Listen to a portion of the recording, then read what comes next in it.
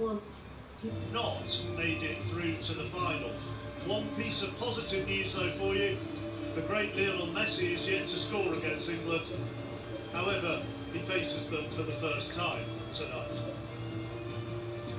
So it's ready that Spain are in the final after that very impressive 2-0 win over France last night.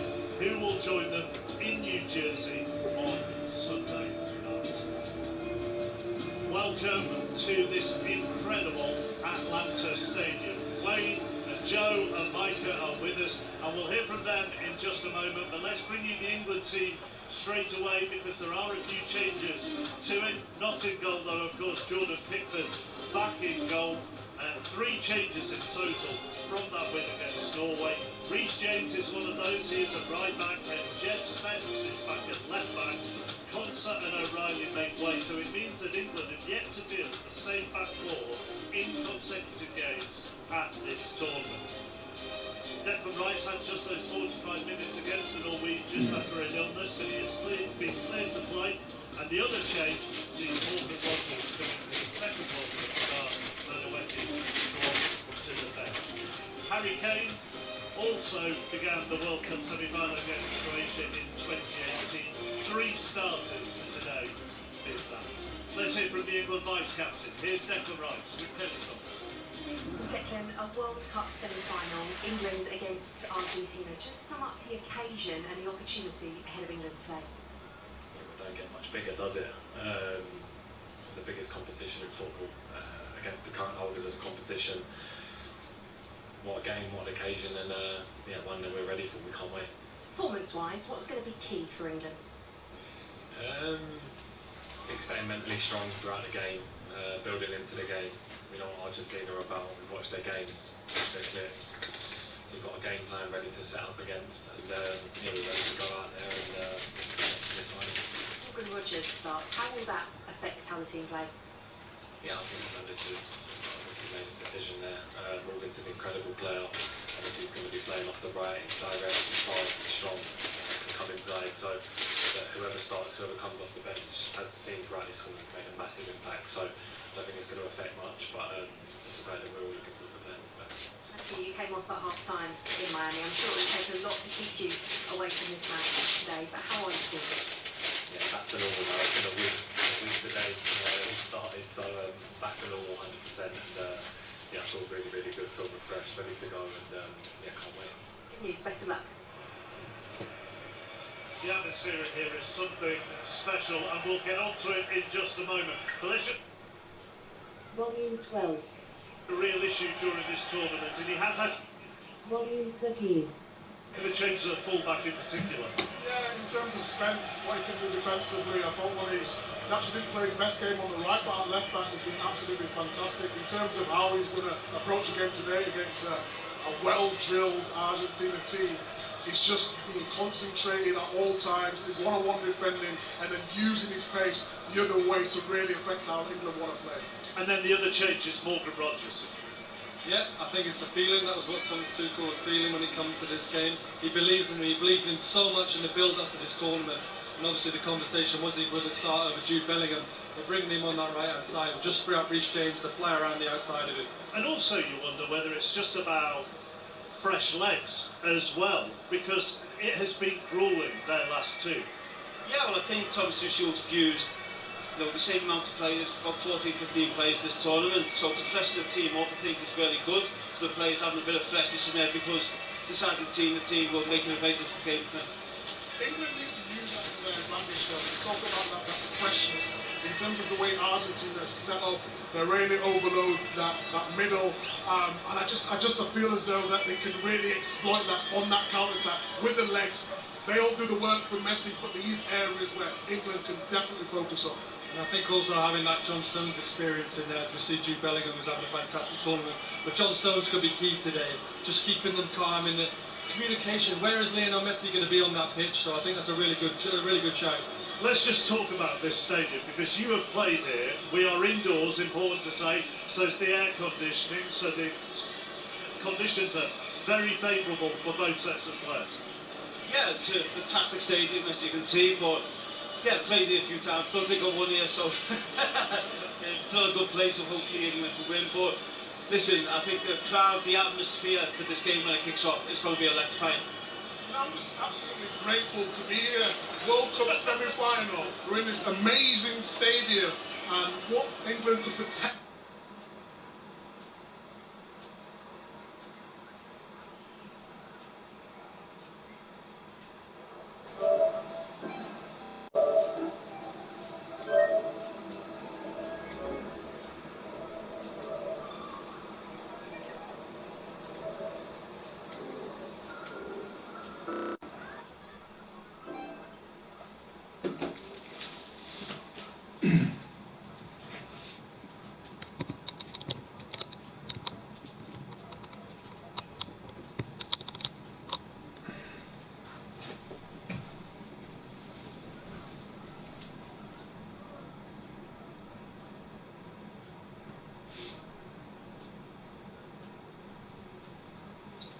Two. HDMI 1.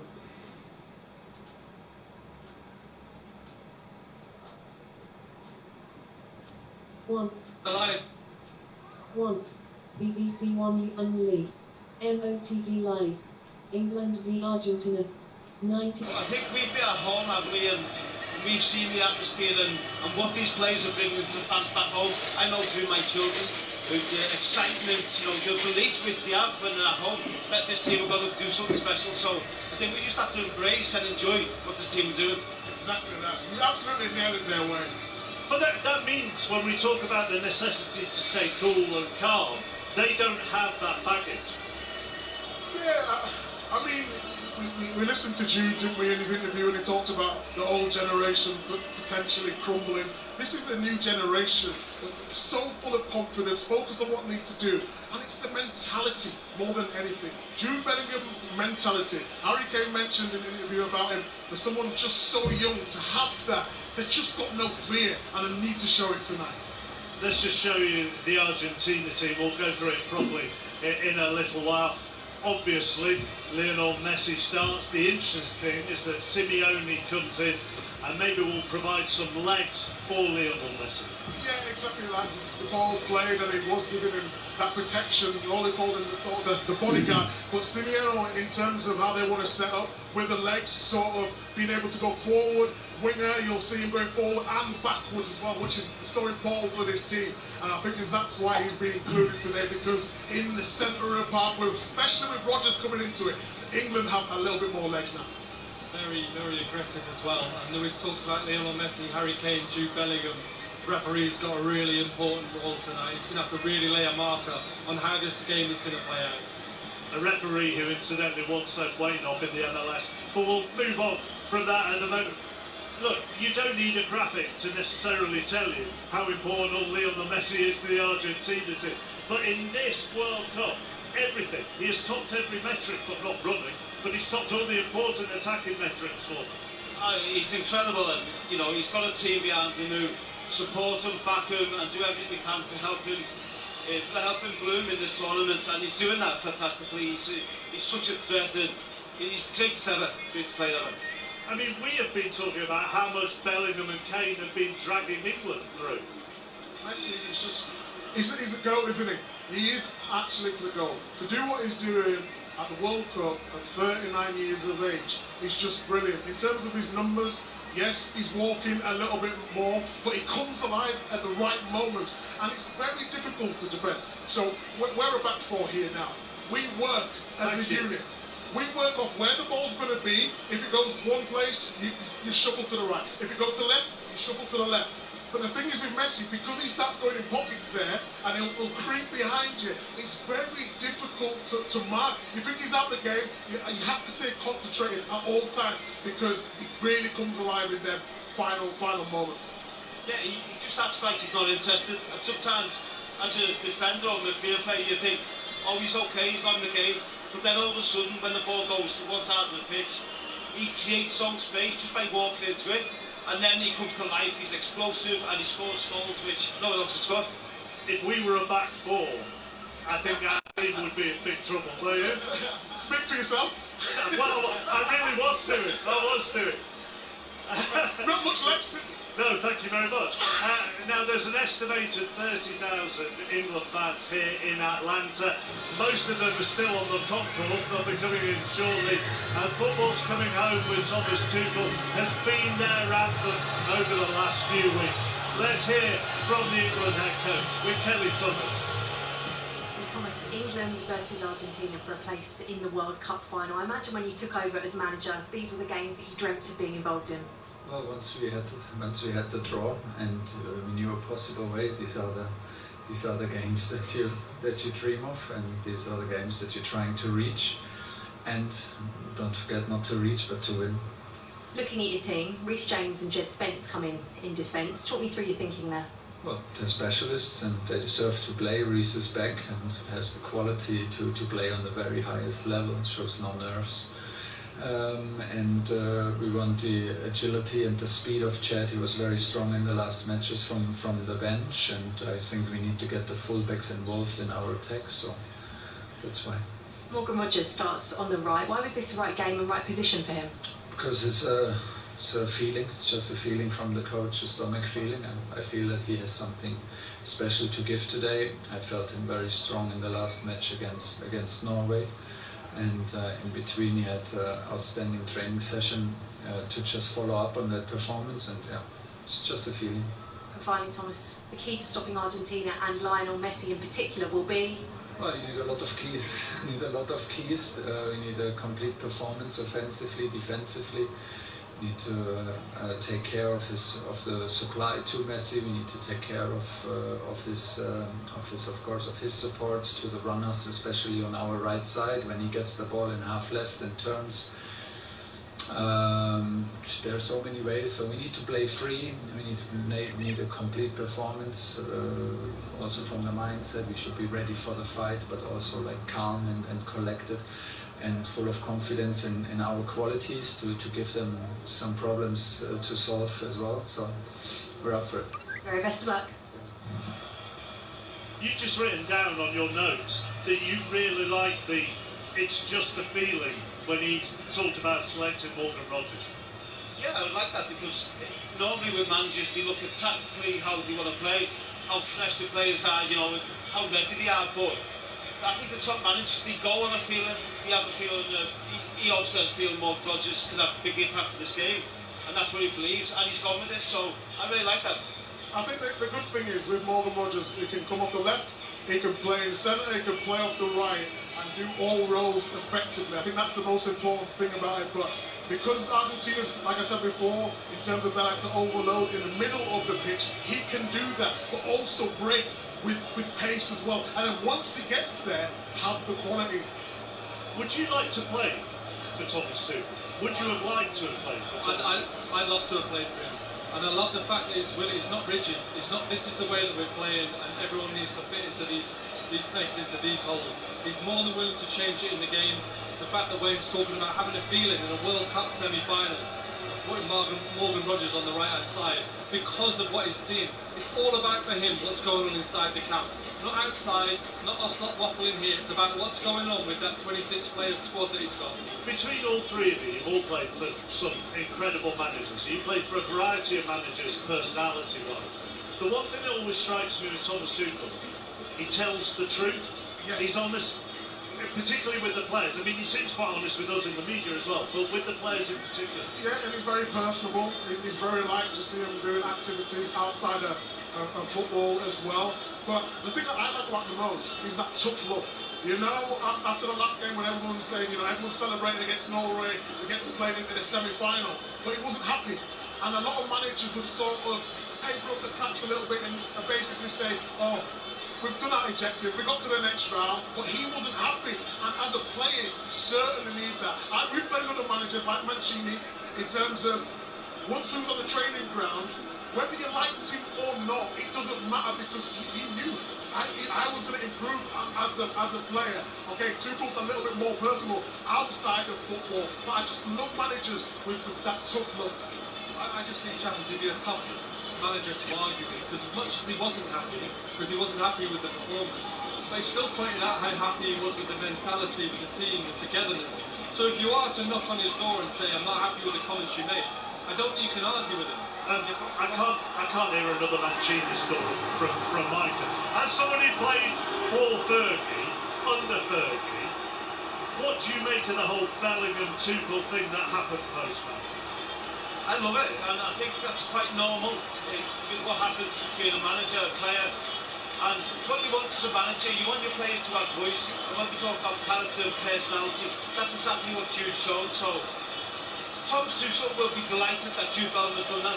And I think obviously ourselves or other media outlets make a big thing of it. But that is quite normal what happens. Well, what was it like for you when Volume 12. that Spain you won? Yeah, it did, but also Al Churchill, for instance, he loved it when a player challenged him. The managers want the players to have a conversation, and you don't always have to agree with your manager, which I didn't a lot of the time as well, but you have to have that debate in order to get to the right decision you make for the team. I think what I love about that exchange, though, is context is key. And what I talk about with Thomas Tuchel is he cares what's inside his squad. Now, if you were to go off what was being asked to Jude Bellingham, which was a bit naughty in my opinion, because it was only the negative of what Thomas said, of course he's going to react like that, because he felt like he was being attacked having done something special.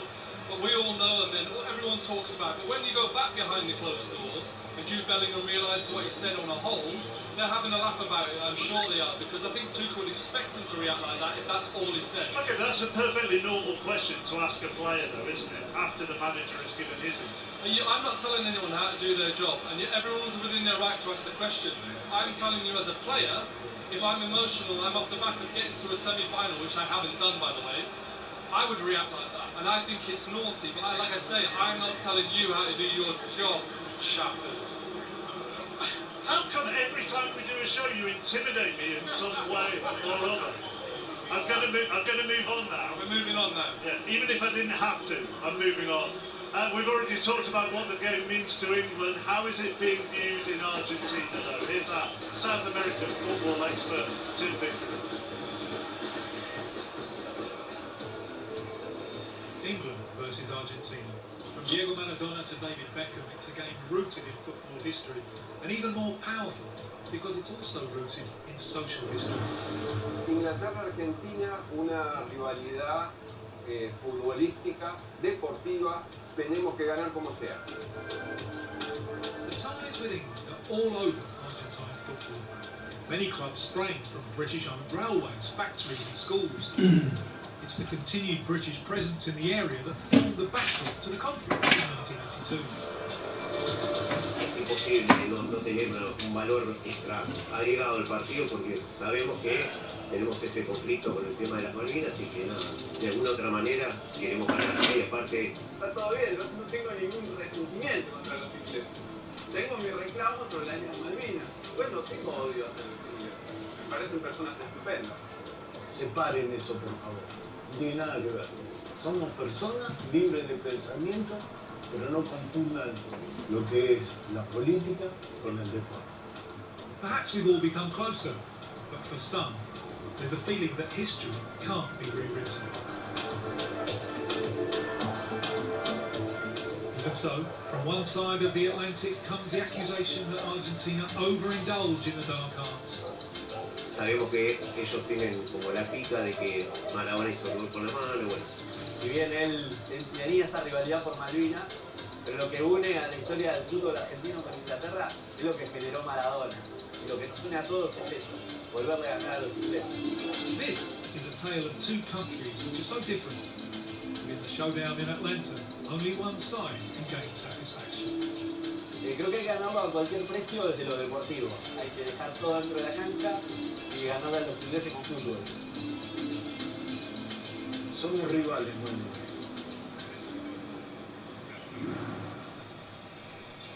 And there is a man that the whole nation of Argentina idolises. He's played in more World Cup matches and scored more World Cup goals than any player in history. And here's a look at how Argentina line up alongside him. In goal they have Emi Martinez. The Aston Villa keeper has been a lucky charm for his country. They've won 3 major tournaments in a row since he became first choice. He's one of 5 Premier League players who start, including the centre-halves of Romero and Lisandro Martinez. Boca Juniors veteran Paredes will look to shield the back four. And Argentina's only change then sees Giuliano Simeone replace De Paul with the Atletico Madrid player likely to operate on the right. Julian Alvarez killed in the decisive goal against Switzerland, but Messi today wins his 206th cap. And for everything all of these Argentinian players have achieved in their own careers, they are united as a squad behind a single cause. Estoy disfrutando de esto, de un grupo hermoso, de sentirme bien. I think many players said it before the World Cup. We want to win it because of game. Winning the World Cup is to play football. To get the best out of Messi, you have to adjust and give him the opportunity to do the things that he does so well. ¿Cuál es tu sueño? Jugar en la selección argentina.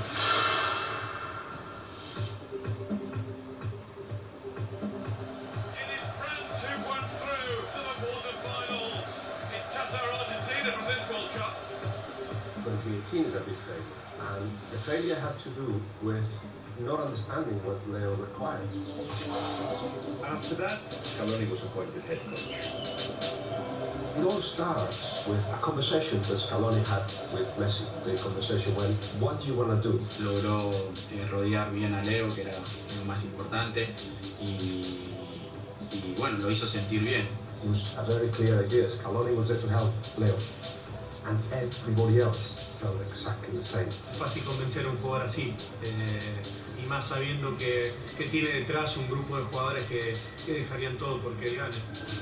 Scaloni, he understood that a group of players surrounded Messi, every one of them has to work 120% from Messi. Agradecido a toda la delegación, a todos mis compañeros, porque estuvieron siempre al lado mío, dándome mucha fuerza para que esté bien. The guys that you take into the national side are the best players of every team, which are the geniuses of their teams. So try to tell them now there's only one that is a genius here. But you're talking about players that admire Messi. No hay que compararlo porque él está solo en la cima. Solo queda disfrutar es impresionante y nada, nosotros tratamos de ayudarlo, de acompañarlo, de disfrutar cada momento a su lado. Y conoce a Leo, sabe muy bien lo que es. Él es un ganador. Qué mejor que tener un líder como Leo y bueno, que nos lleva a nosotros y nos motiva a nosotros también desde otro lado. Nowadays there's no debate who is the best ever player that played the game. It's mad to think that I won the World Cup alongside Messi. Para poder disfrutarlo dentro de la cancha como siempre me gustó a mí y nada, la verdad que todo lo que viví es mucho más de lo que hice, puedo imaginar cuando era chico.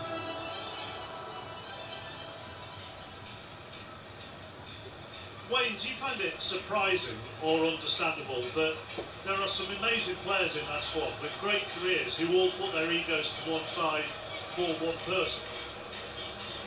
I'm not surprised actually. I think he's such a superstar and what he brings to this Argentina team is belief and hope that they can win the World Cup, which they've done last time out.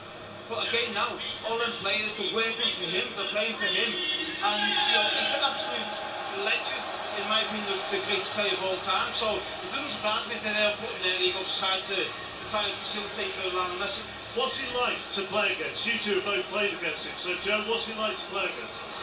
He's got this special aura. I think we felt it in the stadium, even getting off the pitch. The stadium saw that he got off the bus and he went wild. But it's just the fact that he does so little, and the fact we first played against him. We talked about how do we stick 2 men on him? Well, you take another man onto him, and he opens up the game because he's very unselfish. If you go 1v1, he's probably going to come out on top. So it's very difficult to work out. To tie that into the fact that he doesn't even look like he's interested makes it really difficult. Okay, you haven't mentioned that you saved a penalty from him. I teamed you up. Do you know what? It slipped my mind, chappers. You've saved so many. Oh, it happens, like, What are you looking at when he takes a penalty against you? Well, do you know what's annoying me? How many he's missing in this tournament? I mean, not that a special a feat, but he's human. And like I say, we talk about him now. I'll talk about him now. But when I played against him, I wanted it. I wanted every single battle with him on the pitch, not backing down to anyone. That's exactly what England have got to do today. Let's just show you his stats from this World Cup, because he's not moving a great deal. You know, he is walking just shy of 50% of the time, Wayne.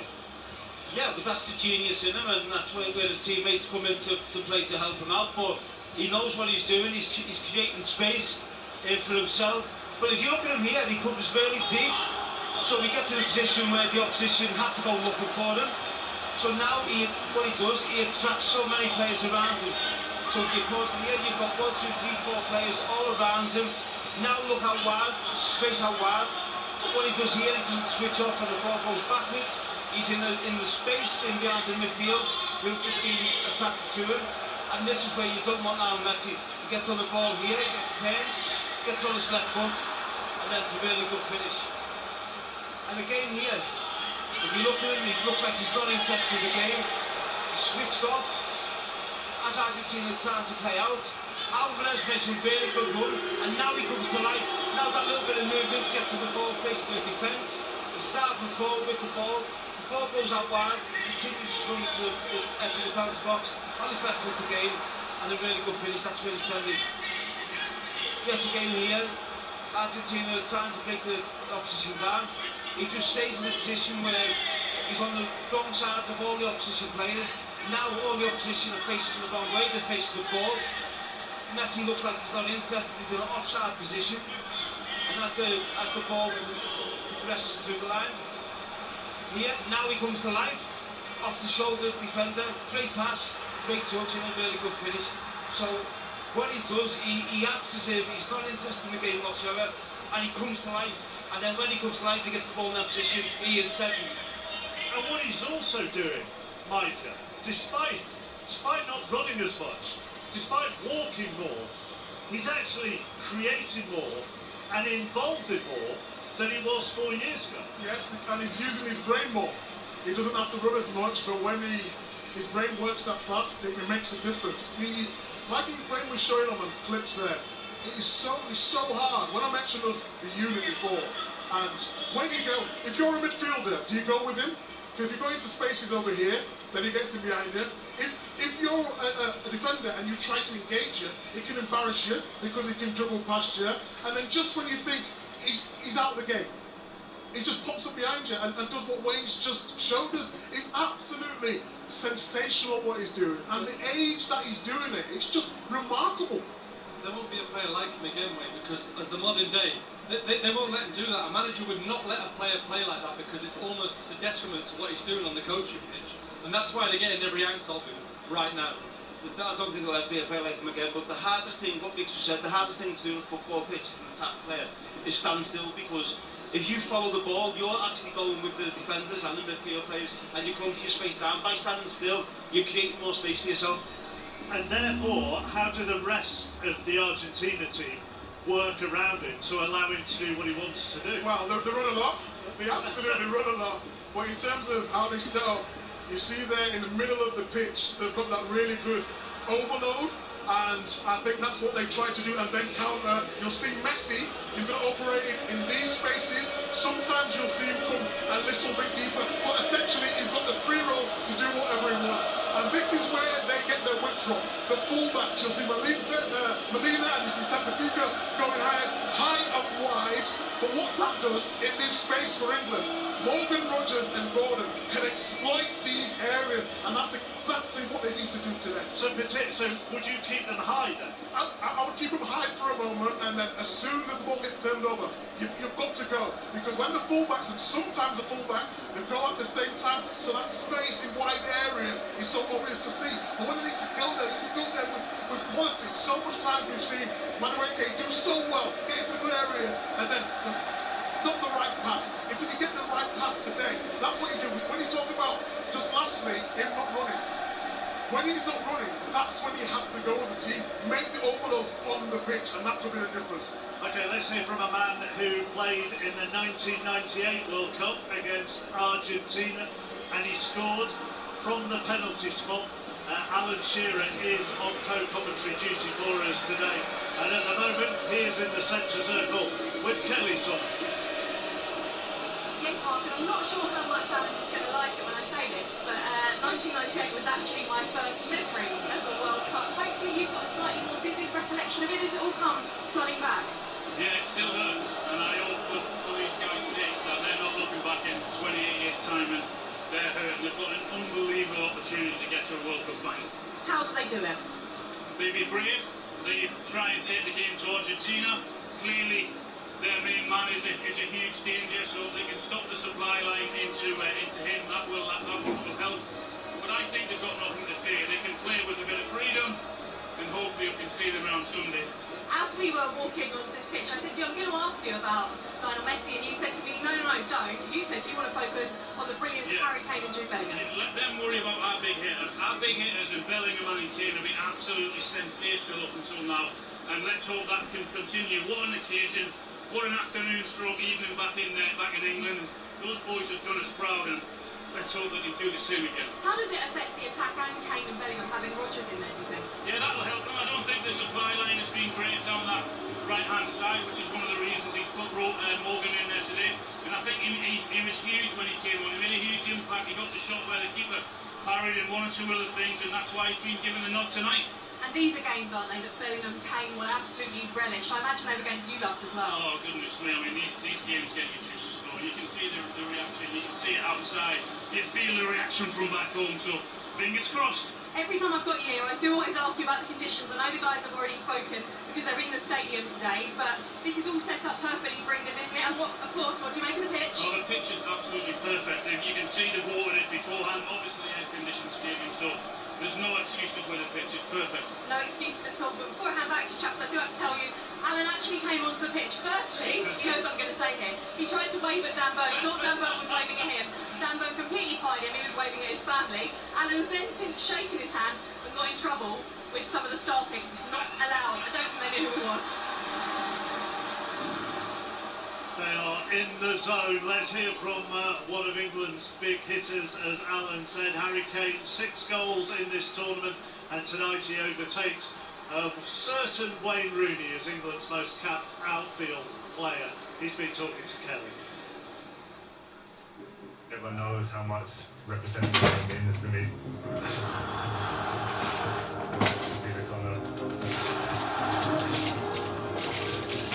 something that I want to do for the rest of my life.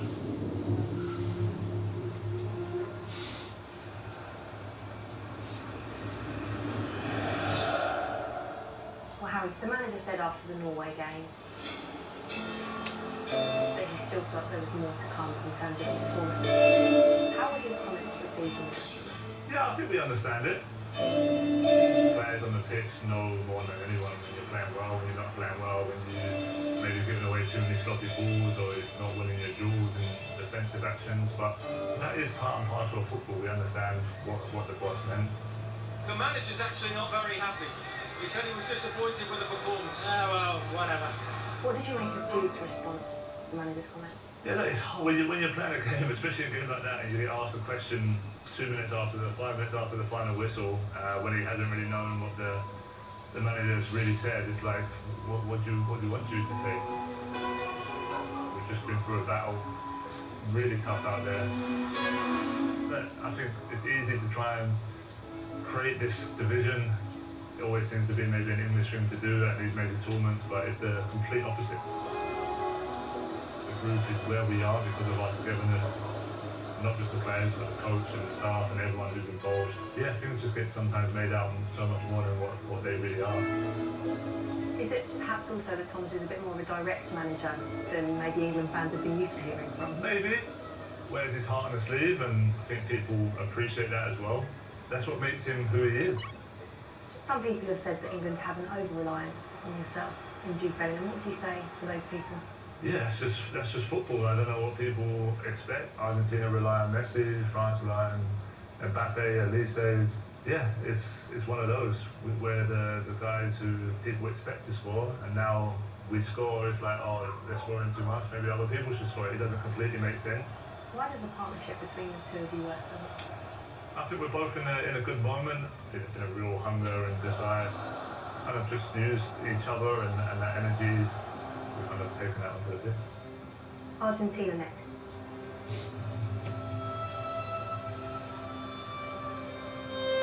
In a World Cup semi-final, you'll know the history. Lionel Messi, Jude Bellingham, Harry Kane on the pitch. It's all set up, isn't it? Potentially for England to rewrite the history now. Yeah, we have the opportunity. What a game to be involved in. You know, when you dream of playing for England as a kid, you have all these feelings of maybe being there one day. This is exactly what you dream of. Playing one of the biggest nations in a semi-final of a World Cup, trying to be the one to make the difference, trying to be the hero in the moment. The best players on the biggest stage playing against each other. When the boss arrives, we spoke about climbing the mountain, and we've done everything right to be here now. Of course, we know there's still things we can improve, but ultimately, it's about being in this situation, the Final Four. 60 years on from the last time England were in a World Cup final. You're just one match away from captaining England to another. To have that opportunity to try and get us to a World Cup final is extremely rare. It deals with so much pressure and commitment. Now it's kind of the final hurdle, so yeah, we have to try and enjoy it as much as possible. One big push. 2 games away from making history, and that's where our focus is. And as well for Harry Kane, he will be in with a chance of the Golden Boot if England were to progress, and that is also the same for Jude Bellingham as well. And England have very much relied on his goal-scoring prowess to get to these semi-finals. But when you look at the other leading scorers, when it comes back to the running again, Bellingham is doing the running of a midfielder with the goal scoring of a striker. Yeah, he is. He's playing 2 goals in one, basically, and that's where I've spoken about before. There's pure desire and there's hunger to get in the penalty box, and we'll see with these goals here. If you look at his position he's in, and this is a perfect example of 2 players working together. You look at Harry Kane, you look at Jude Bellingham, and then Kane comes towards the back, then he goes to the front, and then Jude comes to the back post, and that's just pure desire and hunger to get in the box. But we'll leave the mark on the edge of the 6-yard box where he got his goal. And then again here, his timing of his run, he gets the ball, he gets out wide, and just pure hunger to get on that 6-yard box to score his second with the goal. Again here, the ball's out wide, moves out across the pitch, gets a shot off, but his anticipation, his awareness to get on the end of the keeper's mistake. And here is a little bit different. Here is now his willingness to run off the ball and to try and stress the defence. Ball gets played in behind. He takes the ball, really good run from Madueke, and now just driving in, getting as close to the can to the goal as possible. Another really good goal. And then this one, again, ball comes well at hands, and he drives with the ball. Andy Gordon with a good run. Now he holds out, he holds his position, and then he had these little 2 touches, 1, 2 with his right foot, and a really good finish. For the goals he's scoring, the goals which a number 9 would score, so he's helping out in the midfield, but he's getting in the penalty box and he's getting in really good positions to put himself. And you talk about the goals that he's scoring as striker-esque. This is how close to goal he is scoring those goals. You know, less than 10 metres. You look at some of those goal scorers on that list. I mean, they were out-and-out goal scorers. Some of them were just out-and-out poachers, and he's in their company. Yeah, he is, and it's desire, and I like him a little bit to a young Paul Scholes, where Paul Scholes used to get in the box and get these goals, and Frank Lampard is a little bit different, but he's very similar. A bit deeper with his finishing. Yeah, his finishes from outside the box or cutbacks. He gets in the box, he thrives in the box, his energy, commitment, willing to get in there. What a player. One thing I don't like on that list, I love a graphic that's got Gary Lineker on there. It just takes me now, but he's dropping down the table. Thank God for that. Gary who? Sir? Joke, before everybody piles on. Joke, goodness me. Has it, very quickly, has Bellingham surprised you? Not really, no.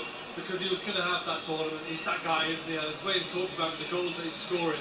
He's remarkable. And he's always on the edge. And his personality, like I've said it before, you can't have 11 Jude Bellinghams in the squad. But the one that we've got is not bad.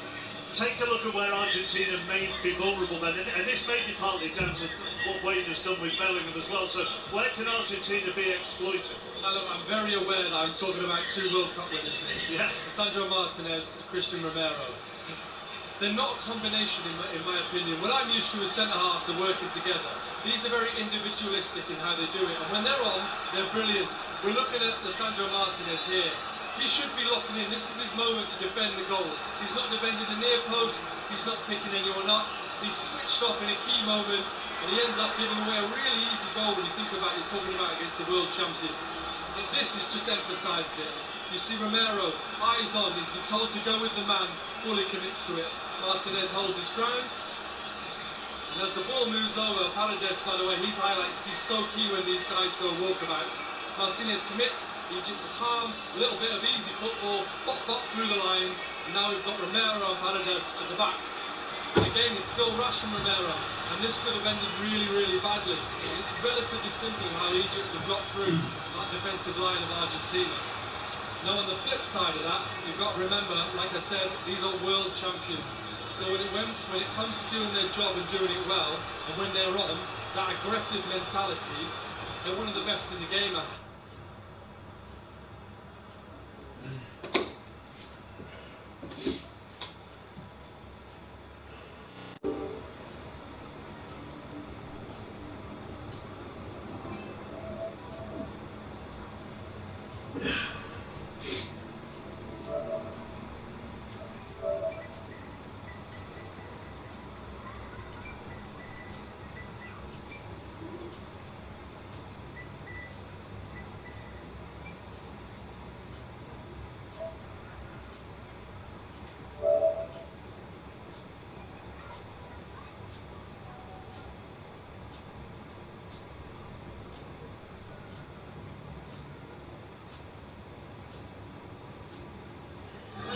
Which one will make you ask if you want?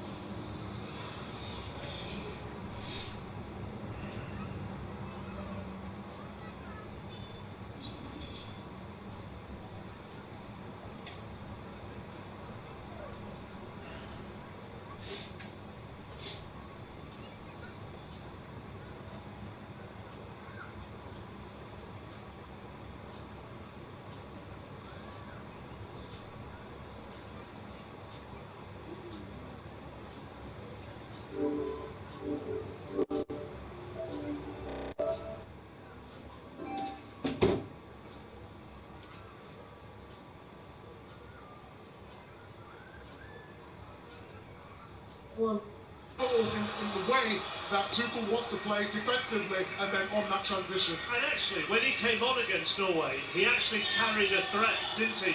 Offensively as well. He gave them a fresh energy. Yeah, well, I mentioned, them spaces in wide areas, their fullbacks go really high. He could be key in that also. And it's just about his delivery when he gets there. Obviously, he's right-footed. When he on the left side, coming onto his right foot, you just got to make sure that the quality is there.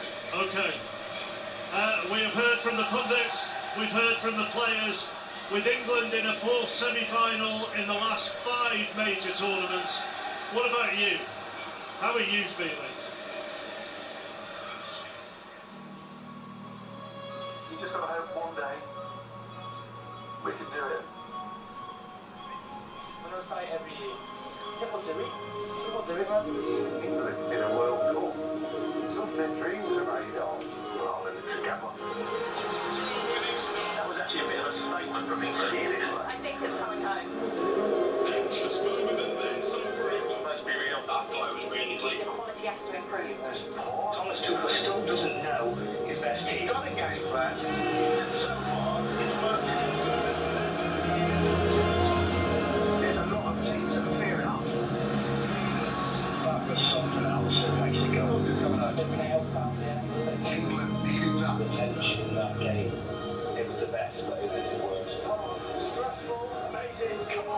Haven't the hour coming to you, Bellingham? Makes you feel proud, doesn't it? We can't buy that. Troll, real troll. This time it feels different. They want it. The hunger is coming out. Yeah, sure. 2 more games. You just got to hope one day we can do it.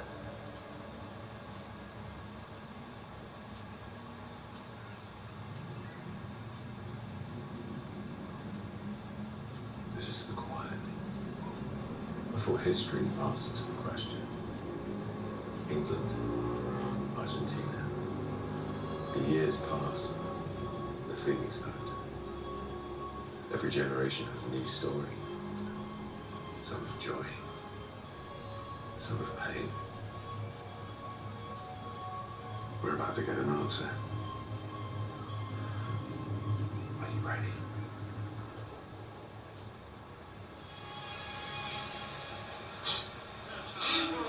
Are you ready? I'm ready. Let's all embrace the moment. It doesn't happen all the time, this. England versus Argentina, you've got the GOAT on show. I just believe the boys can do it. If Bellingham and Kane show up, we can do this. 100%. This place is starting to bubble. That was absolutely beautiful, VT, and as Meek said, let's get behind them. What a special night. I think we're all ready, and I think this is the one game I don't want to worry about performance. Let's just win. Let's get through to that final. For them, and you've been in some massive games, you've all been in massive games, you've all won trophies. Even those games that you played in, can you put yourself in, Wayne, Harry Kane's boots right now, in the tunnel for a World Cup semi-final as England captain against Argentina? No, obviously I haven't done it, but what Harry is, he's very grounded, he's very calm, and his calmness will run through to his teammates. But listen, there's a lot of pressure for both teams. Argentina are the current winners, holders of the trophy, so a lot of pressure on both teams. I think we mere mortals in this situation think, oh my God, they must be so nervous, because if I was in that situation, I would be so nervous. This is what they have trained for since they were 6, probably. Chappers, I'm getting singles, because I used to love standing in that tunnel, knowing what was on the line, knowing this was the moment, keeping cool, believing, breathing, looking into my teammates' eyes, believing in every single one of them, looking over to the opposition and saying, let's have it. So what did you think as you were about to walk out? Would you take... This is unbelievable, this stadium. And there are flags everywhere, as there always are. Would you be looking up? Would you be trying to spot people? Are you in the zone? That's all done. Couldn't care less if we were playing down the park in COVID. No bother whatsoever. I'm out there to win and beat the other 11 players on the other side of the pitch from me. I think the most important thing of the game is to get your first tackle or your first pass right. Once that happens, you can grow in confidence, and then it's about concentration. You know, Messi's going to be lurking somewhere in that. They have to believe they are good enough to win this football match. But every single one of them players, not just the starters, the finishers, they can do that if they believe. Yeah, you're not there to take it in. They're there to do the job on the pitch, and the amount of games we've played, I've played in the stadium 4 times, thinking I've never seen the stadium what it looks like, because they're there, they're focused on the pitch. It's for us to take it now and hope that we get through. Here we go then.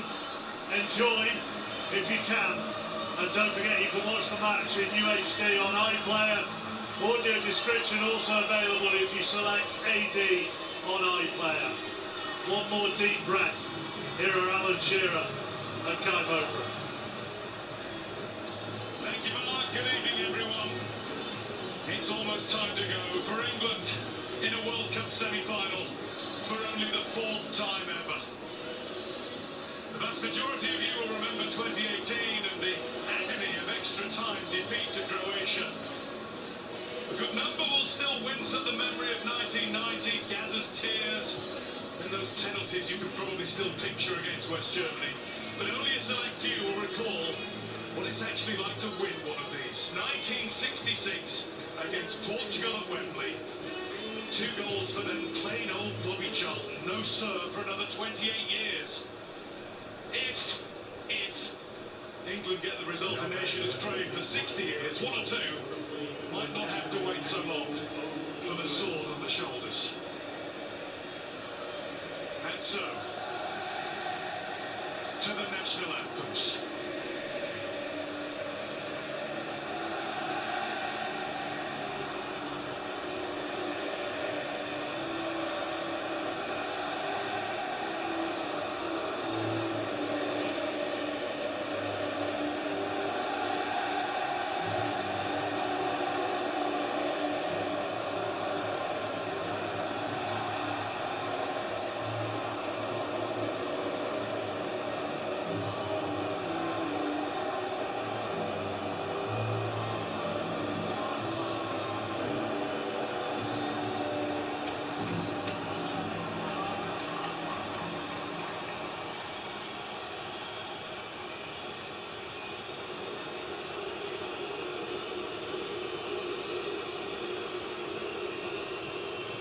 Please remain standing if you're able for the playing of the national anthem of Argentina.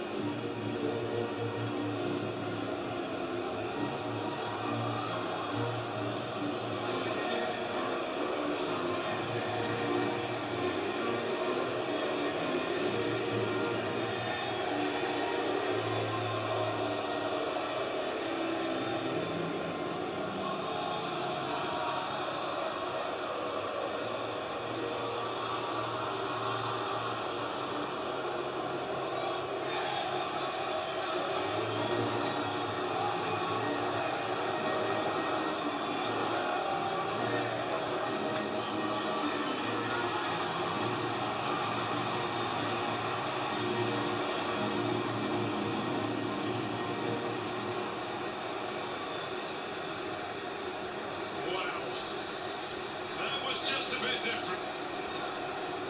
For pretty much every match during this World Cup, the anthems have been respectfully honoured by both sets of supporters. Not here, not today. Argentina are here in their thousands, and the place is quite literally choking. A lot of body language, it can be an indicator of how things will go, particularly early in the game. The right level of nerves is only a good thing. How do the players look to you, and how are you feeling? Well, it's a damn sight easier being a player than it is being a fan or stood up here commentating. I'm as nervous as everyone else, but like everyone else too, I'm looking forward to it. I'm excited, and just listening to those national anthems, goodness me, that was brilliant.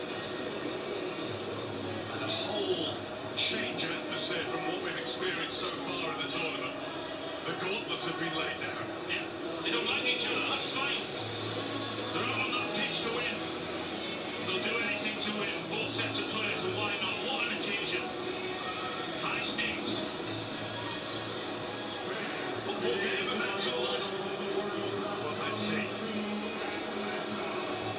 The referee is from the USA, Ismail Elfad. Moved to Texas from Morocco, aged just 18. This is his fourth game of the competition. He's refereed 4 Inter Miami games that have featured Lionel Messi. All won.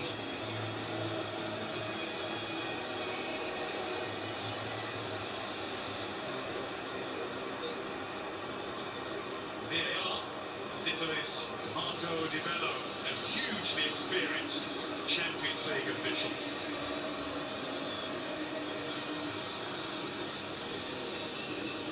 So to the teams. Once again, Thomas Tuchel has changed things around a bit to continue his jockeying energy this week. Horses for courses. Reece James is back in the start at right back, and Jed Spence comes in on the left with Ezri Konsa and Nico O'Reilly making way. It's Stones and Gay in the centre. Declan Rice fit to partner Elliot Anderson once more, with a further change coming on the right where Morgan Rogers is selected. And perhaps most crucially of all, 9 Kane and 10 Bellingham are on the team sheet, both having equalled the record 6 goals from an England player in a major tournament. Lionel Scaloni has named the same back four for a 3rd game in a row.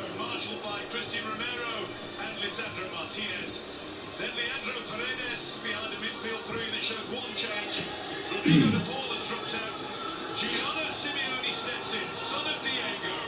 The memory of 1998 creeps into 2026. Then Julian Alvarez and the magical number 10. Lionel Messi's first time facing England. The man who stands still has made time stand still these past 5 weeks.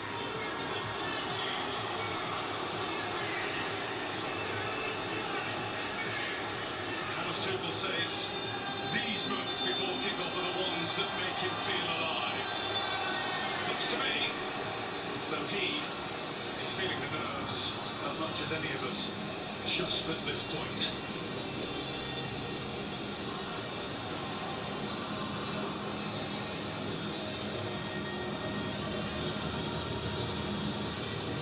Cameras almost inevitably will linger on the two captains. England's lion, Harry Kane. Argentina's latest number 10, following in the footsteps of Diego and maybe eclipsing him. The greatest that has ever played the game. And England have to find a way to stop him. Maybe part of the answer lies in their own 10.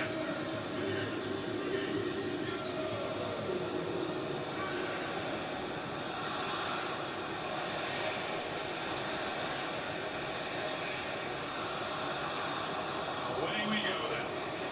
One game away from the World Cup final. After 6 long decades, is today going to be the day? Well, here we go. Strap yourselves in. Could be an incredible evening. Let's hope so. When England are into the press and the pressure. Forcing a throw in.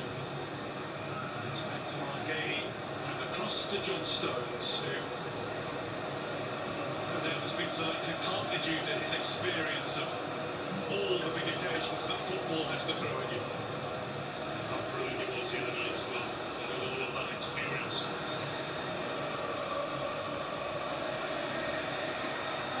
It's Anderson, who's played beyond his years over the last few games. Anderson takes a shot from McAllister. No problem there. Stones will find Gahey. That won't be the last time this season when that happens. Jed Spence, how his star has risen. Some wonderful substitute cameo appearances. From the start on the left where he'd rather be. And the first free kick of the game goes England's way. And Bellingham could laugh about it. So Argentina will be the first team to take a sit back and have a look approach. Leandro Paredes just leaving one on. Good old-fashioned ones, just to let you know I'm here and you're not going to have an easy evening. Sinks out Anthony Gordon. Molina's header. Romero. Manchester United's Martinez. And here's Tagliafico. Argentina throw. England trying to press high there, Guy. Don't mind that at all early on in the game. Trying to put them under as much pressure as possible.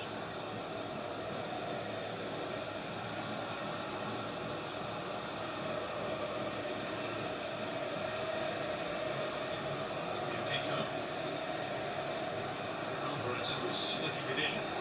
Messi is then got to grips with by Elliot Anderson, and the referee, maybe that's a sign, was quite happy to let it go. He's let the next one go as well, which was the borderline assault on Anderson. They just beat me to it, Guy. I think that's really refreshing. Let's hope that continues. There's a bit of argy-bargy in the middle of the park as well.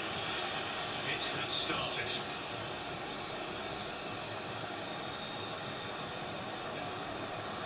Bring it on. I love it. Early part of the game. It's the first challenge on Lionel Messi. We've seen it in so many games where he asks, he gets. Not there. Not on this occasion. That's why I said it's pretty refreshing because for the most part in this tournament. And then they get that. Fernandes comes right in.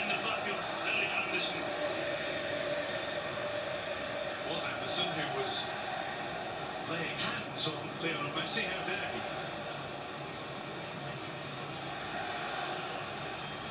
Yeah. No love lost. Jude Bellingham making the point that it might have been just a little bit more than a challenge that was on the rough side.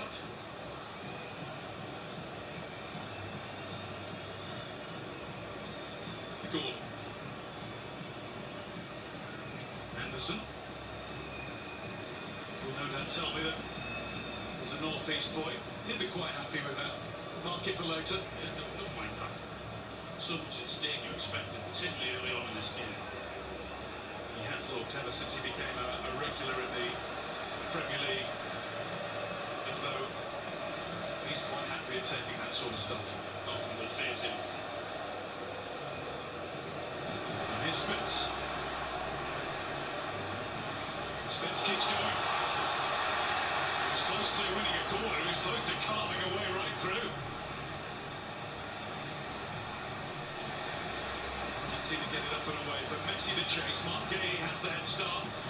Little stumble, but no problem in steering the ball back to Pickford. I do think we can get a bit of joy down the sides of the fullbacks for Argentina, whether that's our two fullbacks or whether that's Rodgers or Gordon, because they congest the middle of the park. The space has to be behind the fullbacks. James dispossessed by McAllister. Alvarez instinctively looking for Messi. Gay wasn't far away from him.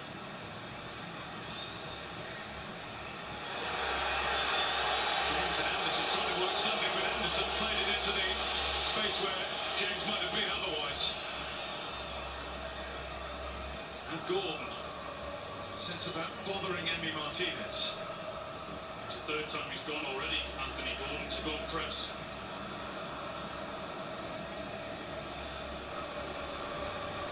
Bellingham. It's broken for Simeone. Spence has done really well against it. Anderson. He's been fouled again. Simeone this time. Anderson. Or about the third time. Does he clips the back of his heel there, doesn't he? Referee's got a great view of it, no hesitation, free kick. Somebody was on the field in 98, Al. Did you get a shiver down your spine when you saw Simeone on the team sheet tonight? I did actually. I've got that shirt that he wore, Simeone, on. My son's taken it off me anyway, so. But what do you think? How do you clean the car with it?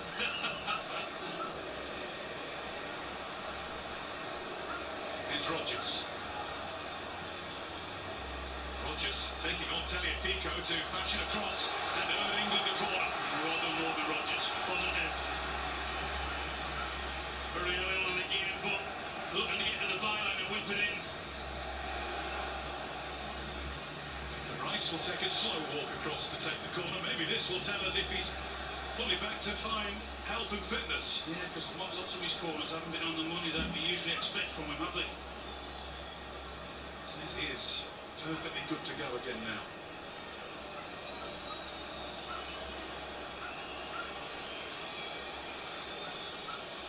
So the old 2018 bus stop for a moment in the middle. Kane at the back of the queue. Rice in, Martinez stays back. Bellingham's having a wrestle on the edge of the box. Spence in to nick it from Messi. Now the referee has given a free kick to Argentina. McAllister has played that against the back of Mark Gay's head, trying to take it quickly. No, there was no zonal mark, and then it was every single man in a white shirt was being man-marked. No way through.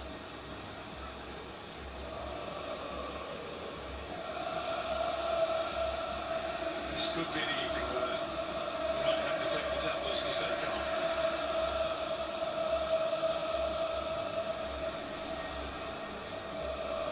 Wants to calm the stomach. They're just down there if you need them. Tagliafico. McAllister. Tagliafico was being lent into by Reece James. Free kick Argentina. Alvarez had just made it run in behind the England defence there. Luckily he wasn't spotted with the ball and chose to play it in the middle there, and again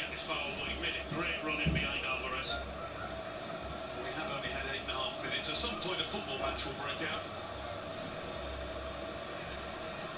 Battle lines are being drawn right now. Messi. Anderson came quickly in.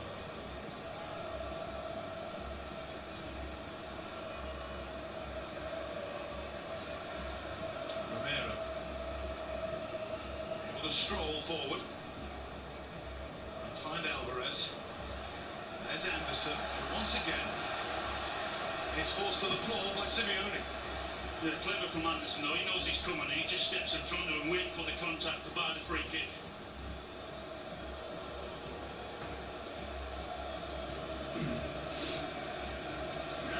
Okay.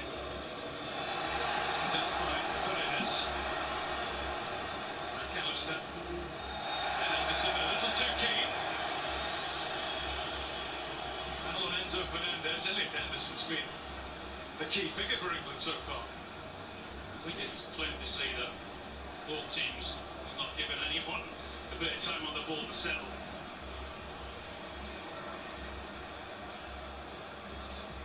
Anderson. Anderson's chasing another one. He doesn't have to. It's gone up for England throw.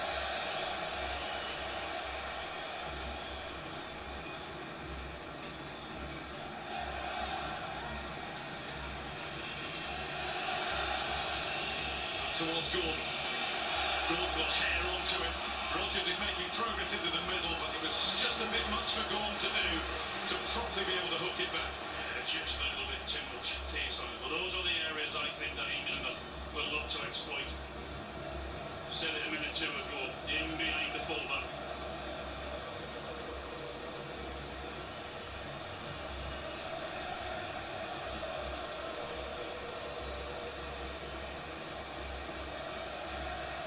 Martinez. Pick out Alvarez. His former Manchester City colleague John Stones is there with him. Suit England, there's no doubt, and forcing Martinez to try and kick that ball as much as he can. Louis Tomlinson. Keeping England only going one direction towards the final. Here's Anderson.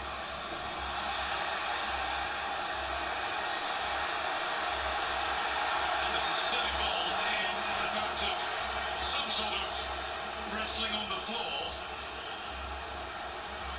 And there's claim and counterclaim. Paredes, the next player to hit the deck. Thomas Tuchel has had an exchange of words with Lionel Scaloni and the officials, and there are arguments on the field, off the field, everywhere you look. Yeah, there's fouls as well. As soon as anyone gets the ball, as I said, they haven't got a split second to get their head up because the tackles are coming in. There's little bits going on all over the park, just like you're seeing now. One just after that as well, Rodgers trying to track back and he got clipped. Well, that's two conversations with Leandro Paredes. If Ismail Fath, the referee, when he woke up this morning, really quite realised what he had in store. Be really careful you don't get dragged into what they want you to do. They will be happy that it's a bitty game and stop-start and fouls here, there and everywhere. That's what they will want. Enzo Fernandez. Messi with a slip as he tried to control.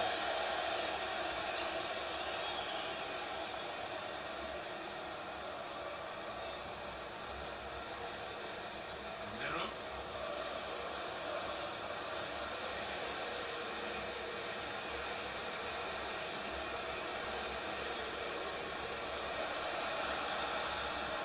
Alvarez.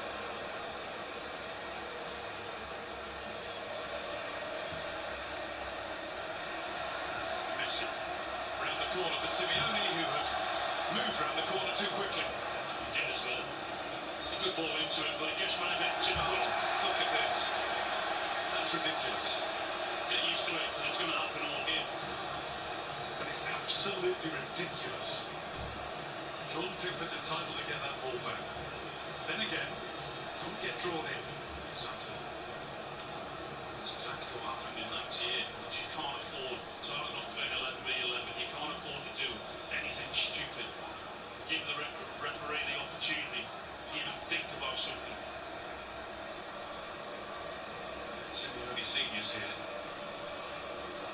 back, as always.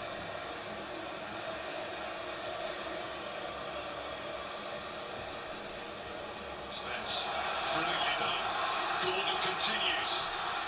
Spence has continued into the box. Anthony Gordon having a look. Just went maybe a step or two too far. He did. That's exactly what he did, Guy. Ran straight into the traffic, straight into someone who's tackling him. Now Argentina start to weave their spell. It's across towards Alvarez. Reece James in front of him, didn't know he was there. That's over everybody, but Argentina will keep on pushing with Taliafico. Paredes. I know nothing came of it, but that's encouraging. That's twice. Now Gordon's trying to get in on that left-hand side, in behind the full-back. He should have done better on that occasion. He's got to make his mind up quicker and getting across, or coming in and getting his shot away. Paredes. McAllister. Gahey hits it away from Messi. So he only uses his body well in front of Spence to make sure it's an Argentina throw-in.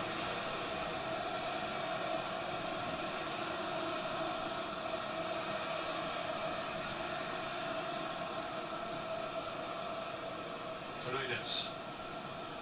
Who wants the ball? I'll go get it. Don't let him drop it out of it. Nice beaten to it by Messi. One back by Gahey, and now Bellingham just presented too much of that to Paredes. Really good tackle. It was. It had to be. That's his job in there, Paredes. Just to sit in front of that back four for that, whenever that happens. McAllister with a really smart turn. Messi then goes down, and for the second time in the game, the referee does not doubt his bidding. Now he gives England a free kick because Gordon's been felled. Yeah, his arms are in the air, Messi. He's clearly not happy. He wants a free kick again.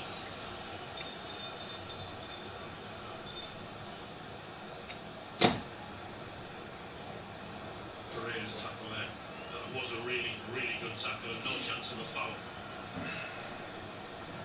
Moreover, a Juventus man is back in his homeland now with Boca Juniors.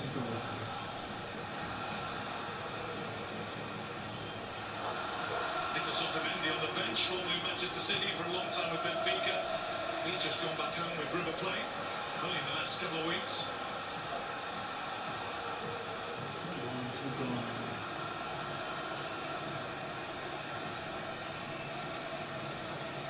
Listen to Gahey. Club colleagues next season too. Spence. Comes looking for it. Come on, stop fucking about with it. Reece James moving into midfield. Bellingham. James recovers. Spence gets through again. Back comes Enzo Fernandez to stop him going any further.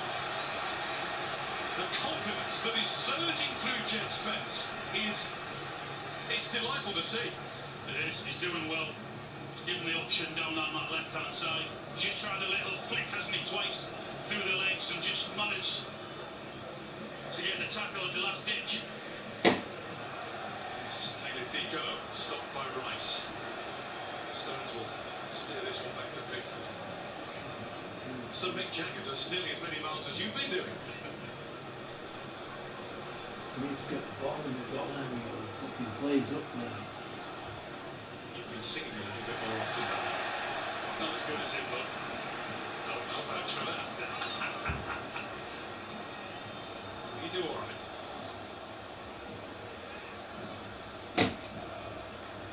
Taliafico on Rodgers. He can get on with the game.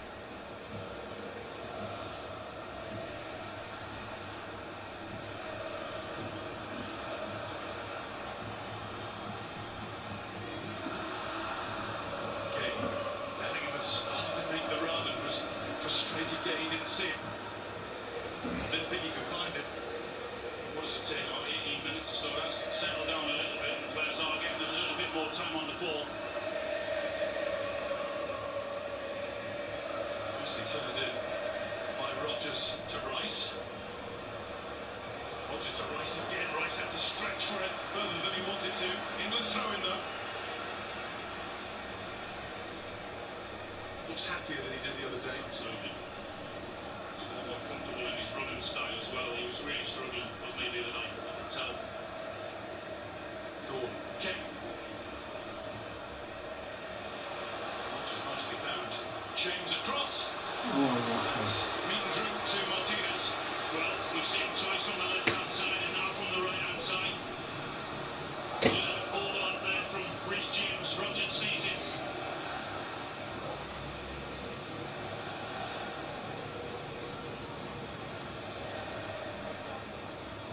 Martinez sees Gordon coming out of the corner of his eye.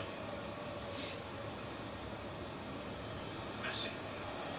Trying to get away from Anderson. He's got a few yards now. Oh, he's giving it back to Elliot Anderson. He'll enjoy that. Well, he twisted 2 and 3 times, didn't he, Messi? And his touch was poor and gave Anderson the chance to tackle him.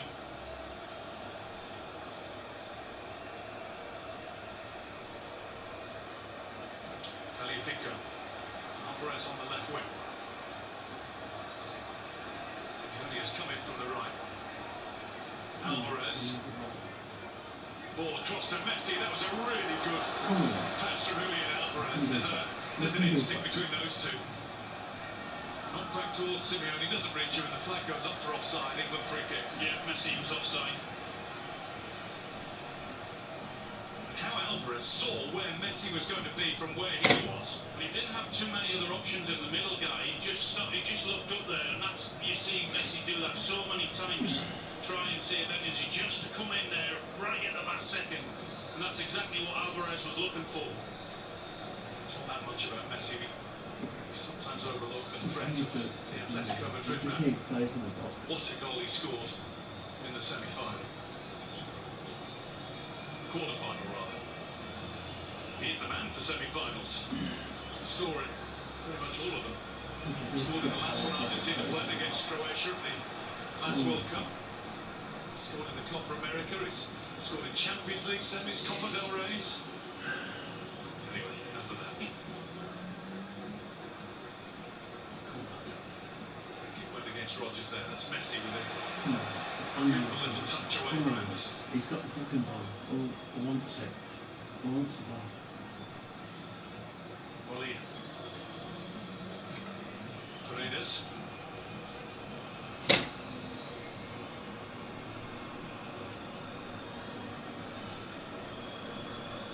He wants the ball. He's got the ball. He wants it. Go get it. Go. Fucking grab it. To Alvarez. Don't just stand the ball. Swing it over, stopped by James. So Fernandez was making one of those runs into the penalty area we see so often at Stamford Bridge. Yeah, that's exactly what he was trying to find, Alvarez. Saw the spot of the run, he just couldn't get the ball to him.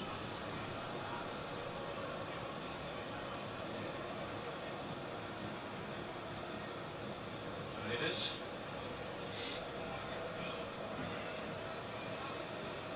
McAllister. Nearly caught him out. Might have ended up just catching Come him. on, just get the fucking ball. Just get the ball. Don't just fucking stand there.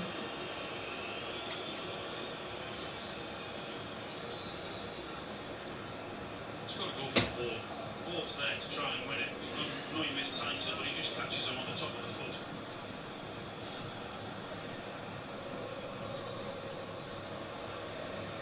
When they've got the ball, we need it back. That's how simple it is.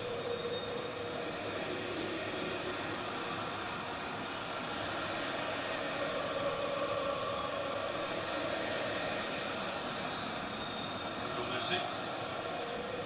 Plays it out wide. Caught a few out. Simeone gets busy against Spence. Spence will not move out of his way. It's going to be an Argentina corner though. Good defending, 1v1, not letting them pass at all. You've got the ball, we need it. Watches on. Oh, what a play he was. There's one we don't have to worry about this evening. Thank goodness. He spotted Louis Tomlinson, did he? Did well there. He was on my list. Sergio wasn't.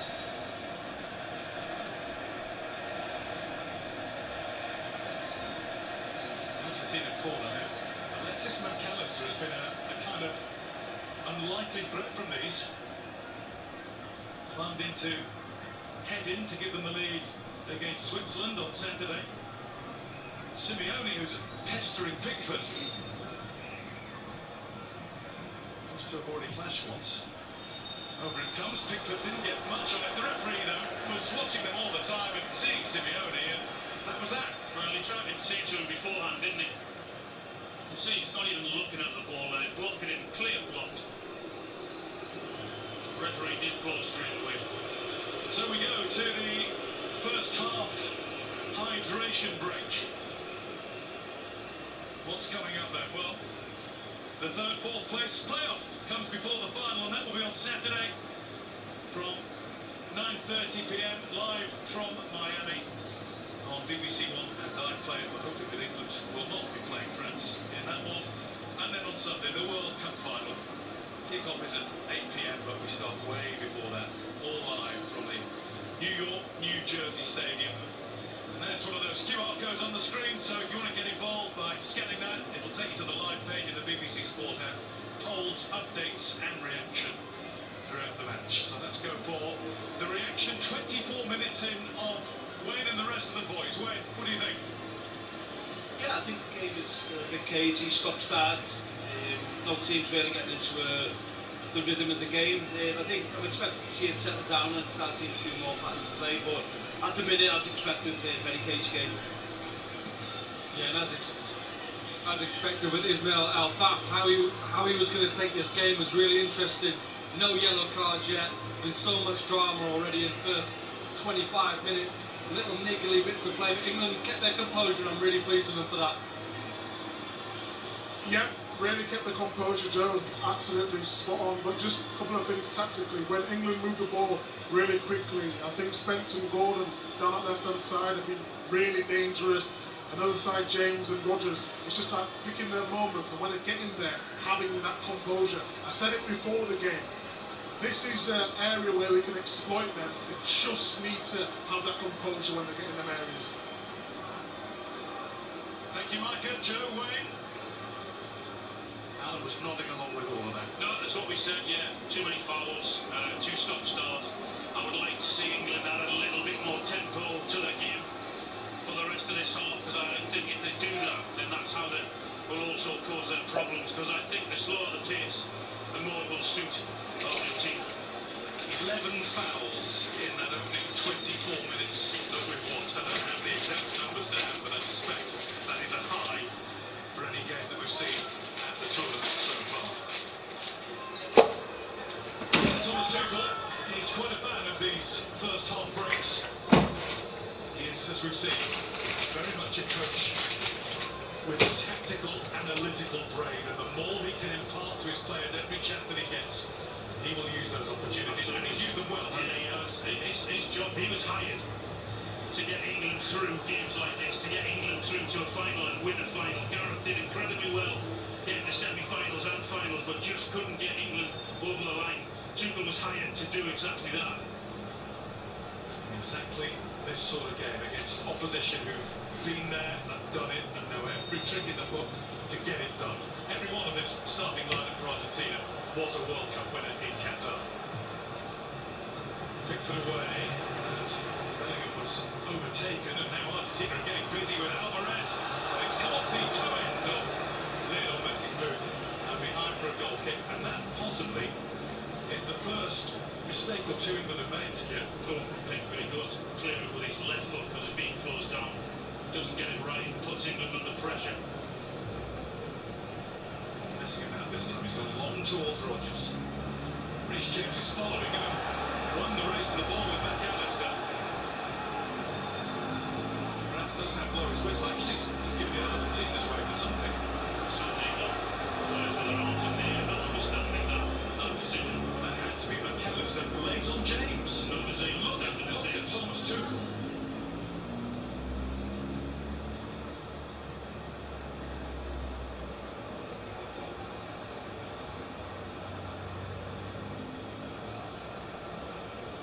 Welsh viewers, that's late on James, not late on James. Doesn't have that player at all.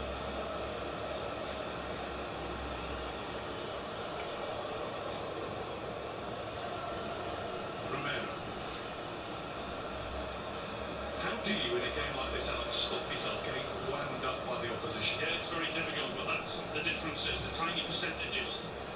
Can't afford to. As I said earlier, it's hard enough 11v11, so silly mistakes giving the referee the opportunity to give you a red card. Anything like that just cannot happen at this level of football. And I should say that goes both ways. Argentina have been very, very good at doing the winding up bit and keeping their cool in the face of provocation themselves. A whole host of their players get sent up regularly for their clubs, but hardly ever for their country. Some ball out of Harry Kane. Jack was content to lose the race because he knew it would get him a throw. Not bowled as much as he would like to, Harry, so then he starts to go a little bit deeper and play those balls, which of course he's excellent at. You didn't used to like that. Couldn't do it, that's why. I wanted to run under those passes. Goal. Goal, I think it's been sucking into that one. Alvarez gets on with the game and finds McAllister. Narrow simply then to Emiliano Martinez. World's number one? Certainly in that conversation.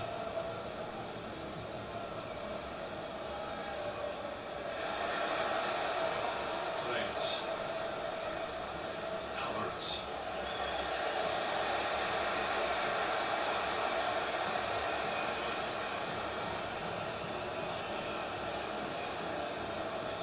Attempt to Tagliafico.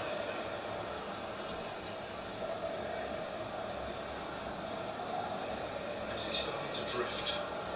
Moving into the middle more and more. There's a chance there for Paredes to find the more loading from Lina. It was over though. See, Messi doing exactly what Harry Kane was doing. Perhaps not involved as much as he wants, and he drops deep as well. Hello, Fabio. That's all he did. Pickford away. Fingers crossed. Bellingham. Bellingham up-handed it. Just before he managed to offload in the direction of Rodgers. England have a free kick. Brilliant, Jude Bellingham. Got the ball and not other thought than go. Go for goal. Go through the middle, try and attack them and invite the foul. And he was fouled. Thomas isn't doubting that one. At last, I think he's seen.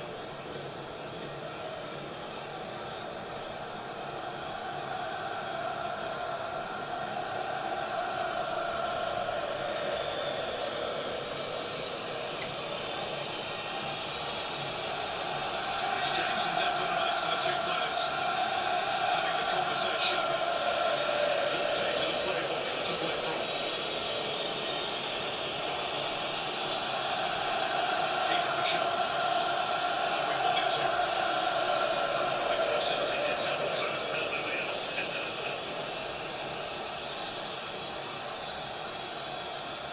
Declan Rice. He does cross. It stones at the back. We've got there. We're not able to apply the direction to the header. Got the line of the ball pretty quickly. Little shook, wasn't that? He just couldn't get it back across goal where he wanted to. Just the derby of old happening there with Martinez barring the way for Stones. Paredes. Romero. Fernandez. Space against Simeone. Stones was caught watching the play rather than the ball. One gaze there helping out. Simeone's fouled him. How many now? England get on with it. Well, he wanted to, the referee stopped them from doing that.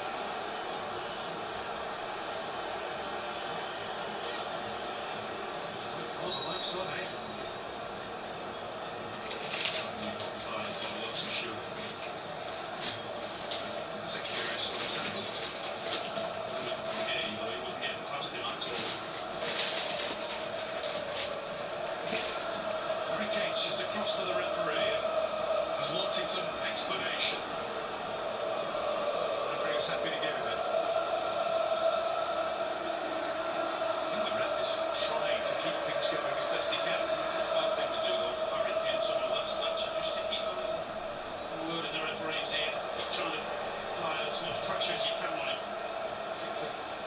for Jet Spence and finding it, and Spence plays it into Gordon. Knocked away by Martinez. Here's James trying to keep the England pressure on. It's too high for Bellingham. Simeone. Spence all over him. Jet Spence wins the duel. Comes from Molina. Bellingham to Gordon. Strong miss for England. Bellingham. It's not quite flowing, but it's strong. And now it's a free kick. Yeah, well done. Not allowing them to get out at all. Forcing them to make an error. That started with Jet Spence.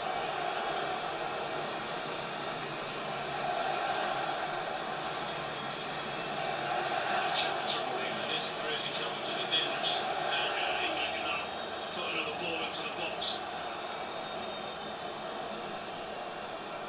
Like to see that from Jet Spence, so applying pressure on and putting a tackle in. Even a tackle gets a roar from the England fans. I think he's been terrific. Yes.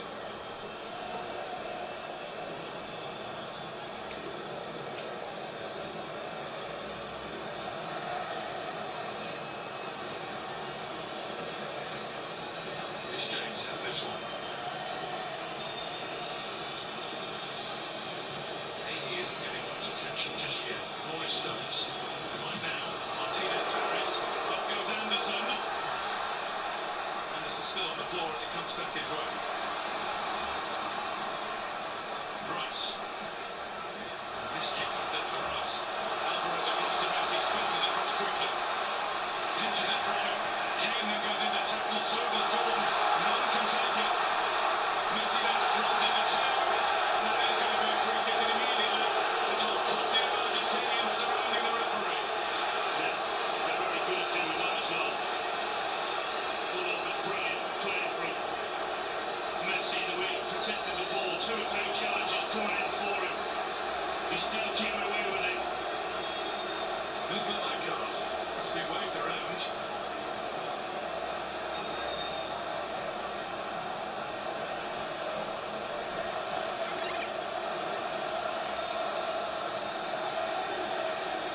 Still being dangled. Elliot Anderson's going to get one, we know that.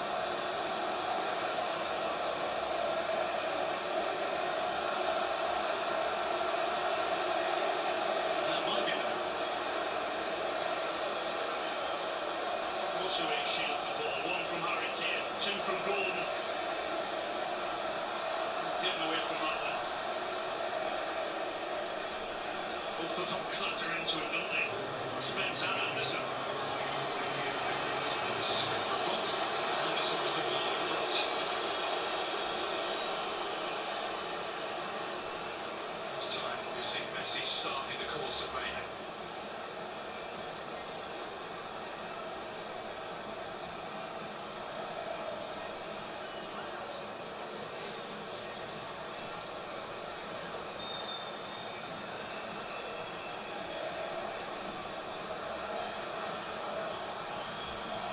To Paredes. Starts to go in a straight line towards goal. The shot straight against Kane. Fernandes shot was not far away. Furious Argentinian protest saying we should be getting a corner there. It took a deflection. Referees not being bothered by them. Messi tried the first one, blocked. It wasn't that far away, you know. Wonderful strike from Fernandes. Deflection. Pickford, way before Alvarez could get there. Ball being held up by Molina. Now here's Martinez.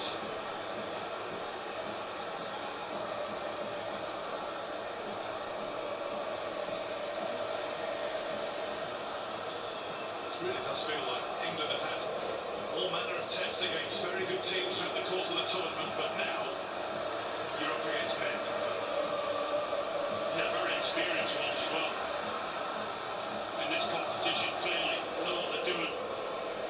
Might not have been playing sparkling football, Argentina, but very much like England, have found a way to win games when they've been under pressure.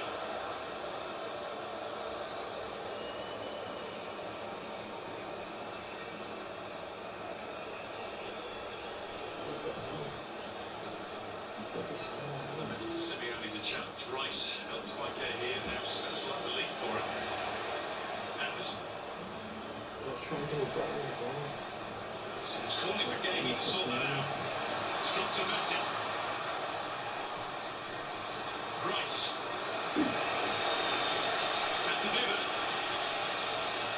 Just a few minutes ago, I thought they were settling down and it was getting a little bit less scrappy, but it seems to have ticked up again, doesn't it, with a number of fouls and players going into tackles. Romero. Martinez.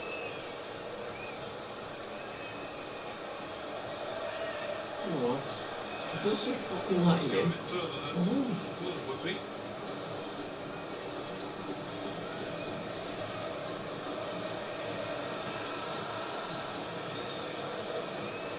Messi. Do we want the ball? Yes or no? Benfica. Martinez. Alvarez. And to wander away by Kane. Hernandez.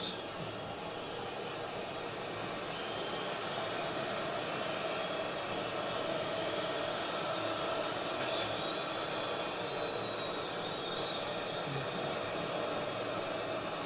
I like them fucking players, this is a problem.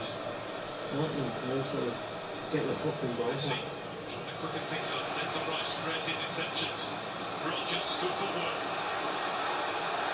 Sandro Martinez was pulling and pushing it. And finding him and getting a booking. They had the card. It's got hold of his shirt. Really close control from Rodgers. Once he goes past him, then that's when he gets his shirt. Look there, the referee's got a good view of it, so he has to give him a yellow, and he has.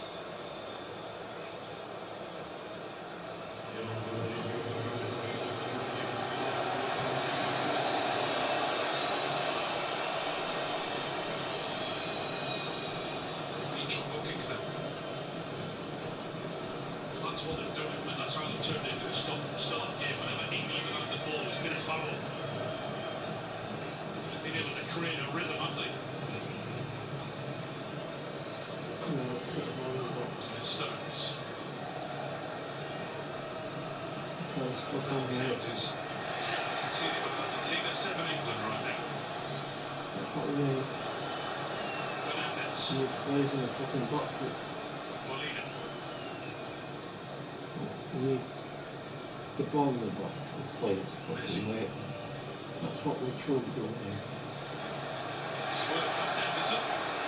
Anderson back to win the ball and then to take a little tap. To win England a free kick, and now it's Bellingham. He's dodged one tackle. That's a Romero who was back at him. Referee was a long way away and made the motion to say he got the ball. Trying to take the quick free kick though when Anderson was again fouled when he got the ball. Benfica. Dangerous stage for England. Ended up conceding in the closing minutes before half-time throughout this tournament. But England are going to have to do more of that. If they're going to continue to get fouls against England, then they're going to have to take quick ones. He quickens his stride to catch up with Simeone. Who wants the ball? That's a very good question. Who wants the ball? Who wants the ball now?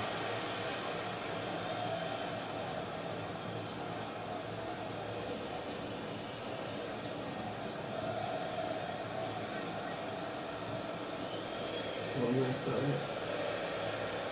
Let's go at the fucking box of players with that.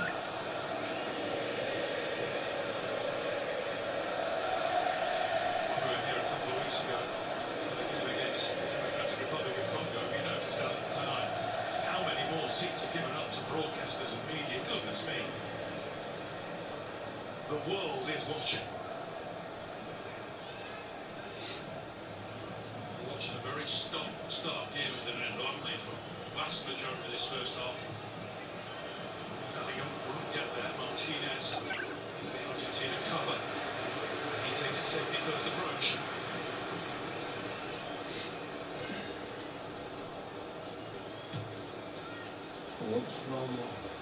Anderson. That's a bit too much of Bruce James' hamstrings.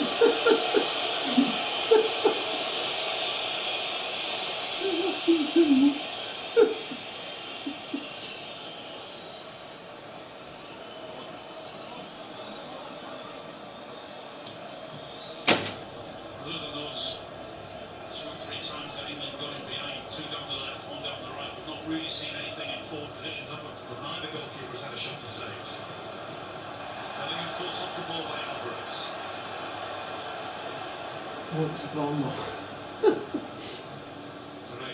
And get it in the fucking box.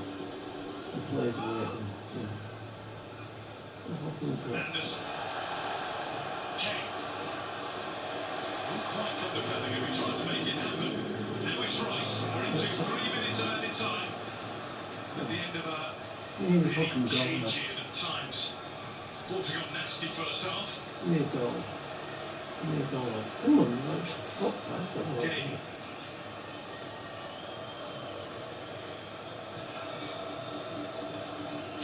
Yeah.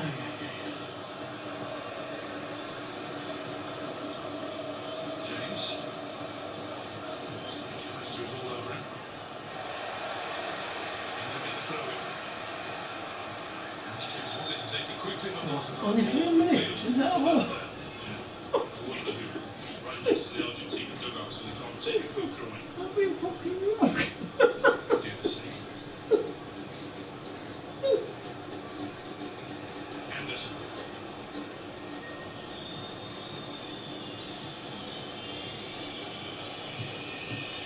Rice. James.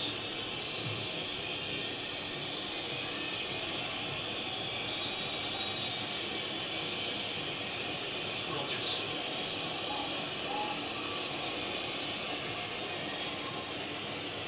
Help on the ball, Rodgers. He's demanding someone shows for him. Fucking 3 minutes, is that all? Rodgers instead of the out-and-out winger, Saka on the wing. It's not his favourite position. Just don't fuck about. Just get the ball forward. As well make that run inside. Here he is. And he was offside.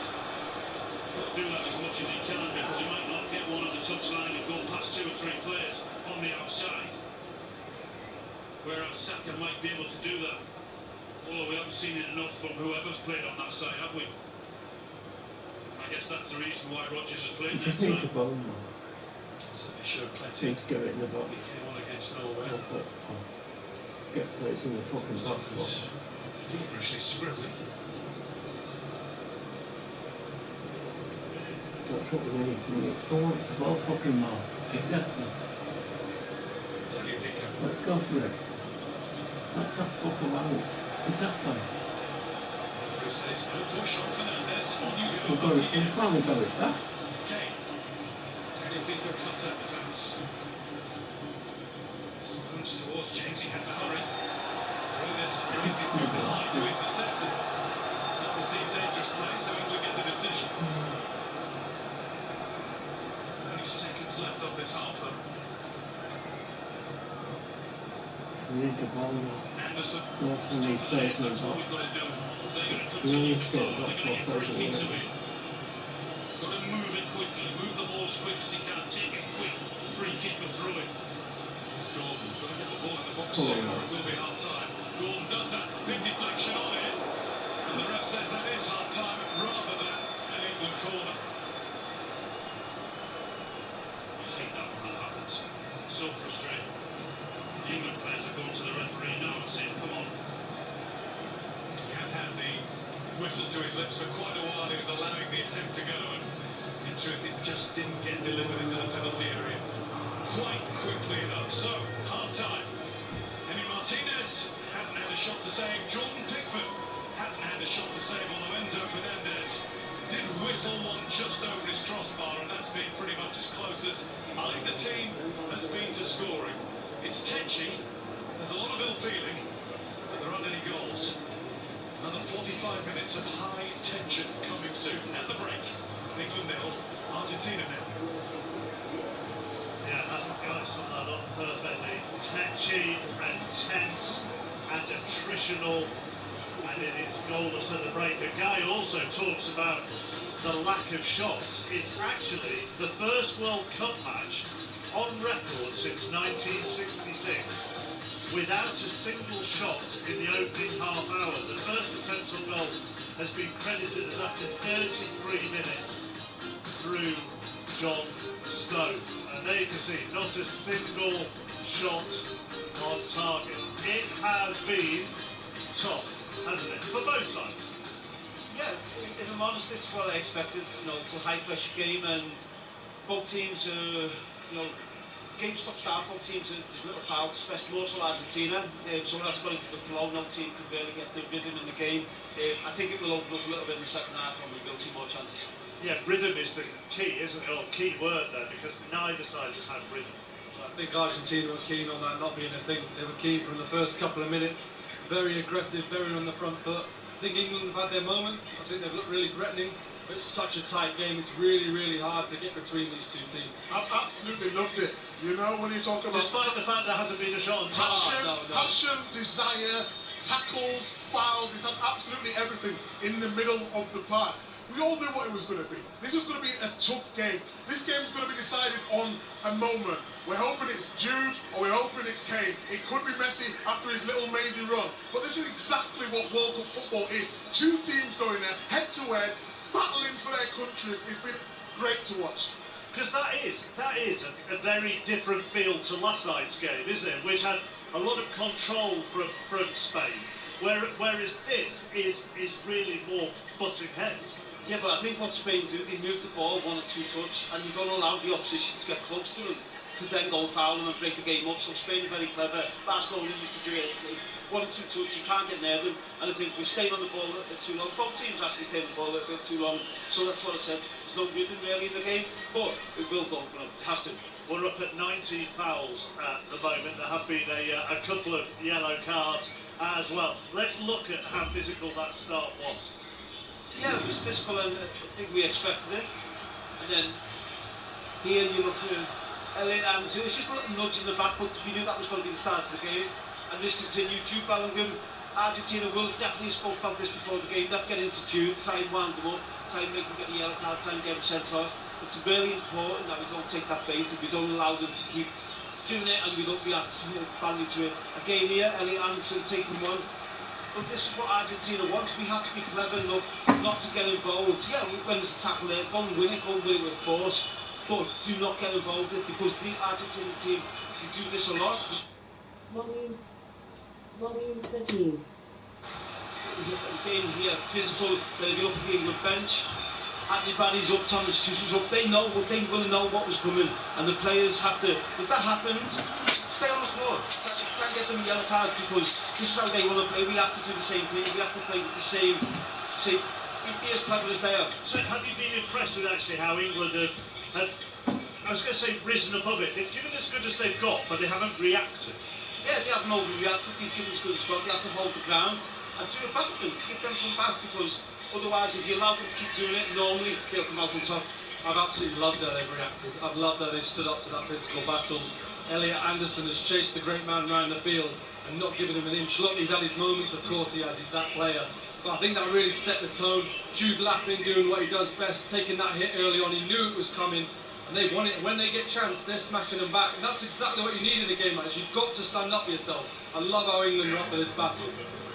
Jeff Spence has been absolutely outstanding, defensively and offensively as well. It's really give them an outlet. It's just when we get in those areas, when we're talking about the wide areas, they've got to just have that composure. We all knew what England was going to do today. We all know that Argentina went over the middle of the park. This is what they needed to do on the left-hand side or on the right-hand side. And you talked about my team's position, didn't you, earlier before? Well, we were questioning, would he go all the way with Harry Kane when he drops deep? Wayne said that England will have a field day if he does. And we see him here following Harry Kane. And do I go? There we go, he vacates. And there we go, Micah. And that's exactly what you talked about before, Joe. So what that does, it pulls him out, it leaves Tagliafico against Rodgers. This is why he was brought into the team, to make these sort of runs. And when you get in there, whether it's restrained, coming to overlap, or taking someone up, when you get in there, the quality just has to be a little better.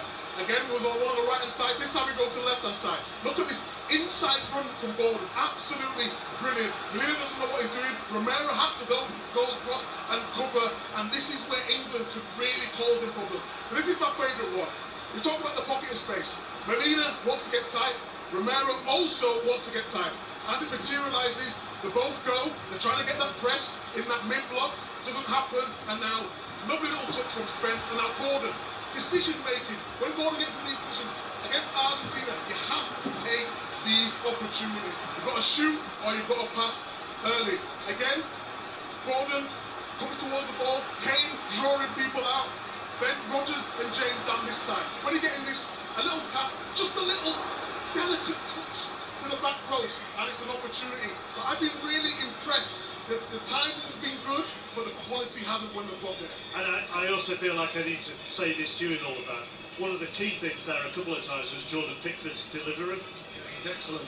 I think they want to play. He's been caught a few times. They've probably a few heart-in-mouth moments at home. Has a little bit in the stadium for us. But he wants to play. He's waiting, but his bailout is onto the left-hand side. Either Jed Spence or if he can get Anthony Gordon in, that's what he's thinking. But originally they want to build up through the lines. But the moment he gets pressed, that's his ball. In the main, they've done okay with Messi, haven't they? Yeah. Listen, Messi's going to have moments in this game. He will do in the second half. But we've defended really well. We've been resilient. We've got bodies back behind the ball. We've been hard to play through. Argentina want to play in these tight areas. So yeah, we've defended really well. I think the next step now is can we take the ball off Argentina, dominate possession a little bit more, and then try and push them back and get opportunities around their penalty box. But defensively, I think we've been excellent. The key is concentration, Chappers, because Messi, although he's had a few bad touches, it's just the way he now can dance around people, and then Anderson has to. That's the threat, isn't it? That's the warning. That sent the stadium alive, and I've got to admit, even as an England man, I was impressed. I was on my feet with that. That is the great man getting riled, and do you know what? He's not backing down because he's getting smashed left, right, and centre as well, and he wants it. He really wants this today. He's lost possession 15 times in the game so far. Get him off. and I'm wary about throwing that in because then you don't want to curse it. But I suppose that highlights how quickly England have been around it to win it off it. Yeah, but also all the great players to take risks with the ball, so he won't be looking for the little easy pass. He'll be trying to play someone through and take risks with the ball. But on the flip side of that, as you said, England have defended really well. We've been close to. What we can't do is switch off. Mickey's exactly right when he said the concentration, the focus has to be there, because there was one time and a half where Jed Spence followed the midfielder in and Messi was all alone. And if he passed it to him, he would be one-on-one and going towards the penalty box. So we have to keep our focus and concentration. Let's get thoughts from inside the England camp then. Anthony Barry, Thomas Tuchel's number 2 is with Kelly. Anthony, a tense physical battle in that first half. Other than to keep their heads, what's your message to the players at the break? Keep going. We wanted to be the aggressor. We wanted to be on the front foot. We wanted to get after them. We wanted to show our players that there was no inferiority complex, that we were here to play and play in the opponent's half, and show our players that through the tactical approach. I think it worked up until the water break. From there it gets a little bit more difficult for us to catch the ball. They drop Messi outside our block, they drop Enzo outside the block. It's more difficult for us. They got some possession, but it's still absolutely okay. I think for us to evolve in the game, and the evolution for us now is to take this dominance and try and turn it into some bigger chances. We've had some okay chances, half chances, but I think the more time we spend in the opponent's half, the more tired they will get. We use our Premier League power and our physicality, and I think we can open them up later on. Second half. Difficult to disagree with any of that, isn't it? Yeah, I totally agree with what you said. First word you said was keep going. They need to keep going. They can't let their standards drop. But when we was talking off air, we talked about Gordon's position and when he was jumping maybe a little bit too early. Yeah, I think it's really important when we press side. We press together, we press the team, and there's just been 2 or 3 occasions where Andy Gordon was pressed a little bit too quick and he's gone alone at times, and then they play the pass into midfield, play it out to the right back, and they get out, and then you might get overloads with Messi from that side, go back to midfield player, Enzo from that side. So if Gordon goes, we have to make sure we go with him, or someone has to say to him, wait and go at the right time. But Gordon, sounds like Gordon's going partly through instruction there, and that wanted to be, as Anthony Barry said, on the front foot in the opponent's half. Yeah, but then what's happened every single time is goes to the midfield player and he gets played round. So you have to recognise that, the game movement, that's what they've worked on, you have to recognise that and change a little bit. Then Gordon can stay back a bit and let the centre-back walk into you. Then when he tries to play through the midfield, then we're all there to be aggressive. That's your responsibility as a player, to go from the classroom to out on the pitch. Now the players are completely in tune with what the coaching staff want from them. But just on the pitch, you've got to be able to make those decisions in the big moments. Sometimes you've got to go against for the benefit of the team. Okay, second half on the way. Let's show you what else you can find across the BBC. Give it up for the greatest of all time. It may make the impossible feel like it was possible. Your superstar lineup of unforgettable characters. It's good. I'm gonna make you blindest. And absolute icons. The stakes couldn't be higher. Please do continue to enjoy yourself. From football legends to TV royalty, watch them all on BBC iPlayer. Live coverage of what we used to call the third place playoff on Saturday, BBC One and iPlayer from 9:30. Then we'll be in New Jersey on Sunday night for the final, Spain against either England or Argentina. Football Daily Pod is available with all the reaction on BBC Sounds, as is Wayne's show. And the sport never stops. The 100 gets underway on Tuesday, BBC Two from 2:30. And to bring it back to football, the golden generation from 2006. Well, it's just a Wayne Rooney trail. That's on iPlayer as well. Are you Spider-Man? Yeah, I can be whatever you want me to be.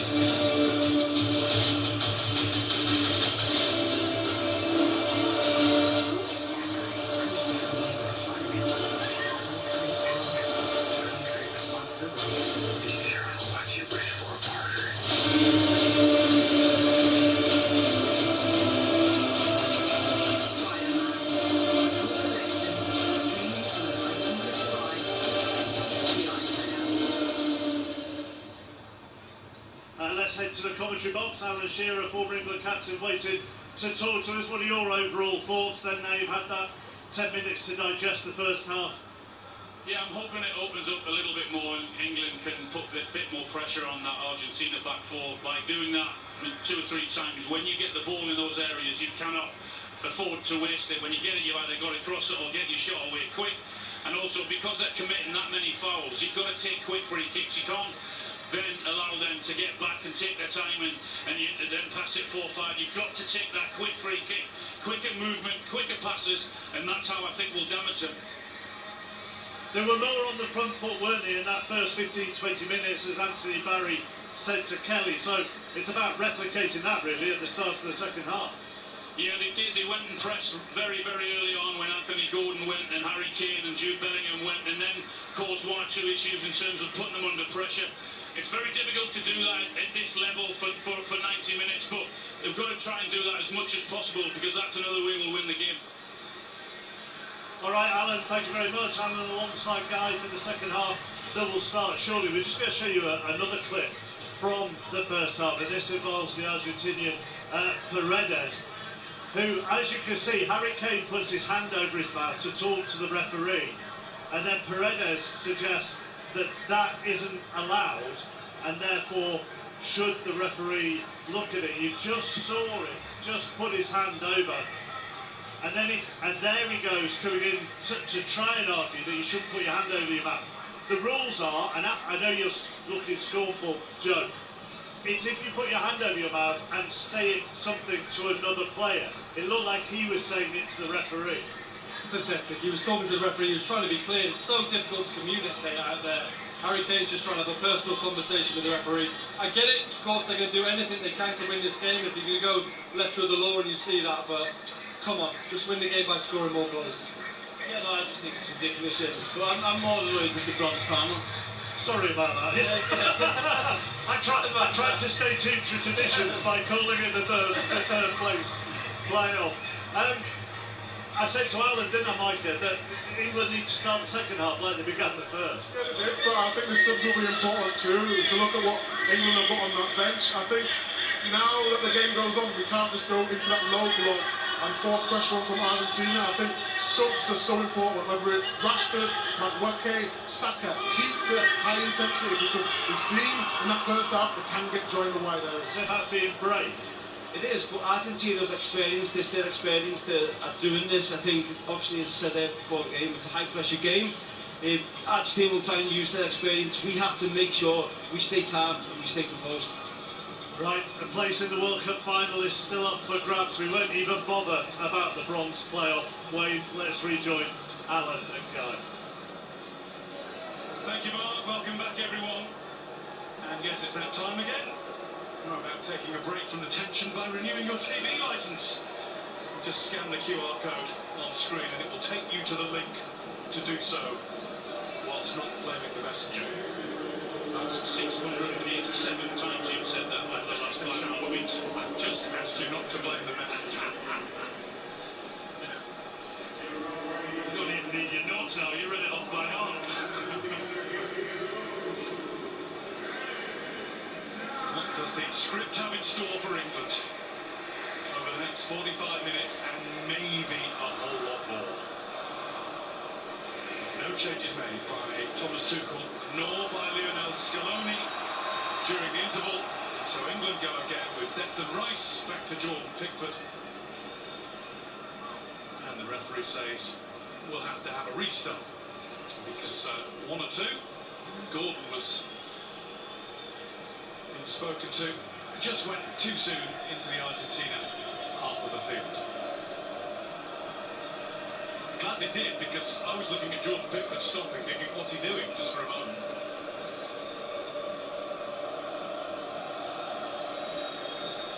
Straight to the national anthem from the England fans. We do indeed go again.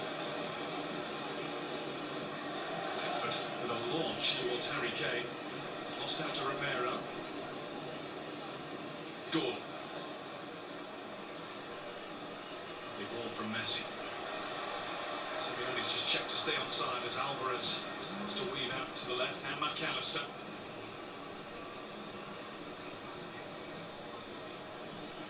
A little bit like Rodri for Spain. McAllister has played a whole lot brighter for his country over the last few weeks than he probably did more often than not for his club last season. I'm sure the words calm heads would have been used in the dressing room at half-time. And also try, if you can, when you can, to pick up the tempo.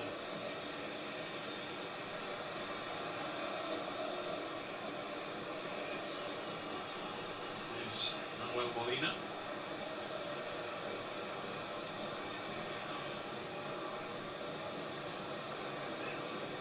Romero. Gordon's putting his usual shift in.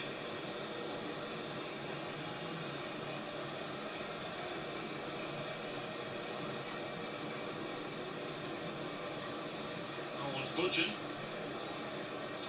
Going to try to force Martinez to kick it long. Which he does.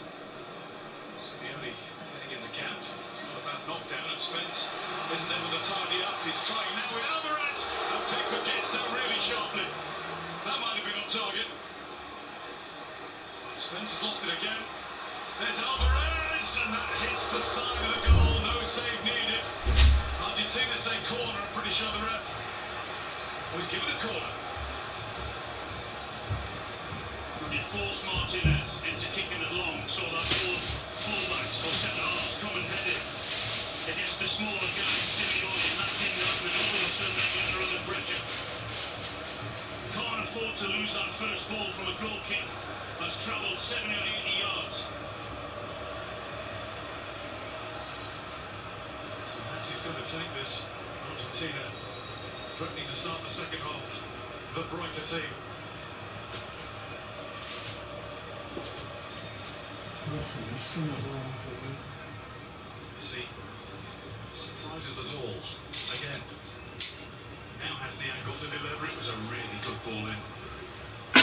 Martinez, not an accurate header. James in the vicinity of Gordon.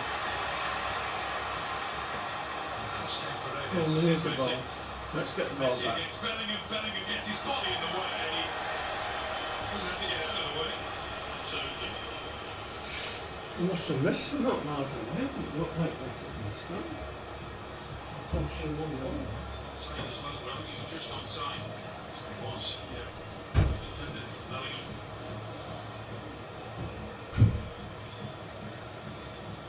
Strong, put your body in between him and the ball.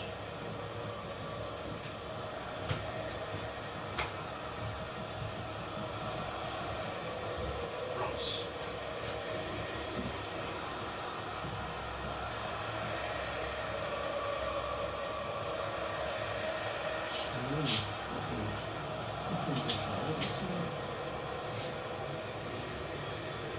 Stones.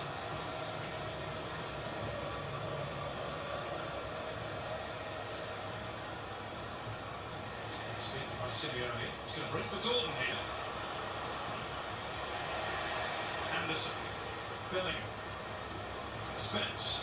Let's not get through as well. Spence goes down the outside to play it inside. Misha Martinez hacks the ball to safety for Argentina. He's the only one that's been looking to do that, you know, Jet Spence.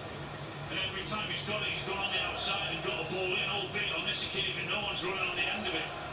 But at least he's been positive. Suarez fall back to take the throw. Gordon. Close enough to Belly. Just need the ball back. Simeone not close enough to Alvarez. Gordon. Come on, let's not get messy Has with to the go ball. back to Stones. Let's not get messy with the A ball. little bit more of an open game of football since the break. Continues it. It's Kane.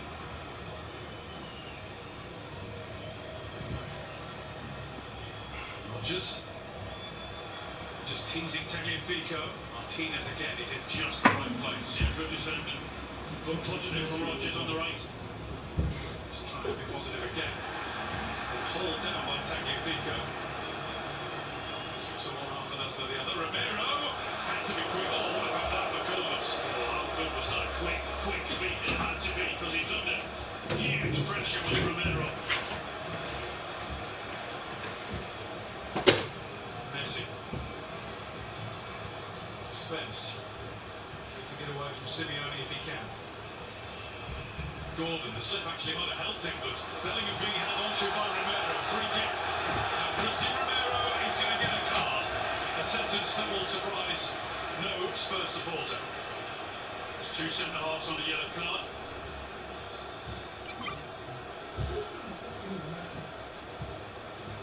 Had to be. Here's his quick feet. Onto the right, onto the left. Brilliant.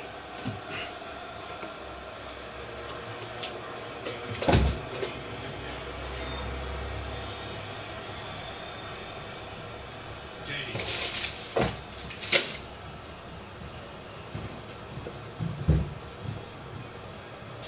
Stones to Anderson. Gordon.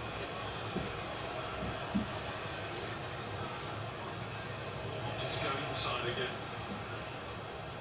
It's kind of made to go inside.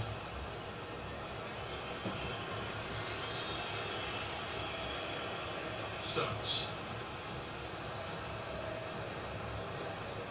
James.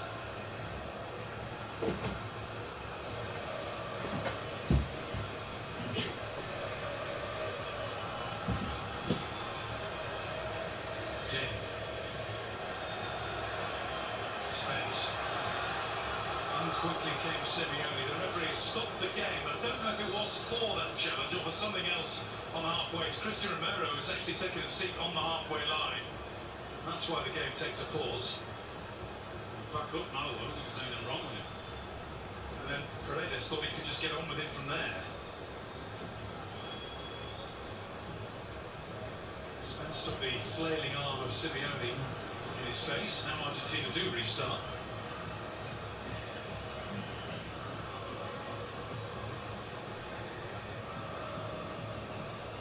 Paredes. Martinez. Alvarez.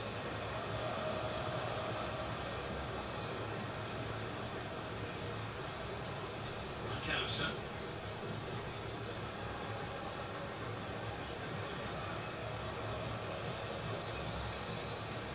Messi. Simeone. It's Molina drilling it into the centre. It was a hit and hope. Might not have been a bad idea.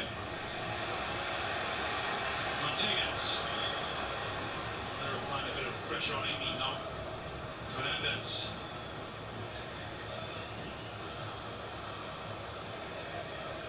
Paredes. See the idea, he spotted Tagliafico trying to steal into the left edge of the box. Didn't help him with the delivery. That's exactly what he tried to do. Tagliafico made the run, just couldn't get the ball to him. Kenny looks as though he's having it for football. Vacant look on his face. He might have enough of looking at him the whole of the tournament, no? Might have done. Maybe 10 or 15 minutes in each half. People showing. Something contractual, I'm sure. Hasn't worked up an act yet, has he? There's Kane. Cut up by Tagliafico with a little ball to Rice. Rodgers having a look. Looking for Gordon!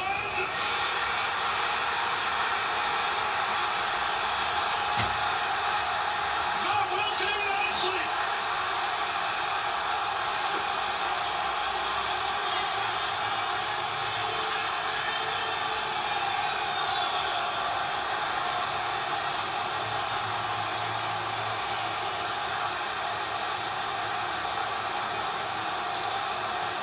Morgan Rodgers was surveying the scene. What's available? Who's arriving? Everything after that was done at just the right time. Gordon, the man with just the right finish. That's what we've been wanting, that's what we've been waiting for. That ball out wide, that cross in, no nonsense. First thought is put it into the middle.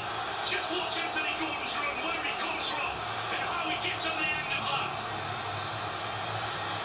He beats the defender to him, he's just got to guide him past the keeper. And he did it superbly well. But that's the danger, ball out wide, cross in, finish. Magnificent. And it was so terrifically tucked away into the corner. Anthony Gordon becomes only England's fourth goal scorer of this World Cup. But what a goal he has just scored. England 1, Argentina 0. And another big call from Thomas Tuchel and playing Morgan Rodgers out on that right-hand side. Decision, correct one. Not putting balls in like that, playing a part like he has. That's why I picked him. We saw him straight away. It was a delivery Sir David would have been proud of. Dream man, the ball was perfect. For someone to run onto it being Gordon. But he was equally as impressive. The way he attacked it, the way he got in front and made the cross his.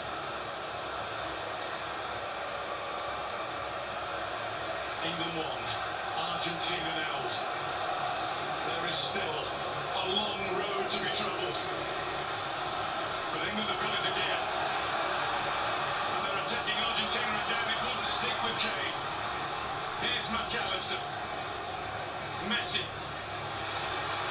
Nicely played through to Fernandes, and he picks out Simeone. Alvarez coming in. Simeone, what a tackle that is!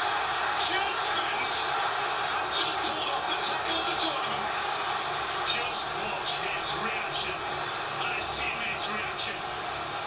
That is brilliant. That's as good as what's just happened at the other end. And Gordon put it in the net. That's as important. What a game he's having, Jude Spence. He's been absolutely magnificent, hasn't he? Pickford was steeling himself for what was to come his way. It never did. It might now. Messi's corner. Trying that routine again. Messi from the angle. Kane is there to head it away.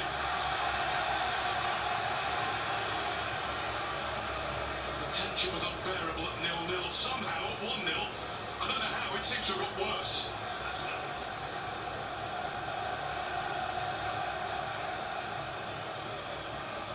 Messi. Fernandes.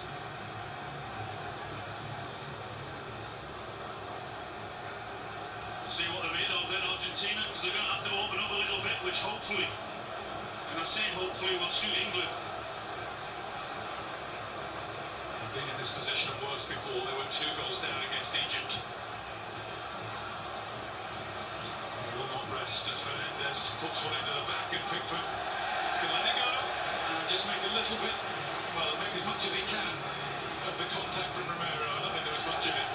They might not be as good a team as they were 4 years ago, but you can't fault their attitude and their desire to keep coming back as they have done in this tournament. You've seen that ball in again from Morgan Rodgers. It was such a brilliant ball. He improved, didn't he?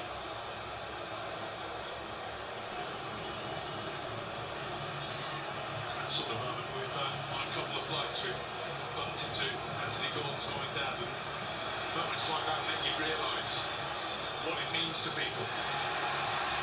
Spence got in the ball this time. Here's Messi. Messi tries to stop and turn. There was Anderson. Comes to Paredes. McAllister, he's got a pack around him. Kane keeps his head under severe pressure and pokes the ball to the safety of a throw-in. Yeah, he had to. He was under severe pressure. Argentina are fully switched on here. Seems to be in the face of adversity, they only grow stronger. That's what champions do. Not in trouble at times in this tournament. They found a way to win. Simeone. Stone stretches everything he's got to head it away.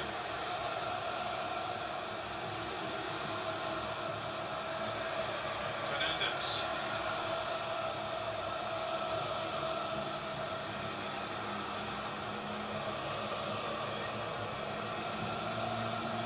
Romero.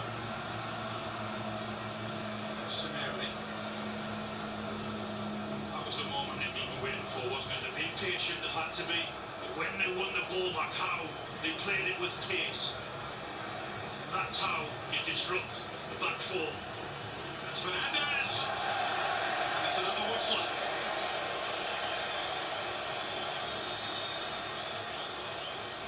England will consider that a containing job well done for that passage of play. It's two he's had.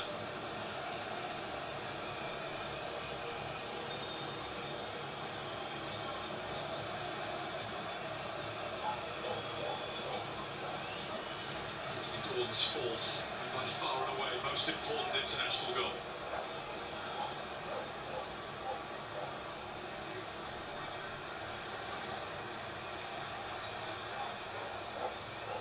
Martinez.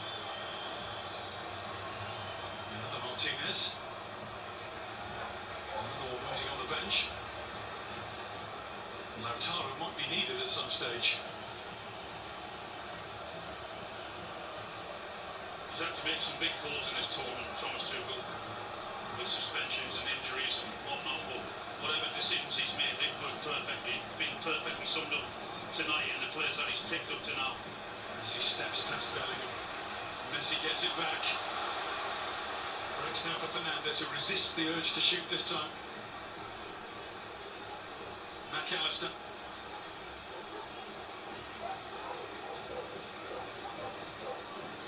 To Paredes. Messi. Stones pinches the ball away from Alexis McAllister.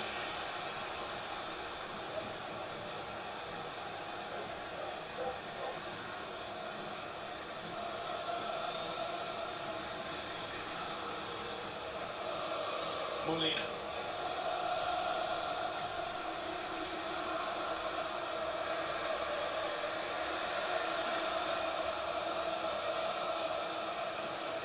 Martinez. Alvarez stopped from facing goal by Stones. James with a dig out of danger. They're defending really well at the minute. No gaps, no spaces. You just see Messi trying to get in the space in behind. Not giving anything away.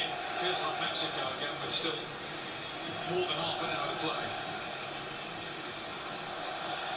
Messi. It's Elliot Anderson who had the last challenge. That breaks from Rice and goes to Spence. It was awkward for him. Kane. Bellingham will be beaten to it by Martinez. I think the England plan seems to be get to the next break. Come at a good time for them, wouldn't it?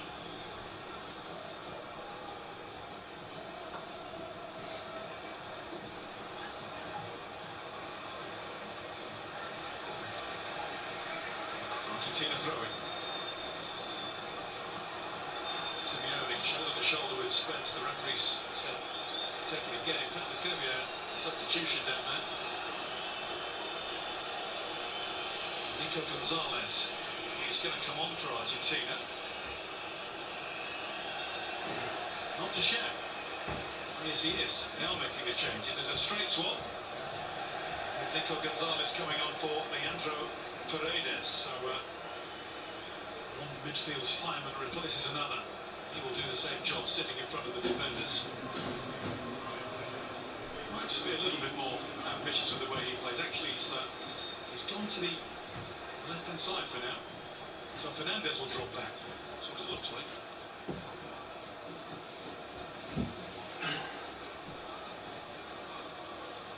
It's an England shape there. All the back and Bellingham dropping into the midfield as well. Just allowing to play Alvarez a little bit more centrally as well. Alessandro Martinez of Manchester United. To Fernandez of Chelsea. The ball back now. Here's Messi. Come on, lads, let's get the ball back. Lovely ball from Messi. Gonzalez at the back post. And Rice will shield the ball from two who are after him. And play it against McAllister for a goal kick. This is going to be a long watch. John Stones here. Watch John Stones' reaction to that. He's not alive and alert and concentrating. England get punished. That is brilliant defending. They lose the first ball, but he makes sure he wins the second one. John Stones have no fixed abode club-wise right now.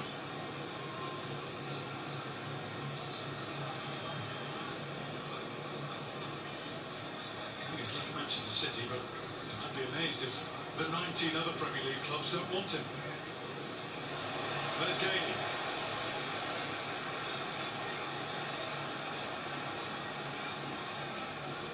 Spencer Kane. Kane over the change. What a ball, what a spot.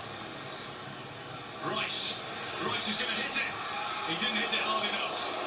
And with Rodgers and Bellingham closing in, as he is so prone to doing, it was a good claim by Martinez and a really good reclaim by Rice. He was having that. Now it's Harry Kane. And it's going to go for Martinez to gather. But the pin from Harry Kane out to Reece James to the right-hand side was brilliant again. Again, a little bit of joy in behind their full-backs. Rodgers with a foul on Tagliafico.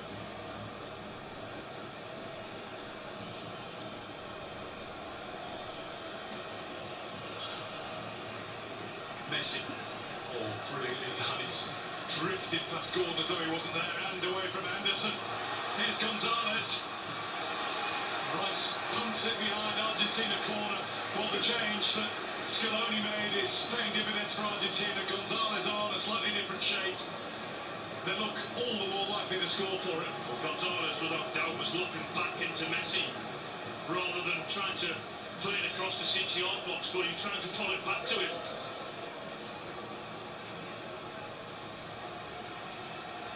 Easy to take this next corner.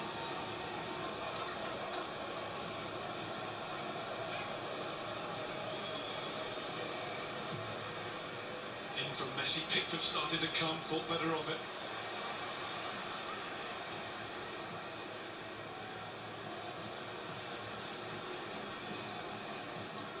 Simeone. It's Tagliafico winning another corner for Argentina. Concentration from England is superb at this moment in time. Yeah, they're under pressure. But look at the way they're not giving anyone any space, anyone any free time to put balls into the box. There's a player on them straight away. It's hard work, but they've got to do it. They're doing it well.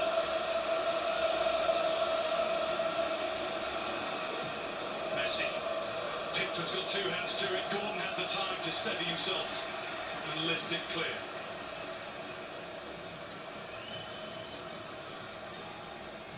Messi to start from the touchline.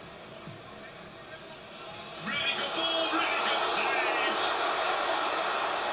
They're never close to Pickford, but my goodness, his reactions were razor sharp. Brilliant ball in from Messi. Great header. Gonzalez, I think it is, but that is superb. Look at his reactions, how quick he's down, Pickford.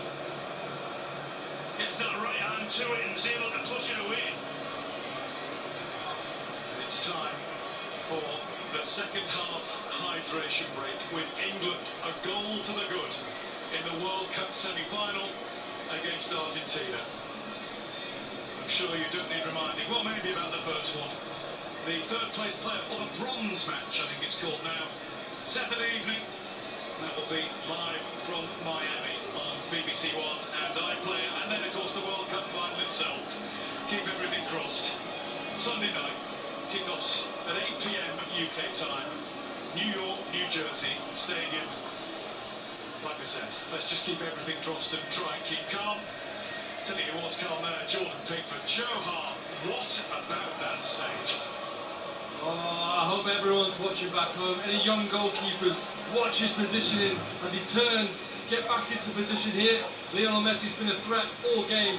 Brilliant ball in, readjust, set, time it. His body weight's forward. It's a brilliant save, very similar to the one that he made earlier against Mexico. Razor sharp reactions, as you said, Guy. Sets at the danger zone. Brilliant save, big moment.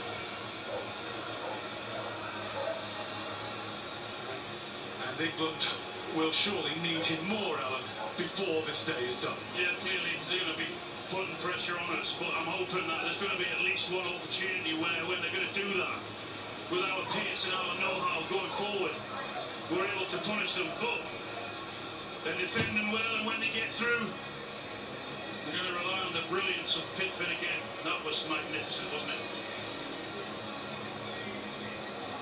Lionel Messi with a wonderful ball. Here's a really good look at it. Gets down so quickly. Not only does he get down quickly, but he's able to push it away from the danger as well, just in case someone's coming in. He took a little bit of criticism in some quarters for the goal that was conceded against Norway in the last round, but I think the weight is heavily balanced in favour of the good Jordan Pickford's done over 91 games in England's goal. He is up there now. Well, let's not forget his saves and what else he did in that game in terms of coming for crosses in Mexico. And England were under huge pressure late on in the game. How many times did he come out and make that decision to come and punch it and take the pressure off his defenders? You know, he goes in eras, does this great game. I mean, you talk about Banks and Shelton, etc. You go, well, you can't compare him with them. Why not? This is just a different era. And over 91 games, he has been England's saviour so many times. Well, it's Thomas Tuchel's turn now, as it usually is after that second hydration break. Anthony Gordon, goal scorer, goes off. He can do no more to help the cause today, and Esri Konsa comes on, and we see the first of, I'm sure, what will be a number of tweaks before the finish. And this isn't just an Argentina tweak. This is Here Come the Cavalry. Rodrigo de Paul, Nicolas Otamendi, they're coming on. And going off, Simeone. Who else is coming on? There's a whole load. Gonzalo Montiel's come on. The general's on to try and lead them to turn this around. Otamendi, who's playing for his country in this one for the 138th time he's been a servant.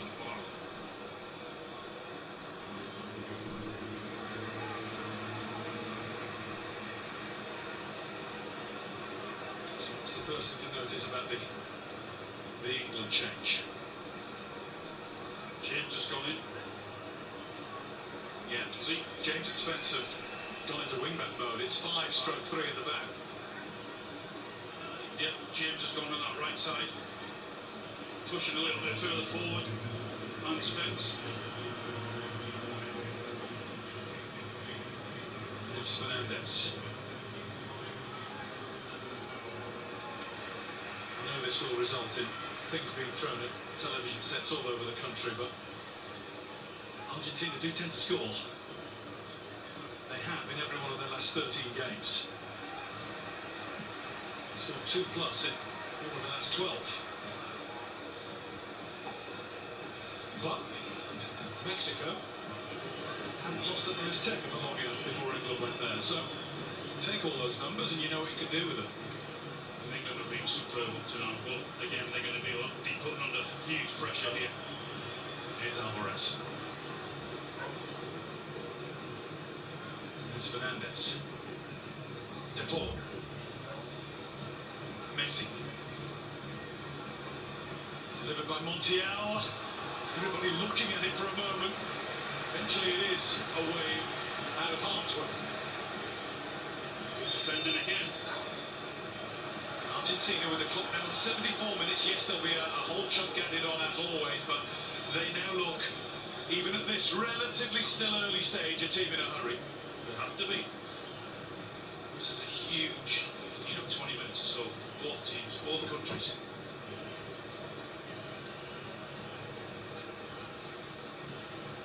Montiel, only at Nottingham Forest. Not spectacularly. Otamendi, who will get it back.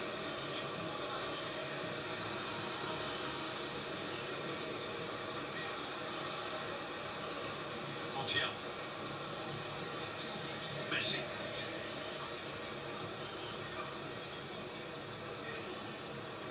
Hernandez to Otamendi. The game's been played almost exclusively in England's half since Anthony Gordon's goal. De Paul off the post. McAllister flung everything he had in there.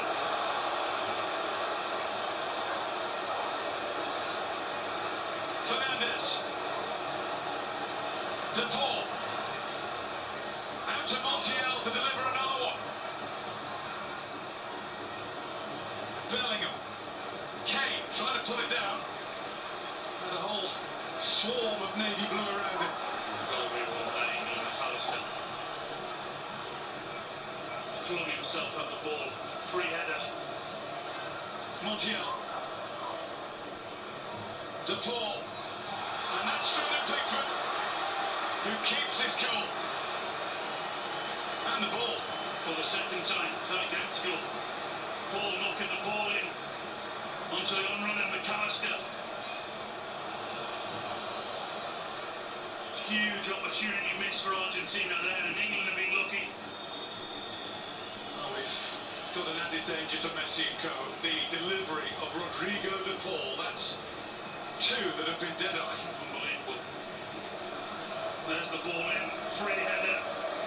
Hits the post, it should be in the back of the net. An absolute sitter. It's a quality cross from de Paul. Messi has got the Argentina fans going again. They were just feeling a little sorry for themselves for a moment or two. Not now.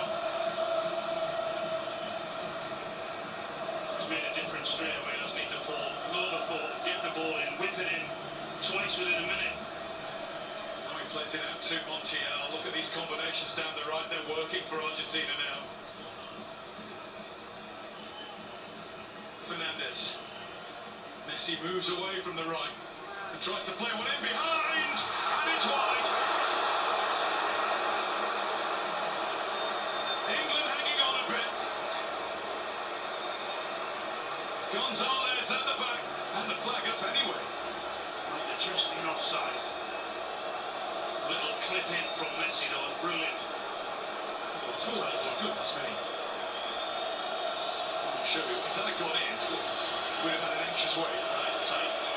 Run from Gonzalez, he thinks he's timed it perfectly. I think it's really important now for England.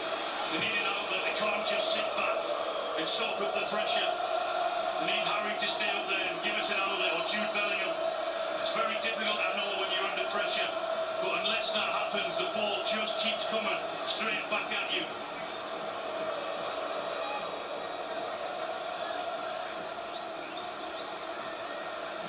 Fernandez.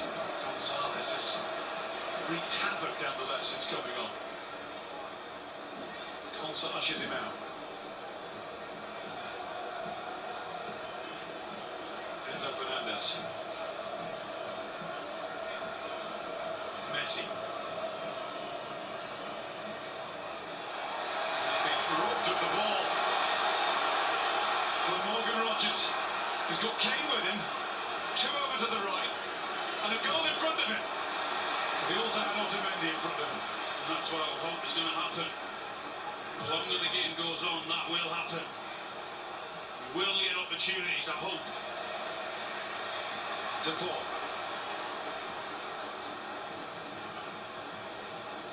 Tagliafico.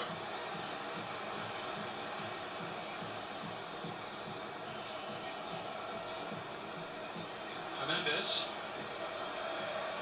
Messi.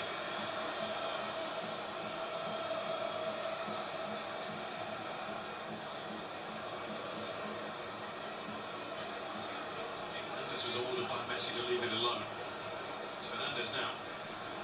Have it again, Lionel.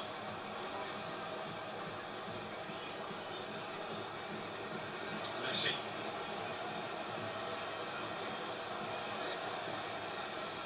Kane forces it into an errant pass.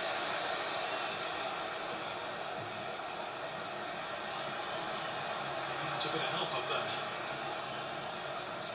Really. Biggest 15 minutes of their lives for these England players. Understandably, they're getting further and further back. And hanging on, trying to keep hold of that precious goal lead. Comes to Montiel. To Paul, setting himself for another. It wasn't available that time. Fernandes.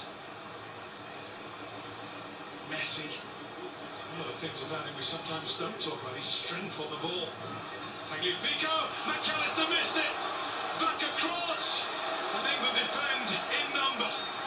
Kane then buys a free kick, and England have a little bit of respite. It won't last long.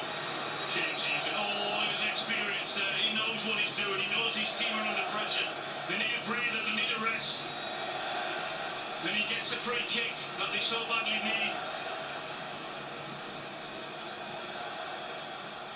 Lautaro Martinez to come on for Argentina, taking over from the left back Nicolas Tagliafico. So it really is all guns blazing now for Lionel Scaloni's defending world champions. Martinez, El Toro, the master goal scorer from Inter.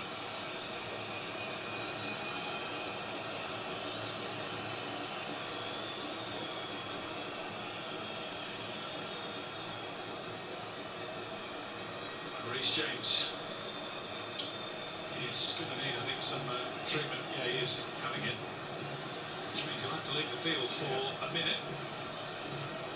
They will have to defend a man light for the next 60 seconds. In fact, don't think they're messing about. Nico O'Reilly's coming on.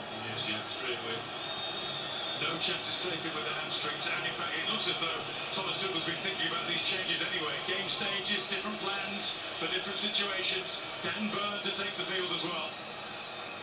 Well, this worked for them, didn't it, in Mexico and against Norway when they were under huge pressure. And all of a sudden when De Paul comes on and starting to whip those balls into the box, that's what he's brought Dan Burn on for exactly that. James is off and Declan Rice is off.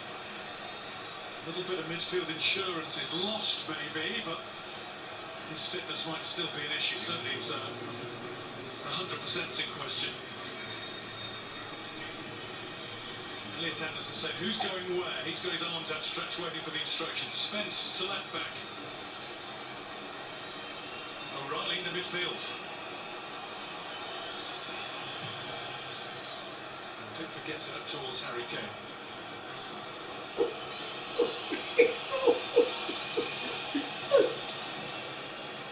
Threes or fives, it is five at the back now for England. See, there's a desperation to get back in there as well, and they're all jogging backwards, trying desperately to fill those spaces.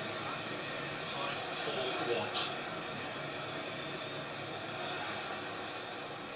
Messi. De Paul.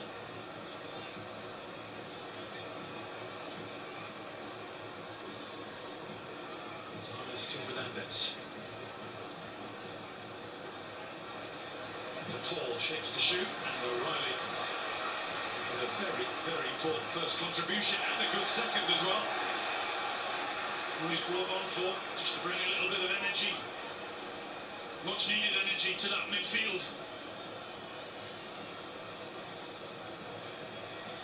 Has to get across. It's Nico Gonzalez back to Julian Alvarez. De Paul. Messi. Messi. Pickford was watching it. He knew where it was going. He knew exactly where it was going. He knew what Messi was trying to do as well, though, and whip that in, and I hope someone's just going to get on the end of it, but Pickford was in control of it.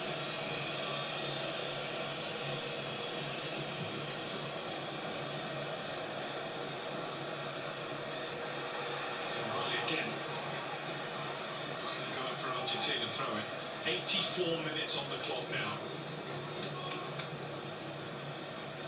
Keep up that like 12, 15 minutes going ever so slow. Have been for the last 5 or 10 minutes. Gonzalez. Alvarez to Enzo Fernandez. He's going to line up another one here. That one needed tipping over the top. Couldn't take any chances. Fernandez again. No chances taken from Pickford. Probably was going over, but couldn't take the risk. Here's Messi. Argentina, you should expect getting on with it very, very quickly. And it's another one!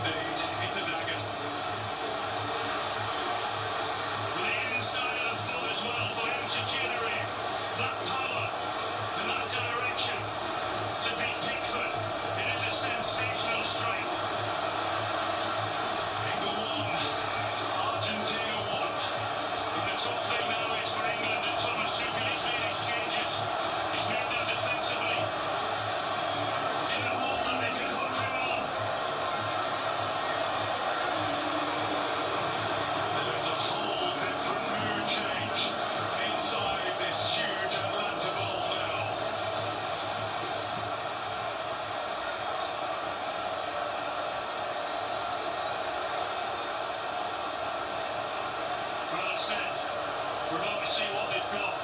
They've just proved that. Again, they've been under the cosh so many times in this tournament. Had questions to answer. Told themselves right back into the game. And there's the player who, on this very pitch, a win last Tuesday, from 2-0 down, made it 3-2 against Egypt to carry Argentina through another step. This team, well, the manager said it yesterday, Scaloni, we will try to make it to the end with every last drop of breath. Well, because of the changes, England now have got 6 defenders on the pitch. I know O'Reilly can play midfield as he is doing. But in terms of trying to get people forward, Bellingham, Kane, Anderson and Rodgers left, I think. Here's Messi taking on O'Reilly and delivering the ball. And there was John Stones to get rid of it. Oh, not in Texas, but it is like the arm of that bit. And Stones is referee had no option but to stop the game.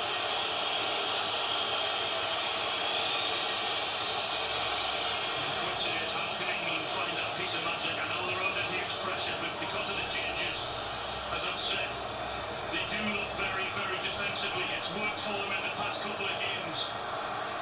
Now it's different. It's very, very different. On and off the field. Satisfaction's gone for now.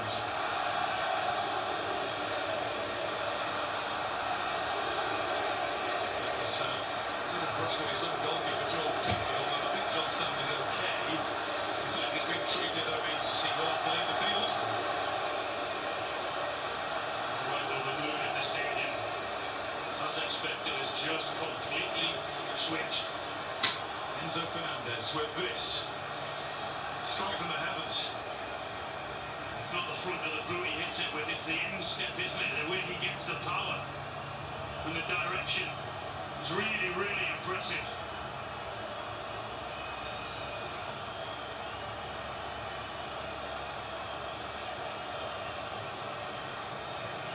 Wall of Argentinian sound greeted the goal and has carried on ever since.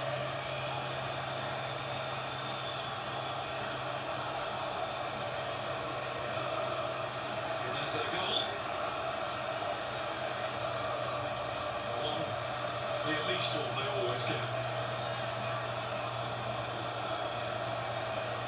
Argentina have won every single World Cup semi-final they've played in. They don't intend for that record to end.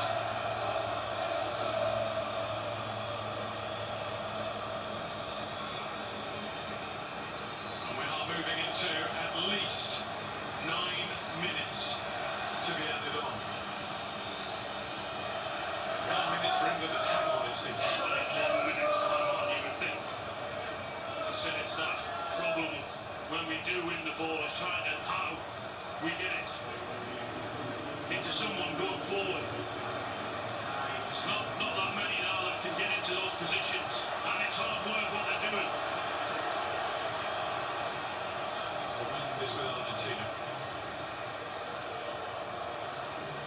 The ball to Messi. Messi through the gate. Spence breaks the Kane. Now it's Bellingham. Bellingham will have to lead the charge on his own. He's got no other alternative. But when he goes so far, Incredible energy that he's having to get back again now into his midfield position. Gonzalez, his introduction has made a positive difference for Argentina. Alvarez.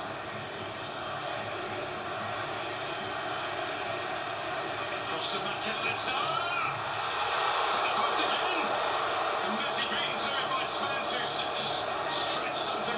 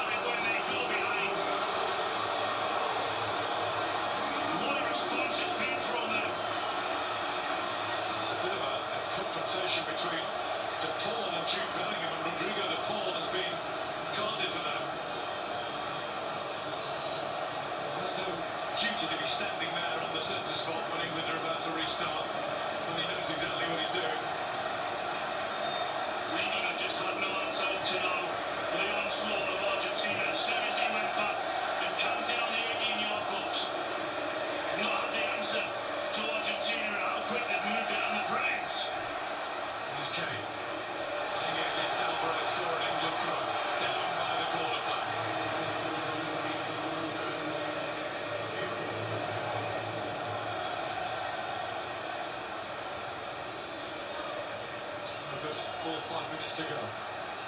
Stones. Another throw. Thompson's won it.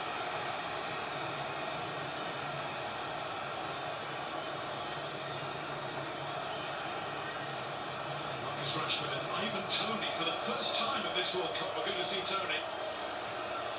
They're about to come on as Stones tries to help it on.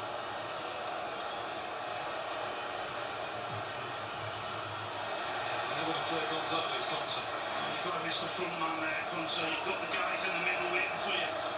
Got to miss that front man.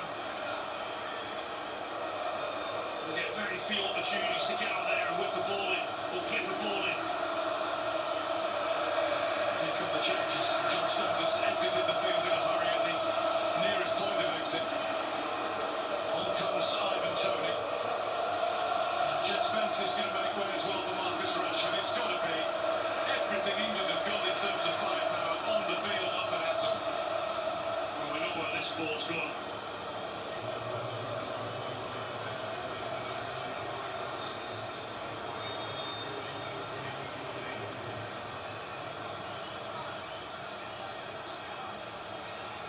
Chance to cross here. That wasn't a good run. Second time. Got to have better quality. It's a really good position to be in. We've just brought big players on for that reason.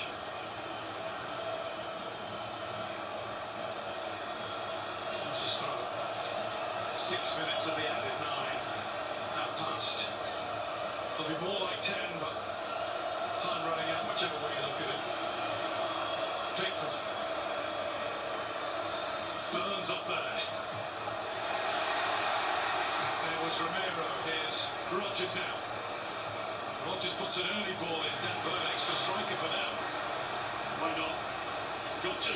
Got to get up there. Got to get it in. Pickford. Burn invited the challenge for another one. Up he goes. Hook clear by Alvarez.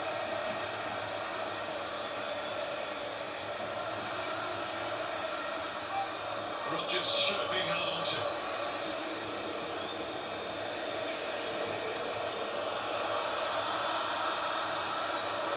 That should be Emi Martinez ball to Clement his nurture, and it is.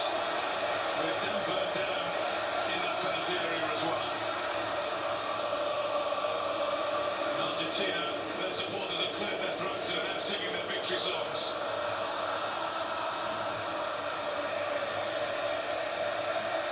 Bang bang. England done. I have to say that substitutions have gone really well as well, haven't they? Brought the ball on and all of a sudden balls were going into the box, then he brings Martinez on. And then he gets his goal. Gambling wise, is it the first bet Thomas Tuchel has lost? Well, sometimes you've got to do it. They worked for him in the last 2 games perfectly. The fine margins of football. And being a manager and a coach, making those decisions. That said, it is not lost yet to every one of those that goes astray. It becomes more likely.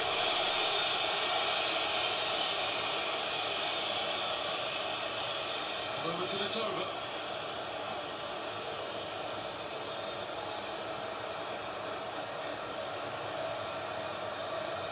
Gonzalez throw. Anderson. Toney waiting for it. He's not going to get that privilege. Otamendi came flying through the air. Rashford taking on Montiel. He's done well with it. Romero did well with that too. Now Messi lets the ball drift across his body. Past O'Reilly. Alvarez holds off Anderson. Messi then is fouled this time by Bellingham. And there's a needless flash point.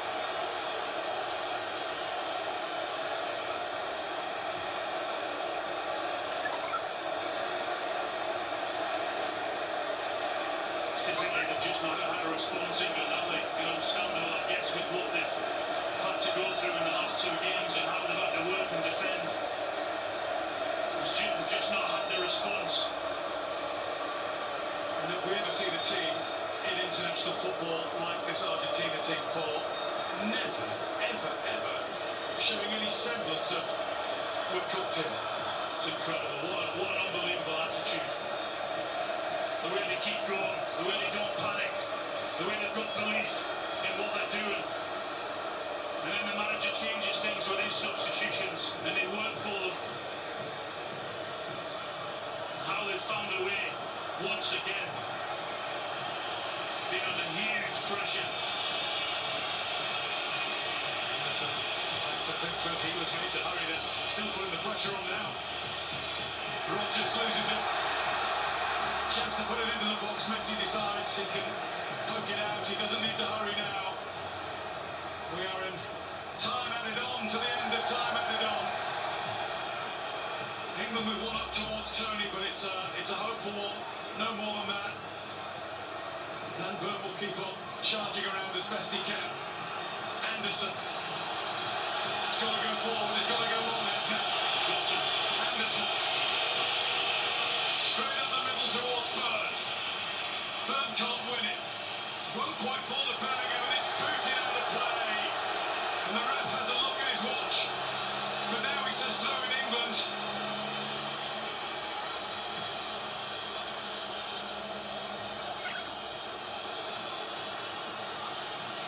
Up to Burn. Anderson. It's back with Pickford. One last charge.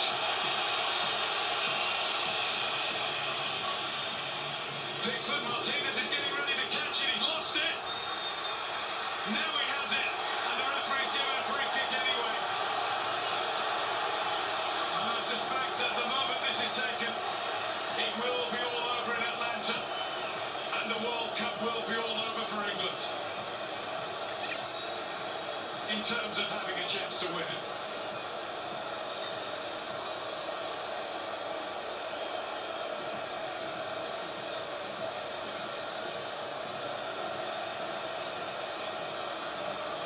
Martinez will have his moment, take his time. And the weight and the pain goes on for English football. More semi-final sorrow as Argentina do what they always do. What they do better than possibly any international team that has ever gone before. They are now 6 out of 6 in World Cup semi-finals. And they will go to defend their crown on Sunday. I think the best team has won, guy. I don't think we can complain about that. You've got to be open and honest about it. Their reaction was magnificent. They hit the post a couple of times, England got lucky. But how they didn't panic, how they stuck to their game plan, how they believed in what they were doing. And they did it.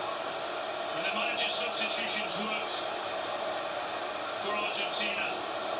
And you have to admire, you have to respect the way they've come back into this game. And they deserve to be in the final on Sunday. As much as it hurts me to say that. There's a little bit of provocation going on, and a few England players are rising to that. Their frustrations are coming to the fore. But it will be down to Miami for England and those supporters who choose to follow them there. There'll be many of them to face France for the third, fourth place match. For Argentina, it's Spain. They've only faced each other once before in a World Cup. That was back in 1966, and I'm afraid for England, well, we're still stuck back in 1966. Full time, England 1, Argentina 2. Shattered. The players are shattered physically and mentally, and I'm sure you are as well, wherever you are watching, because they have gone through the ringer, and everybody watching has gone through the ringer. And that man there, well, Lionel Messi, as he just went out to shot, is into another World Cup final.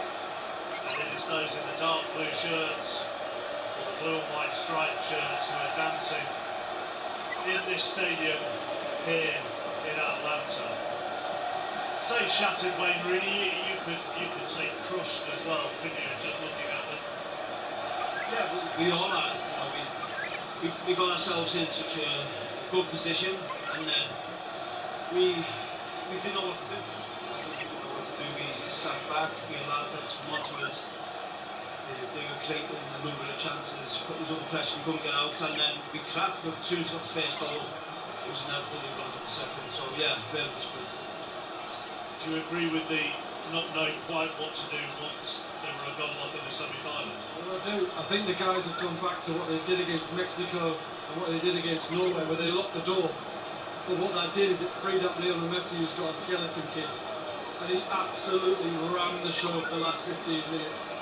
So much threat down that right-hand Argentinian side, making decisions whether to shoot or to cross. And in the end, we felt as soon as that first goal was scored and England had made the changes they made, this was only going to end one way.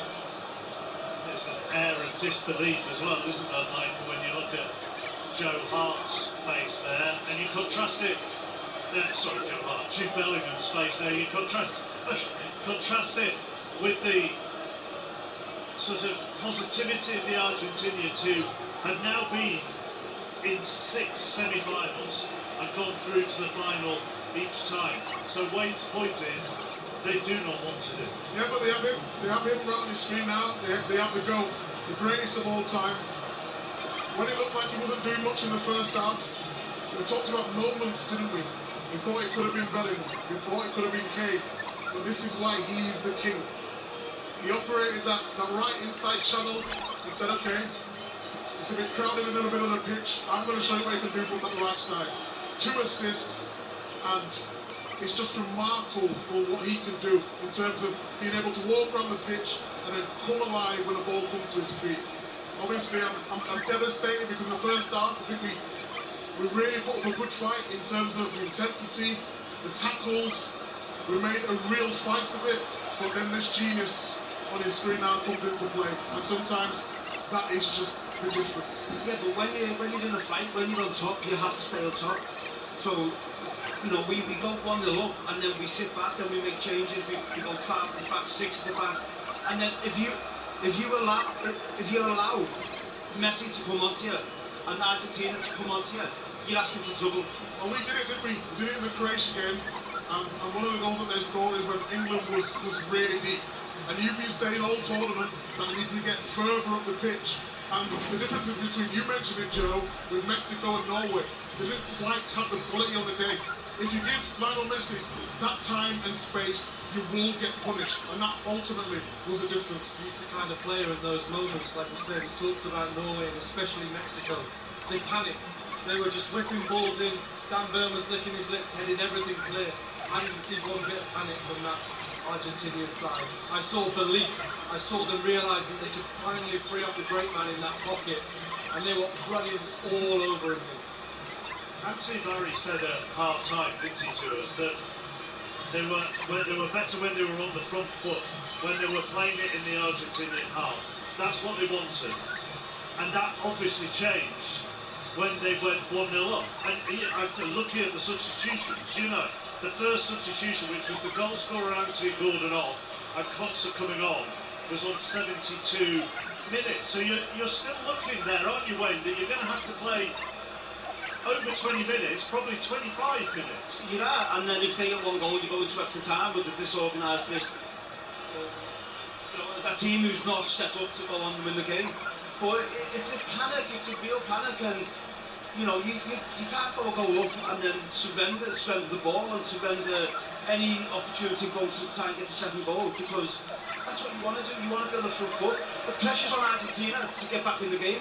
So if you go and get pressure on the ball, tackles him, make runs in behind, they feel then they're like, oh, we don't feel we get back in this game. If you let them players that quality have the ball around your penalty box, sooner or later they're going to score. I think Gareth Southgate will be at home watching this game. He took a lot of criticism when it came to the big moments with England, when they had the lead and when they were in big games about shutting up shop, and I don't see anything's changed in that big moment out there for Thomas Tuchel, for as much praise as we've given him, for him to change it as soon as he did. I think you realise that's him saying that he didn't believe in his team, he didn't think they could land any more punches on Argentina. Well, I think you summed it up perfectly there. Tuchel was brought in to be the difference. Tactically, we all thought he got it wrong today. In terms of the team, not with the starting team. No, in terms of the changes when we went to 5 at the back.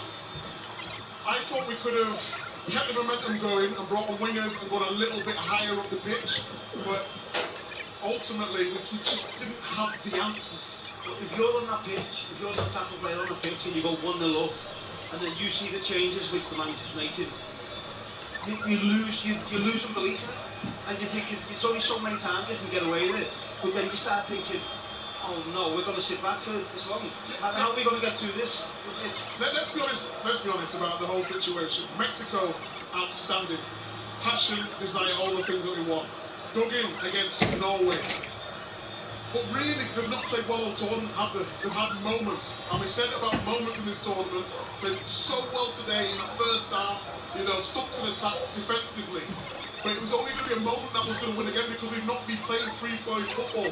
Up until they scored their goal, we had the Spence tackle, outstanding. We had Jordan Pickford, great save. We had Jude Bellingham running up and down, doing all the stuff for his teammates. We talked about the wide areas where one crossing to the other. So there were so many good things about it. But throughout the tournament, we've not played amazingly well. But it is about moments. It has been mainly about moments.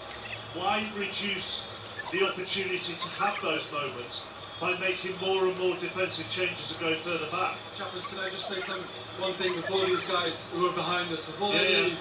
I think it's important we acknowledge as former players the outstanding effort, the outstanding passion that they put into this tournament. Don't get twisted, it was a disappointing end to this game. But those boys have given you absolutely everything they possibly can. The coaching staff, alright, it's on decisions sometimes.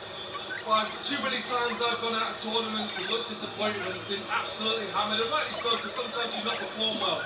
But I think it's really important to acknowledge the effort and energy and passion that team have shown and thrown into it and representing the badge. I may get this completely wrong in the coming days, but I don't get a sense they're going to be hammered.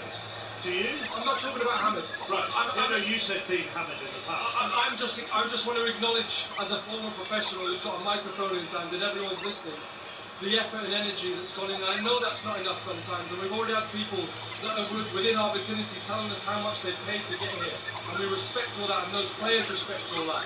But I still think it's important that when you get to a semi-final of World Cup, something that none of us have achieved, by the way, and we're here.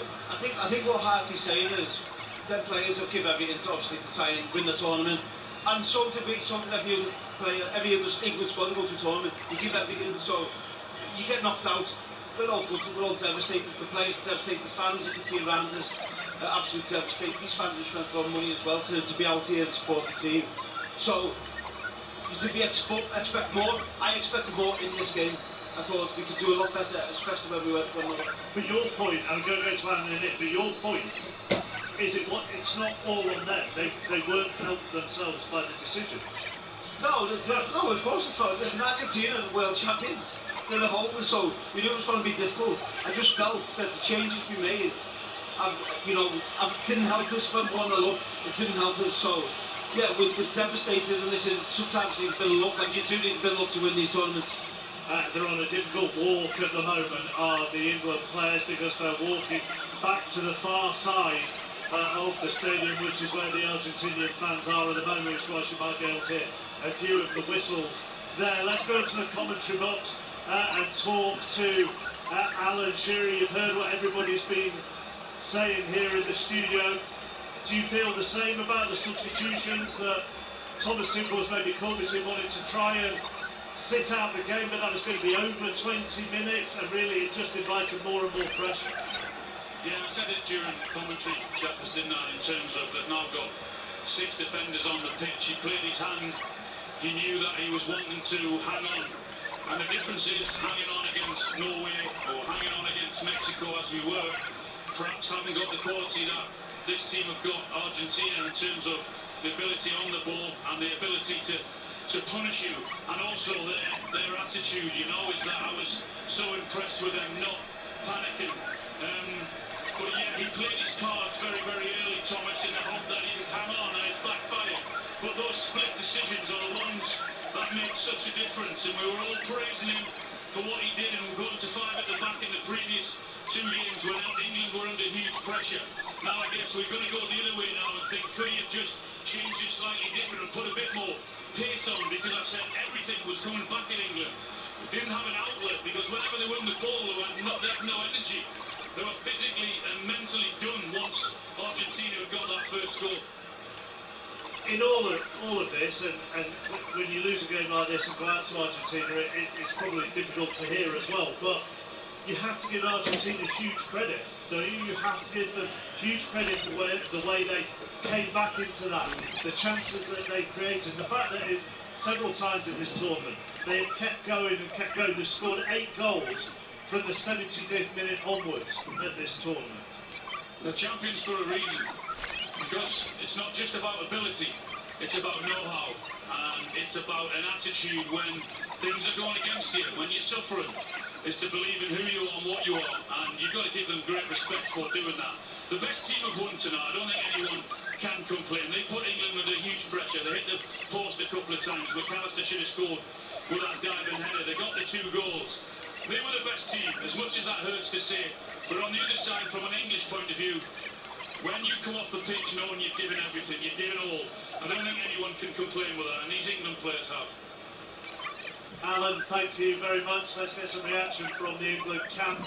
Here's the captain, Harry Kane, with Ken. Harry, it's the most heartbreaking way for your tournament to end. I know it's going to be incredibly raw, but what are your immediate thoughts? Yeah, just glad for the boys, glad for everyone, the team, the staff, the fans. Yeah, we played a good game for the large majority of it. Once we went 1-0 up, we seemed to just try and hold on, which, you know, at this level is not enough. So just gutted because we've worked so hard to be here, and the lads have given every last bit of running, sweat, blood, tears, whatever it is. Just to fall short like we did today is just gutted. Why was it so hard to get any momentum after the goal, do you think? Yeah, we struggled to get pressure on the ball. I thought, especially first half and start the second half, we pressed them well. We put them under loads of pressure, especially high on the pitch, which then allowed us to win balls, control the game a little bit better.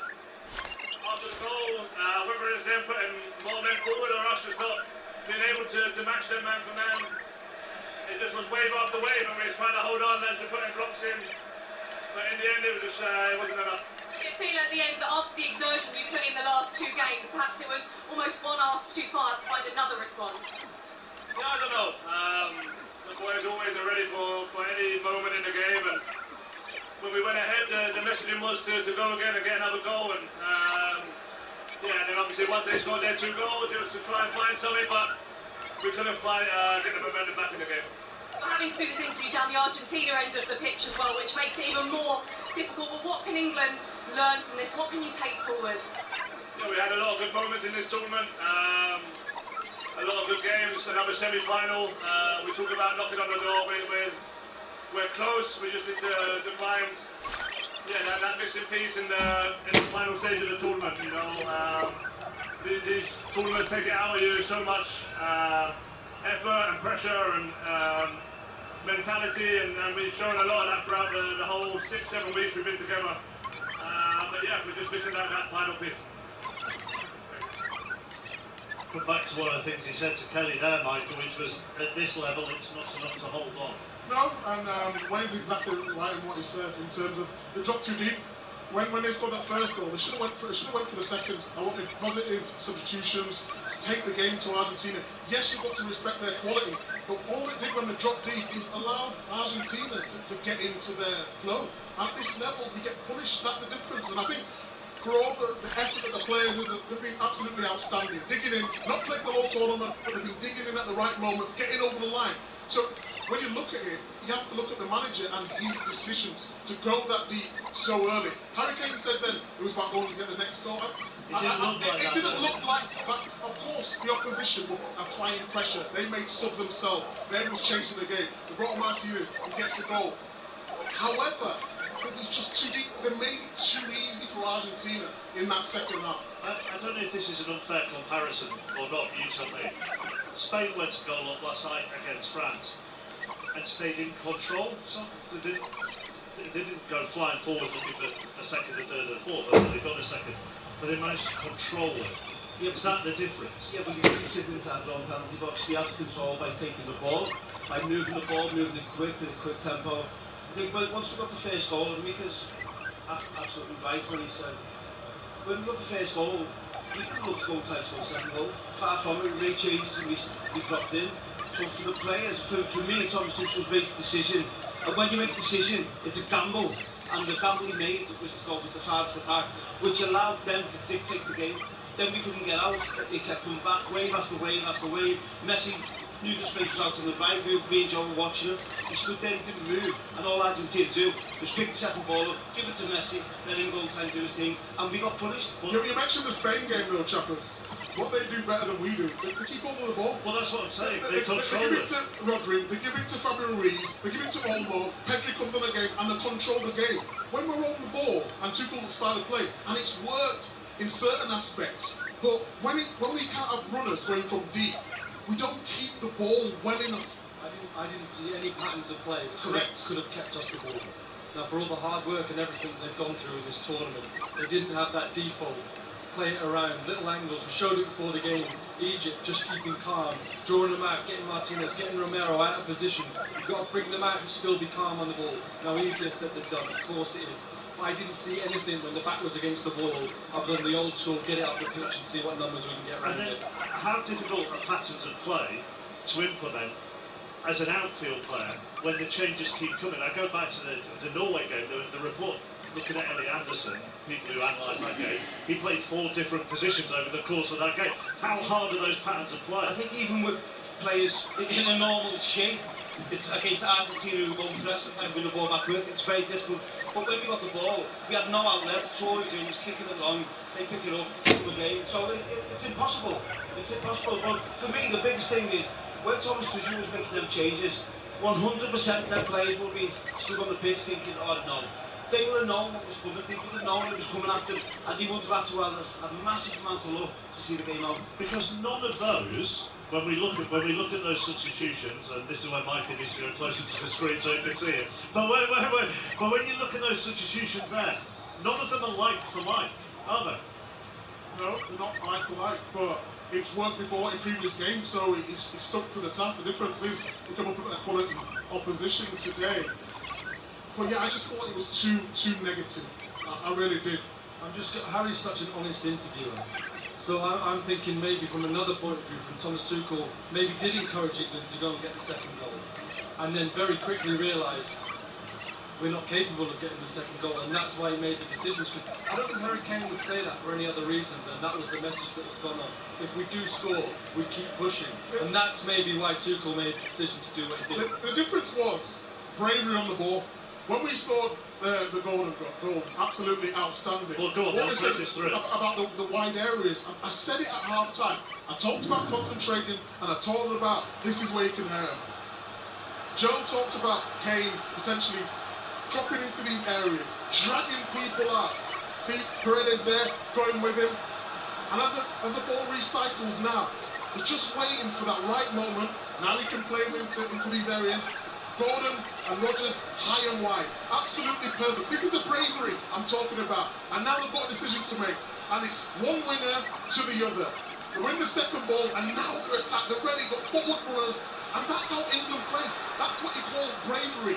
Getting the ball on the half term, in the ascendancy, doing what you need to do, and then having the composure at the end of it, and having that confidence to take the lead. That's England at their best. But when the game got a little bit stretched, and they've got to keep the ball, foot on the ball a little bit, and Argentina are pressing a little bit more, that's when you need the bravery. That is the difference. When you talk about teams like Spain, every single one of their players wants to deal with the ball.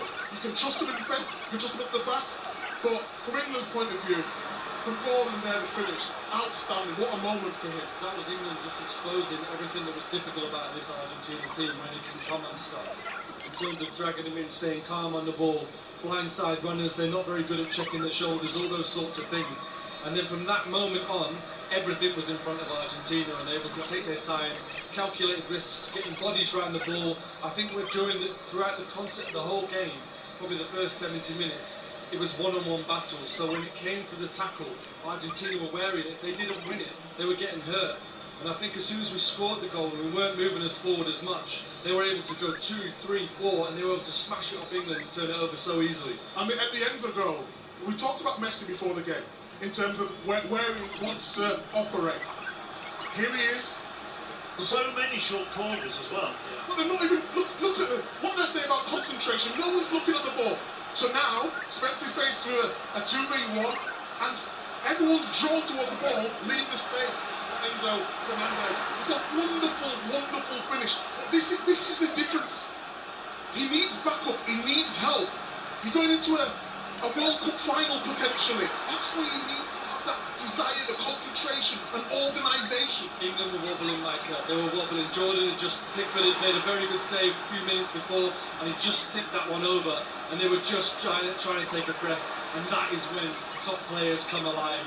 England knew that they just thought they could take their eye off the ball for a couple of seconds whilst they got set for this corner. And Messi went absolutely not. 1-2, Enzo Fernandez in the pocket.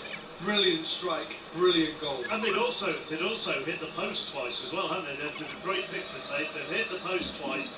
And you said at that point, England are in trouble now. Yeah, well, I felt the change was made at 1-0. If Argentina scored, we wouldn't make extra time. And I said it to all of us here, I said we won't make extra time because of how we were defending and trying to defend. But then we sat back, and Messi was causing all kinds of problems. They had good chances, they could have scored many goals, but the second goal, okay. So you look at Messi here, the highlights before the game, he doesn't move, he's not moving. All the England team go on to one side of the pitch, he hasn't moved. Argentina then hit the post, now he's in space, now he's free. Now again, Jed's bench spinning round to get out to the ball.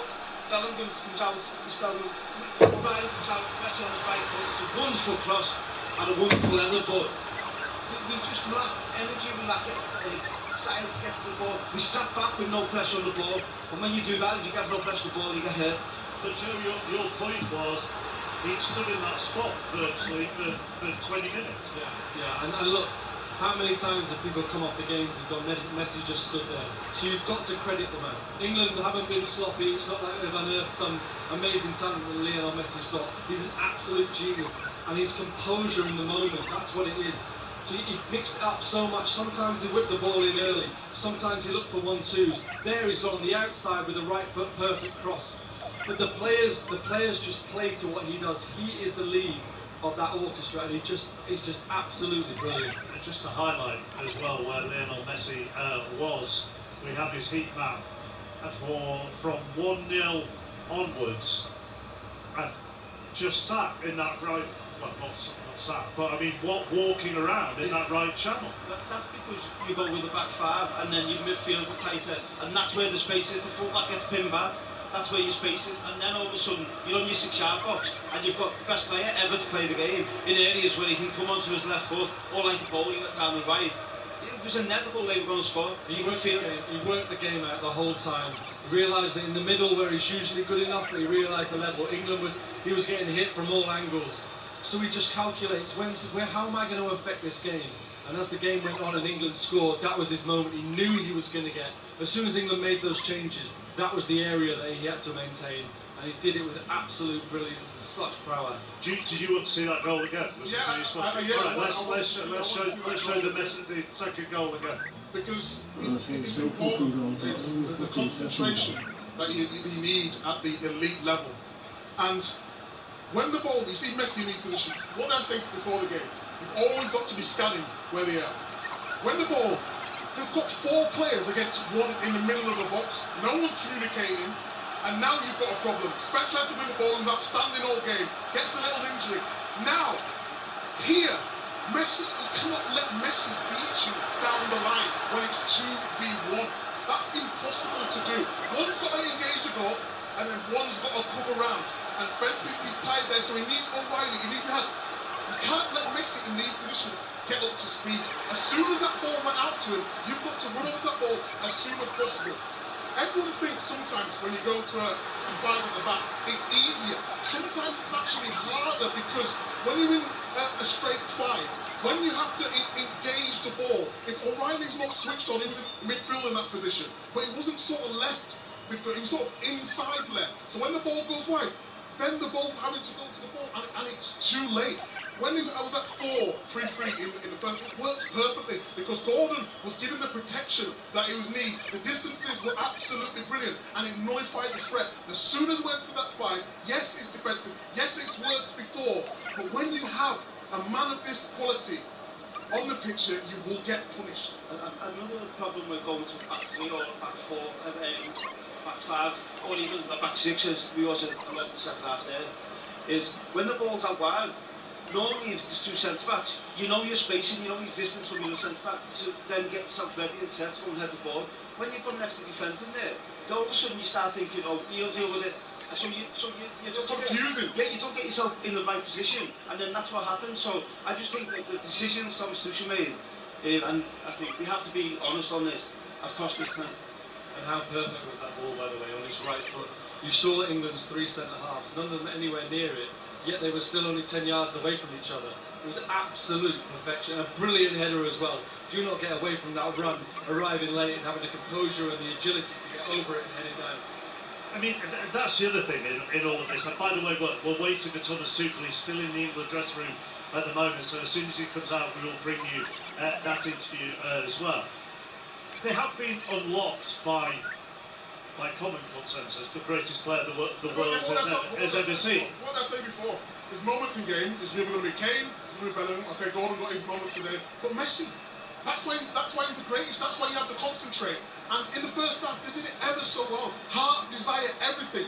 The second half, game opened up, give them too much respect, drop too deep, and not engaging the ball, not jumping at the right times.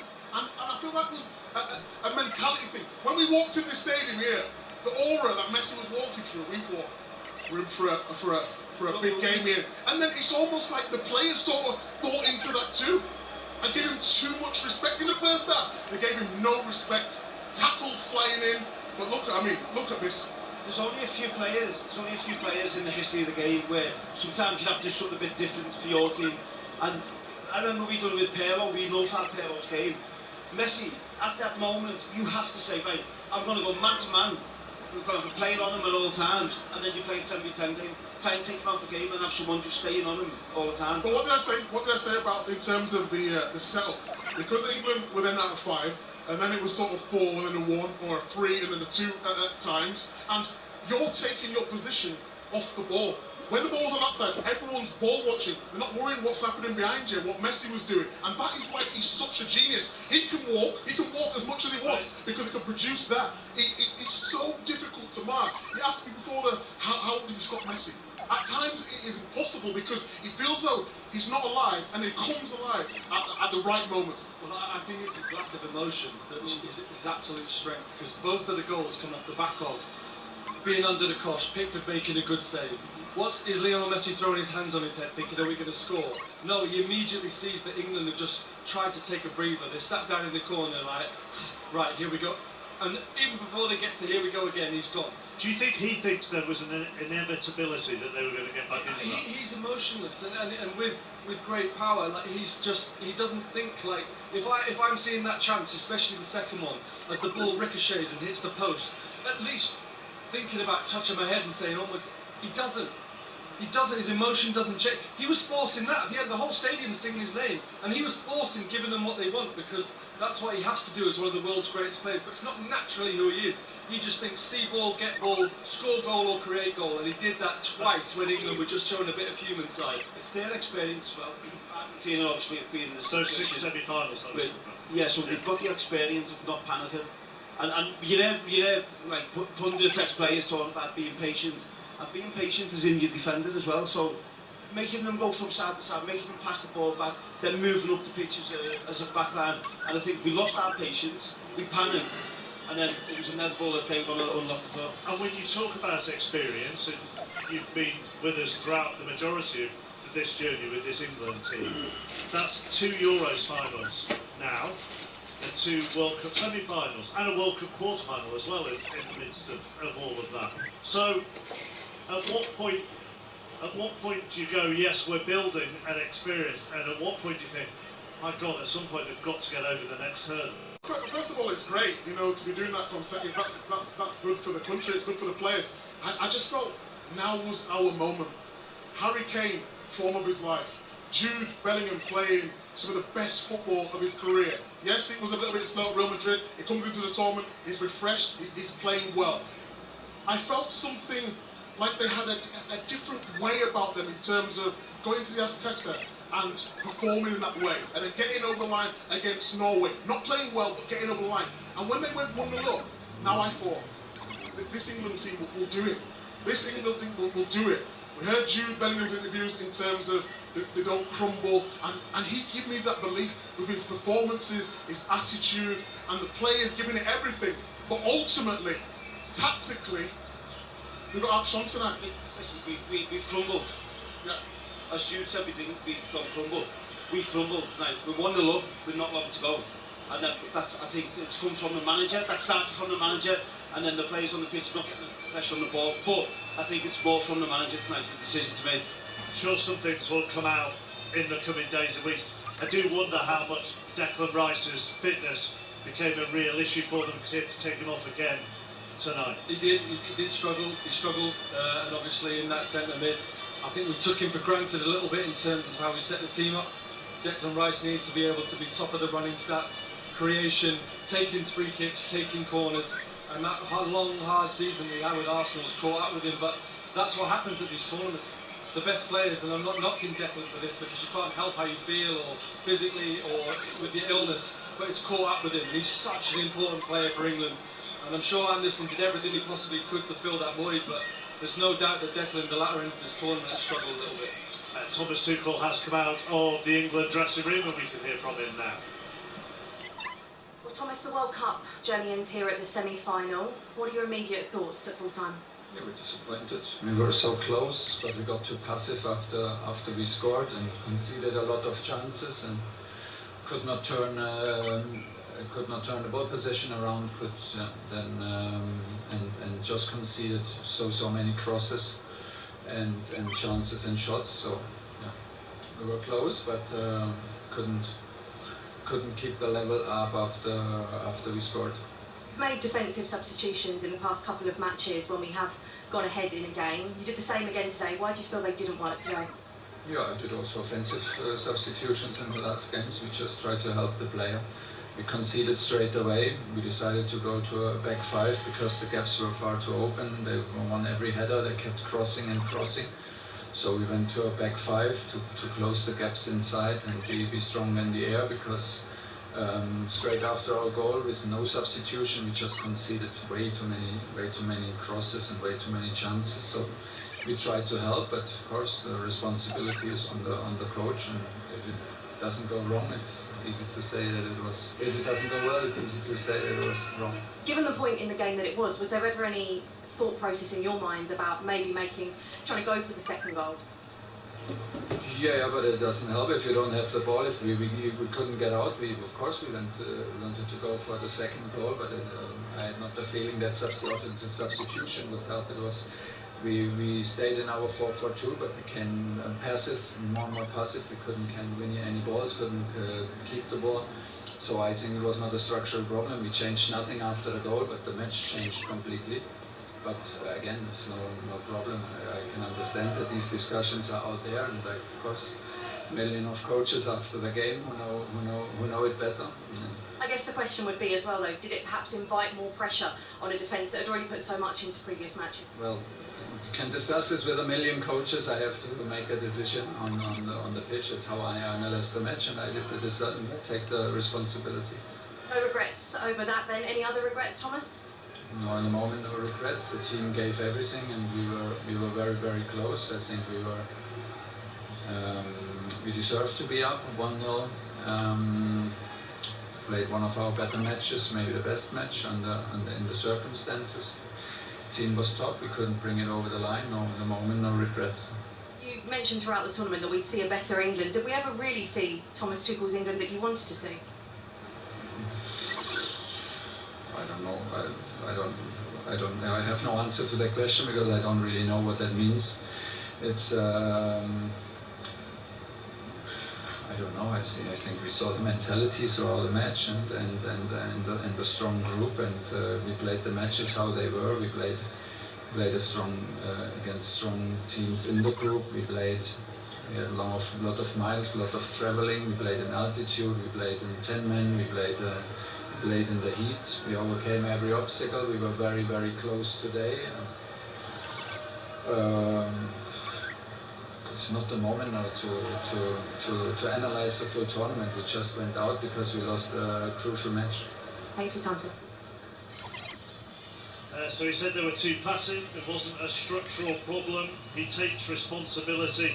There is a frightening stat here, Wayne, that England had 12% possession between going ahead and Argentina's winner. That's passive. Yeah, it was too passive for me. But that's what top managers do. Top managers see the game. If you see the game, you say, listen, he didn't change anything, but Argentina started coming on to him. That's why he made the change. The top managers counteract what's going on and don't go in and then go even deeper and let them come on even deeper. What do? They go a bit more front-footed and try and change the tempo and rhythm of the game. So I think he got it wrong. Is it the nature of being a manager, though, that there have been games in this tournament where his changes have been praised to the hill and have made a difference for England, even if you want to go right back to that very first game that we all did together against Croatia? Sometimes you get it right, sometimes you get it wrong. Of course, I think that's what Thomas Tuchel's getting at there. He's very aware, and he's going to defend himself. Of course, he is. He's very aware that those decisions have been praised throughout this tournament. But he knows, even though he's not an Englishman, he knows what it is to be an English manager. I'm sure it's the same in Germany, and Nagelsmann would have received exactly the same criticism, because ultimately you live and die by your decisions, and the decision to sit in and take that 11-12% that you just talked about, that Chappers, comes from the manager. Just like when we win the game, he gets the praise for that. People like Dan Burn and that paying off. So he knows it's coming. It's in hindsight. But I think ultimately the main thing is he's absolutely devastated because he came in and he really felt like he could win with England. But we had to pick it apart, didn't we? In terms of, I've said all the time, I love Tuchel, how brave he is, decisions to make, in-game substitutions, we've all praised him for. But tonight, on the biggest stage, he got it wrong, and he's got to accept that. There's nothing wrong with that. I like the fact the way he was all talking about there was no Foden, or there was no Palmer. Yeah, but we talked about them so much. No Trent. And we had to, abide by what he was doing. Well, and we give him credit for that. Because we stopped talking about it after 2 games, because it was that's the biggest compliment you can give. Correct. Yeah, but we were talking about after the 3rd game and the 4th game. Yeah. I think with respect to some of the teams, even Croatia, the teams who he's made the changes against, like the teams which we stuttered over the line, right? Let's be honest about it. He can get away with making them changes and getting away with it. Against this team, the world champions, you will not get away with it. So this will be the biggest test, and we failed it. Do you think we've been a bit negligent with Scaloni? Because obviously we talk about Lionel Messi dictating this team, but he had some big calls to make in this game as well. Difficult to disagree with any of his substitutions. And he's made them. And like I say, Lionel Messi will have all the headlines, and even the coach is willing to not be that guy. He's willing to let Lionel Messi. But we talk about coaches making decisions in big moments. He's made them again today, and his team are going to another World Cup final. And bigger picture, finally. Somebody said before the tournament, England will go out to the defending champions in the semi-finals. Do you think you'd have taken that? No. You'll never take it. No. I know what you're saying. I'm not saying you take it now because everybody's hurting and fuming and everything that comes with losing the World Cup semi-final. But you know what I'm trying to say. This is a different dissection to certainly a tournament that I've gone out of. I went out of the group stage, my last tournament with England. That is a different dissection. That's a lot of blame. People probably losing their jobs, people losing their place in the England team. This is a different dissection because of the level that England are at. This is a tactical, these are the levels that we're talking about. So admittedly, like you said, you shake hands, don't you? Sometimes you get beat by the better team, you got beat by the better team today. And you wouldn't accept it when you're given it, but it's a slightly different headline. But that's the level that England have got to, and that's why we've got to have the tactical kind of how we've broken this down. It's when you 1-0 up with, what was it, 20 minutes to go? Yeah. 17 minutes. 17 minutes to go, you 1-0 up.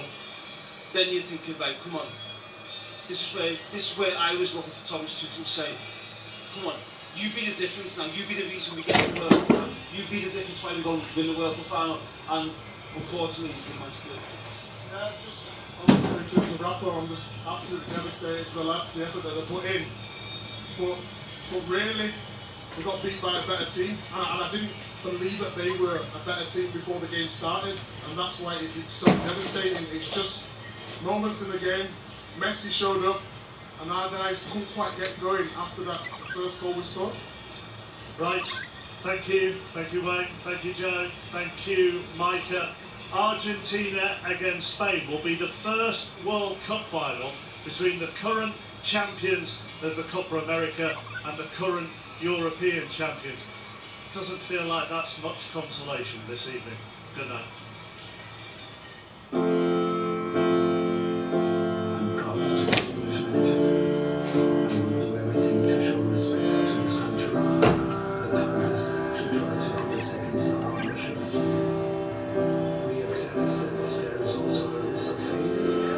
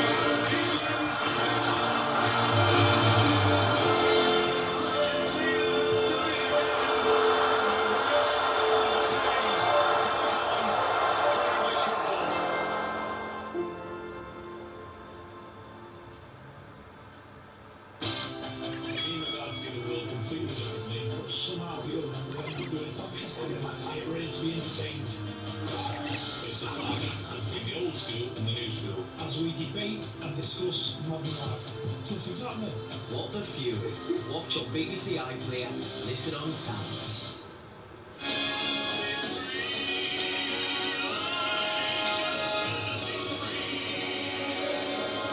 This is just the beginning.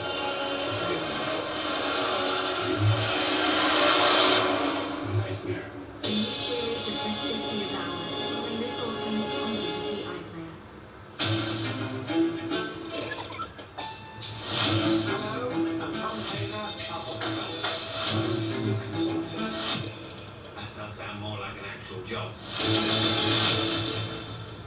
sounds good, doesn't it?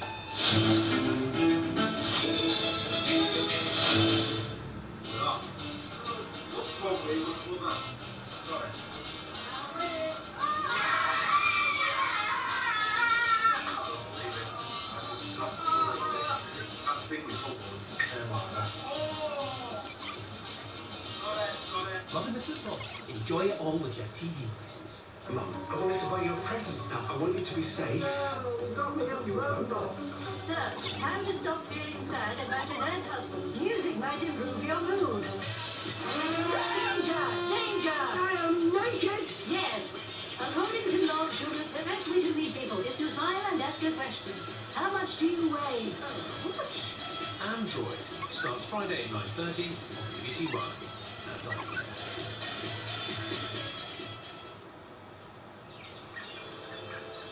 This is BBC One for Yorkshire and Lincolnshire. Now the BBC News with Rita Chakrabarti and Susie Lawson.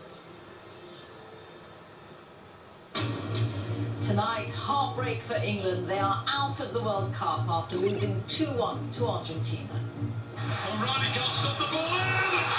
Lautaro Martinez heads it in! This, the winning goal from the defending champions in added time. Despair on the pitch for the team for whom the World Cup final was so near and yet so far. And deep dejection at home with the hopes of fans across the nation being shattered. We've worked so hard to be here, and the lads have given every last bit of running, sweat, blood, tears, whatever it is. Such a full shot that we did today is just kind of. And the other main stories on the programme tonight. A standing ovation for Sir Keir Starmer at his last Prime Minister's questions. He tells MPs this is the end of his political journey. Every Prime Minister knows when they take up the torch that the day will come when they have to pass it on. That day has come for me. Pressure intensifies on Tehran over the Strait of Hormuz as the US tonight launches another wave of strikes against Iran. 3 asylum seekers are jailed after the brutal rape of a woman on a Brighton beach. And why extremes of weather have become the new norm in 21st century Britain. And on Look North, the woman scammed out of her life savings as fraudsters steal millions in our area. Why bad manners are costing businesses thousands of pounds a year.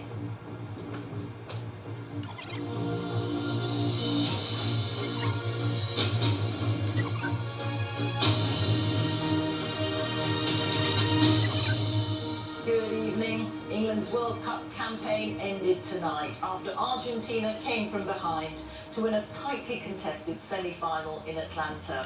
Anthony Gordon scored for England, putting them ahead in the first half. But then, as the game went on, Argentina equalised with a goal from Enzo Fernandez. And then in added time, Argentina went ahead with a goal from Lautaro Martinez. It means that title holders Argentina will now face Spain in the final on Sunday.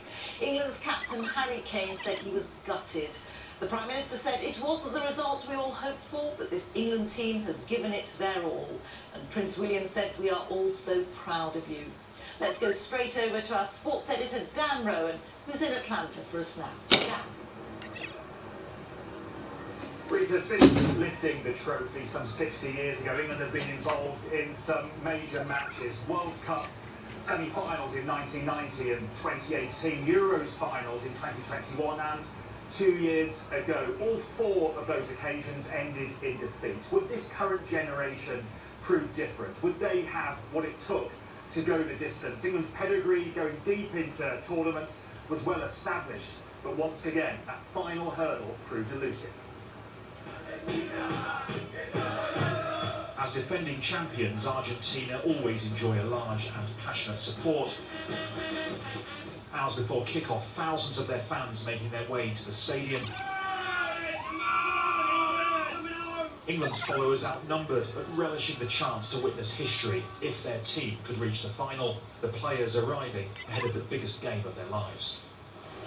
Well, this is it, the latest instalment in one of football's fiercest rivalries. So much history and passion evoked by this fixture, and as if that wasn't enough, A place on football's grandest stage is at stake.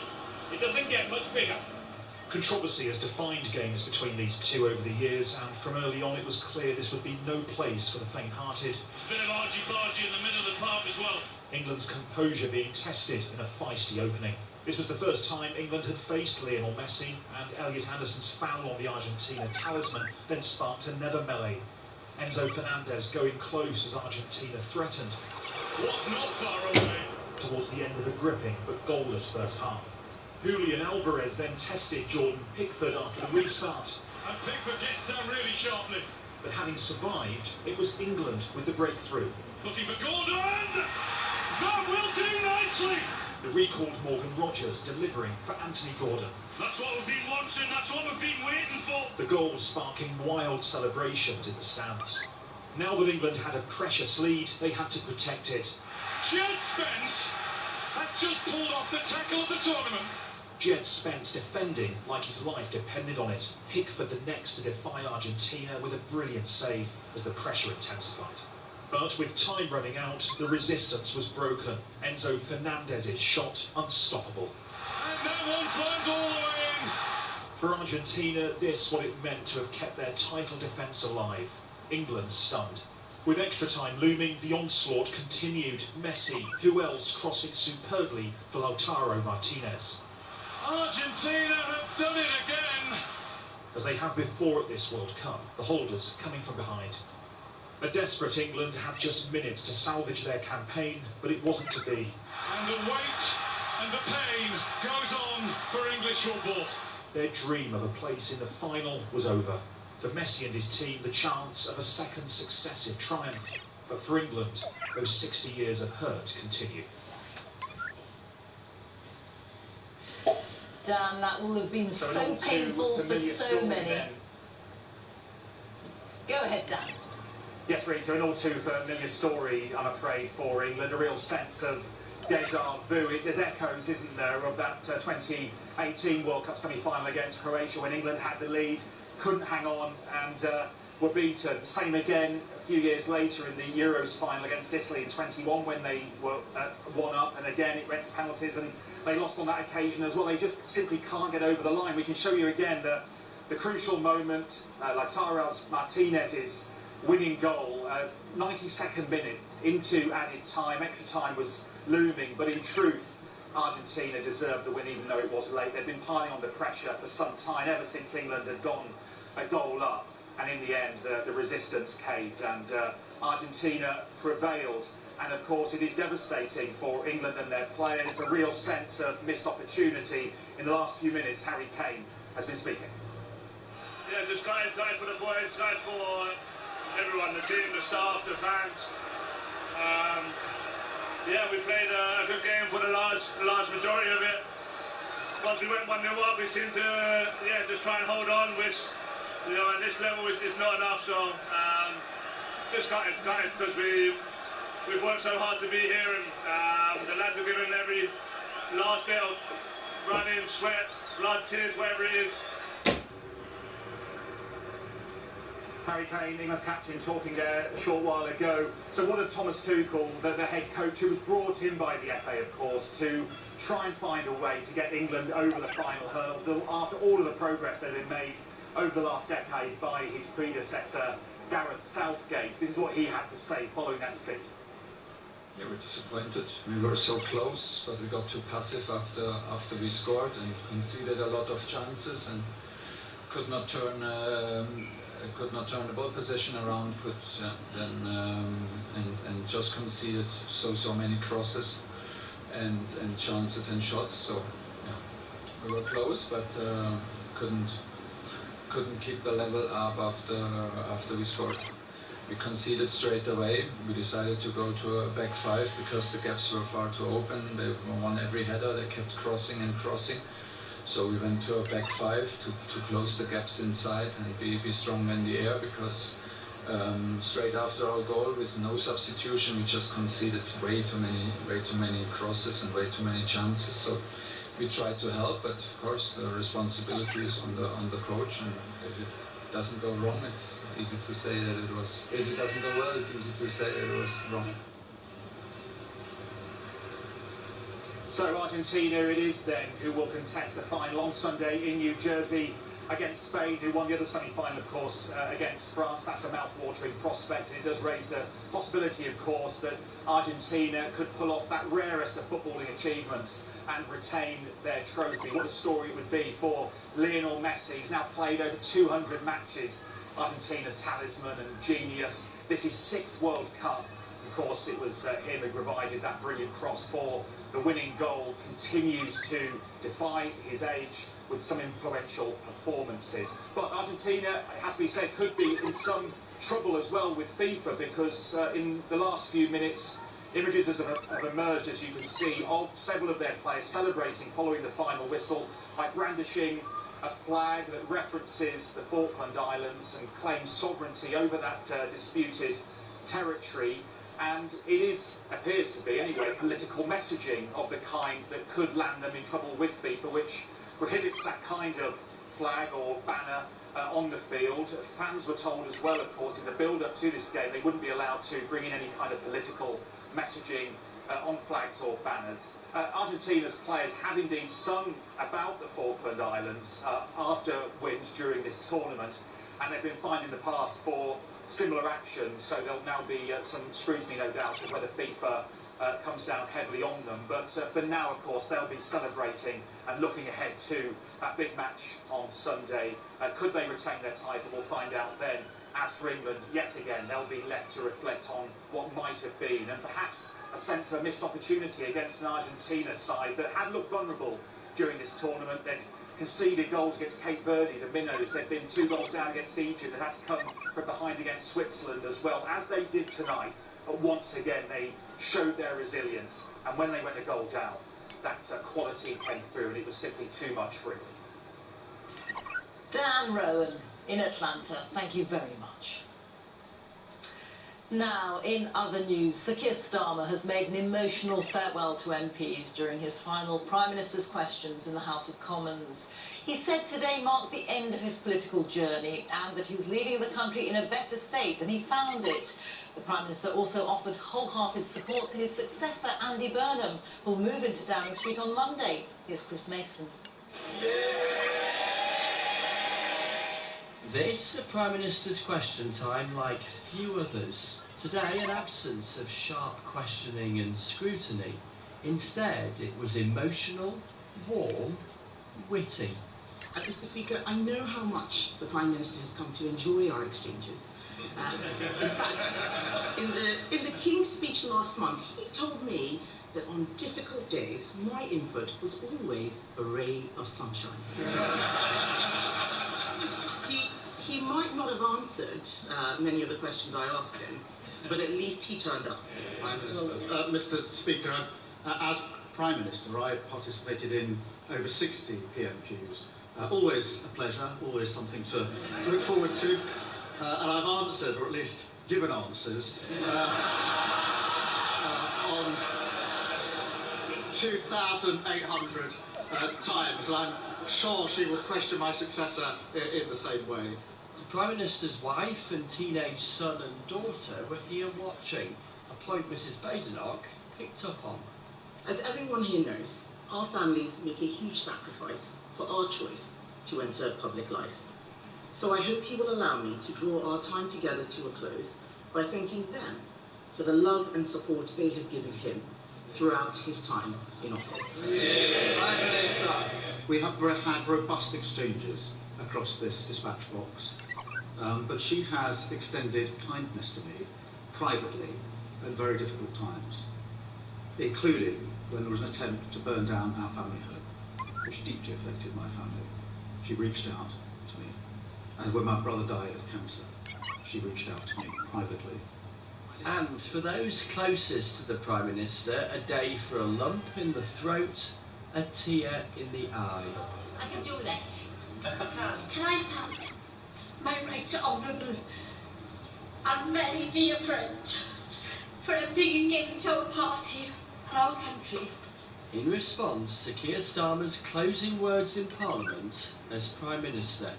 To all those in the gallery whose lives have been changed or improved by this Labour government, and all across the country who struggle to be seen or heard. You're the reason I came into politics. To my wife and children, I love you. Goodbye.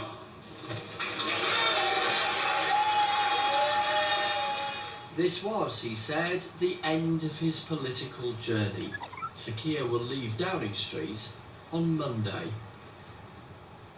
Chris is with me now, the end of his political journey and the end of an era. Yeah, I've been knocking around Rita at Westminster for more than 20 years, and days like today stick in the memory because they are atypical. I think back to 2007 and Tony Blair's final Prime Minister's Question Time, talking about some may belittle politics, but we know it is where people stand tall. He was attempting to reach cross-party, as Keir Starmer did today. Boris Johnson 4 years ago ended with "Hasta la vista, baby."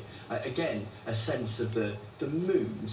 Why that? Well, the jeopardy has gone, the tension has gone, the decision has been made, and these are moments that are a privilege to witness because they are different. You see different gears, if you like, from political leaders and from backbenchers: deftness, humour, timing, and nod to their shared experiences in public life. Striking today, but not surprising, no Andy Burnham in the chamber. It was very much Keir Starmer's day. And next week, we'll see Andy Burnham's day. Indeed, Andy Burnham's day and week and months and perhaps years to come. He's going to become Labour leader on Friday. He'll become Prime Minister on Monday. He's got to put together a government. He's got to find a plan and the personnel. The key appointment is, who does he make Chancellor? There is increasing talk in Labour circles now that it could be Shabana Mahmood, the Home Secretary, and so not Ed Miliband, the Energy Secretary. Now, the various parties, I should say, around the decision-making table say that no decisions, final decisions, have been made. The big crunching decision for Mr Burnham has been whether or not to give Mr Miliband the job. Bluntly, some are wildly keen, some are really not, and some do think the likelihood of him getting that big job in number 11 has eased in recent days. But let's see. Plenty to be revealed from Monday onwards. Indeed. Chris, thank you very much. Chris Mason. 2 asylum seekers who repeatedly raped a woman on Brighton Beach and a third who filmed the attack have been jailed at Hove Crown Court. The prosecution described the men as devoid of humanity and said the treatment of the woman was predatory and callous. The court heard that the defendants knew each other. 2 of them met while on a small boat crossing from France, and all 3 were seeking asylum in the UK.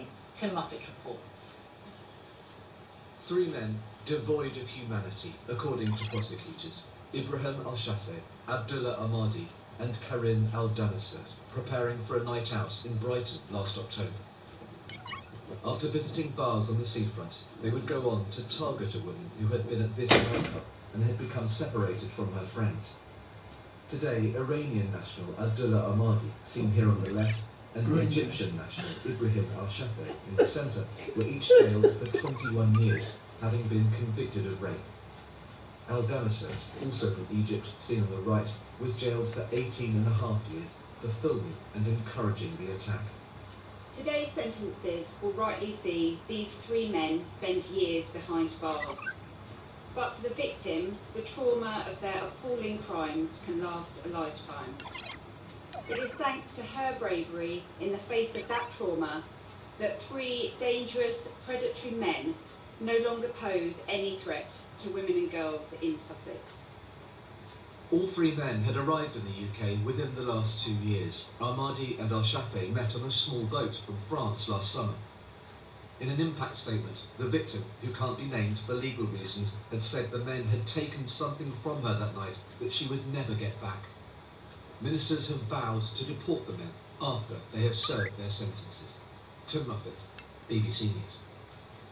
The US launched another wave of strikes on Iran tonight, the second wave of the day. Earlier, President Trump threatened to bomb Iranian critical infrastructure, such as bridges and power plants, next week if Iran does not return to talks. The US and Iran resumed attacks 4 days ago. In the latest wave of strikes, US Central Command said it has hit dozens of targets near the Strait of Hormuz as it tries to stop Iran from being able to threaten cargo ships using the vital shipping lane.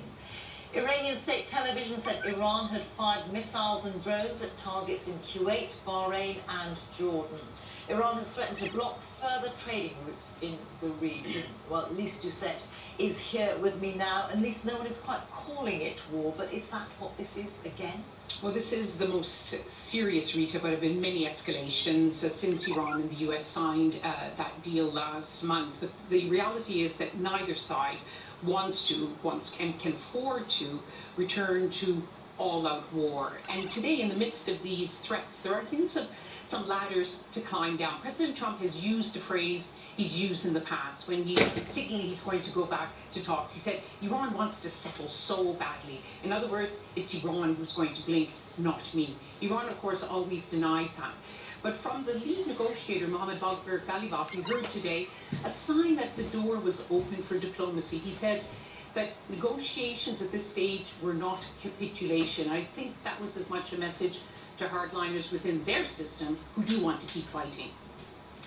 So where does this all leave President Trump? What are his options? He's got no good options. He has the means to return to all-out war, but much to his frustration, if not disbelief, significant military and economic pressure have not caused Iran to capitulate. And again today, Mohammad Bagher Ghalibaf doubled down and said Iran is not going to cede control of the strategic waterway, the Strait of Hormuz.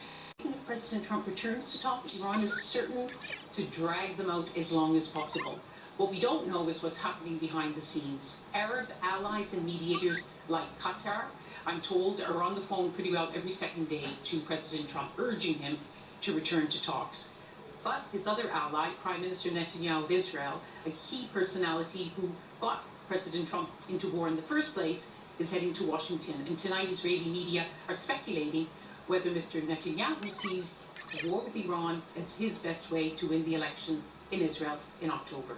So the question, as always, is who has President Trump's ear? Lise, thank you. Lise Doucette there, our chief international correspondent. A coroner has ruled that the 1966 England World Cup winner Nobby Stiles died with a brain condition caused by repeatedly heading a football. The 78-year-old former Manchester United player died with severe dementia. The coroner's court was told that he had headed a football around 140,000 times in his career. Mairead Smith reports. The World Cup winner, who endeared himself to the nation when he celebrated England's 1966 victory with a famous grin. Nobby Stiles won 28 caps for England and played nearly 400 times for Manchester United. Over that career, the inquest in Stockport heard today, he would have headed a football around 140,000 times. The inquest was told that analysis of his brain after his death showed he had severe dementia, but also the condition CTE, chronic traumatic encephalopathy. The family want football authorities to do more to help ex-players cope with injuries they claim were caused during their playing days. There are thousands and thousands of such deaths as football players incur fatal brain disease at 4 times the national average. What I do know is that, despite all this, if my dad was here tonight, he'd be so, come on England. Tonight, the Football Association said the link between heading the ball and long-term brain health is still being researched, but they have reviewed and strengthened player welfare. The FA is phasing out all heading in youth football up to under-11s by the end of the 2026-2027 season. The Professional Players Association has also been contacted for comment. Mairead Smith, BBC News. A man has been arrested on suspicion of sending threatening communications after the Reform UK leader Nigel Farage said he'd received a threat on social media. The Metropolitan Police said a man in his 20s was arrested on Tuesday in South London. He's since been bailed pending further inquiries. Police said the arrest related to a social media post reported to them in May.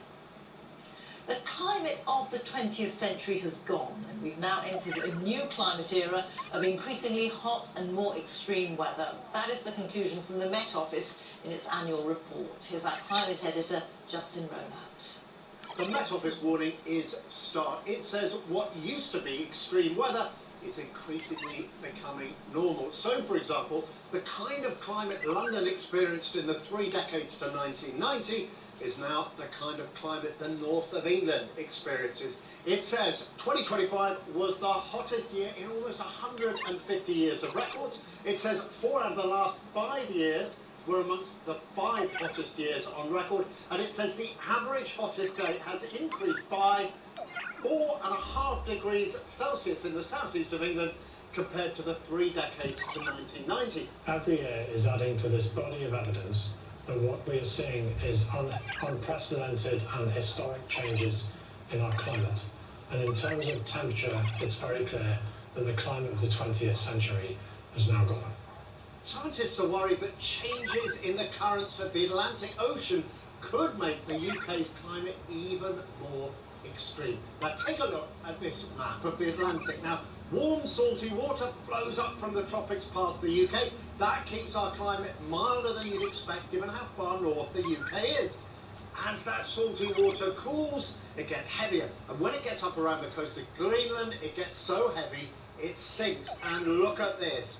It then flows all the way back down the Atlantic to begin the whole cycle again. But there's growing evidence that this current is beginning to slow. Scientists believe that as the ice melts in Greenland, it adds fresher, lighter water, diluting the salty water, making it less prone to sink. And the fear is if the current slows significantly, it will mean less warm water flowing up around the UK, and that will mean our winters could be colder, temperature extremes more dramatic. Now, there's a big debate between scientists about how quickly that could happen, but overall the message is clear. The UK's climate has changed significantly, and without big cuts in greenhouse gas emissions worldwide, it will continue to do so. Justin Rodak, BBC News. Now, if you want to catch up on tonight's News Night, here's Matt Chorley. Yeah, well, everyone's talking about football. Here at Newsnight, we're talking about Keir Starmer's legacy and what Andy Burnham can learn from him. OK, yes, I'll also talk about the football. You can catch Newsnight tonight on iPlayer after the news finishes. And we are also going to talk about the football again. Our top story, England are out of the World Cup after losing to Argentina. Let's go straight to our sports editor in Atlanta, Dan Rowan. And Dan, just sum up the feeling there and what comes next. I think it would be one of huge disappointments and something of an anti-climax, something of a missed opportunity for England. They, I think, had felt during the course of this campaign, the momentum had been building, that this finally could be the year that long wait for silverware would come to an end with this current crop of players. But once again, despite all the progress that we've seen over recent years, they are the nearly men of international football, close but not quite close enough. There will be questions, I think, for the coach Thomas Tuchel. The reality is that during the course of this campaign, there were moments that England enjoyed, most obviously that fantastic seismic win over Mexico at the Azteca Stadium, but they never really clicked, you felt, and he himself admitted that after the last game against Norway that they needed to up their performance if they were to go much further. During the tournament, a lot of these changes, these tactics and substitutions worked. They had the desired effect, but that wasn't the case here, and there will be criticism, I think, of the way that he managed the situation that England found themselves in when Gordon put them at goal. And they didn't really know, it seemed, how to protect that lead, and by adding extra defenders, they invited so much pressure that in the end it felt an inevitability that Argentina would equalise and go on to win. The FA will have to make a decision. They brought Tuchel in with one job in mind, to win the World Cup after the progress of the Gareth Southgate years, and the reality is he's failed to do that. Yes, he got them to the semi-finals, but that's what Southgate did back in 2018. In fact, Southgate got to finals as well and couldn't get over that final hurdle. They extended Tuchel's contract. England will fancy their chances in the Euros, which they co-host in 2 years' time, and look ahead to the World Cup in 4 years. Will the likes of Harry Kane be still around, available to them, though, in 4 years' time? He did sense this as another golden generation of players that perhaps felt they should be winning silverware and haven't managed to do it. Now they have to somehow dust themselves down and prepare for the match nobody wants to play in, the third, fourth playoff in Miami on Saturday against France, while Argentina, of course, can relish the opportunity to become only the third team ever to retain a World Cup. This expanded tournament's already had over 100 matches. The final one on Sunday in New Jersey, England, I'm afraid, won't be there. A painful night for so many fans. Dan, thank you. Dan Rowan. Let's take a look at the weather now with Elizabeth Rizzini. Elizabeth.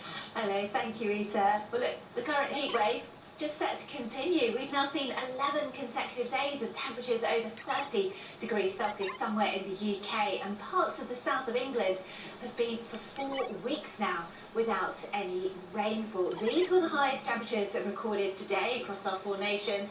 So 30.5 degrees Celsius in Herne, in Dorset. It's the same sort of thing again tomorrow. Then Friday will turn a little cooler towards the north, and there will be a dip in temperature as we head into the weekend. So Saturday, probably the first day for some time when we won't record 30 degrees Celsius somewhere in the UK. But what we have to remember is that it's still going to be very warm indeed for this point in, well, for here certainly, and it's still going to be dry as well. There's just no rain to come in the forecast. Let's take a look at this evening and overnight then. So more clouds spinning in from the North Sea here. There's some low cloud mist and some fog into tomorrow morning still. For many clear skies though, temperatures in the mid-teens for most. And as we start off tomorrow morning, it's a bit of a murky start again for some central and eastern areas. But that low cloud will burn back towards our eastern coast, possibly still lingering across eastern Scotland, northeastern England for a while. A lot of sunshine around again. The winds are lighter tomorrow towards the north, and the temperatures will be every bit as high as today. So we could be looking at 27 or 28 Celsius again, somewhere across western Scotland, Northern Ireland, northwest England perhaps, and then 30 degrees Celsius or a little higher perhaps towards central southern England. Let's take a look at Friday. Now notice that the winds are coming in from the north this time. So across northern Scotland, some cooler feeling air, and there will be a bit more in the way of clouds too. But again, we're looking at the high 20s, 30 degrees Celsius perhaps towards the south. And here's the outlook for our capital. So notice that we've got that dip in temperature on Saturday then, but the sunshine all set to continue. The heat could build again possibly into next week, but no rain at all to come in the forecast. Rita. Elizabeth, thank you very much. Well, that is it from us on the Late News. It's time now for the news where you are. Have a good night. Bye-bye. Thanks, Rita. I'm Susie Lawson, and you're watching Look North.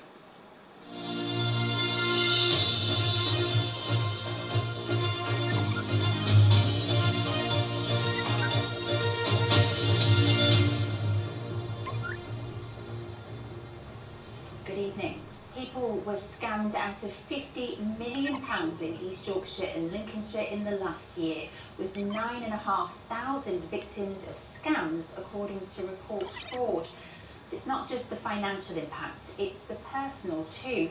One of those victims in the last year was Belinda from Grantham, who lost £20,000. Harry Parkhill has the story.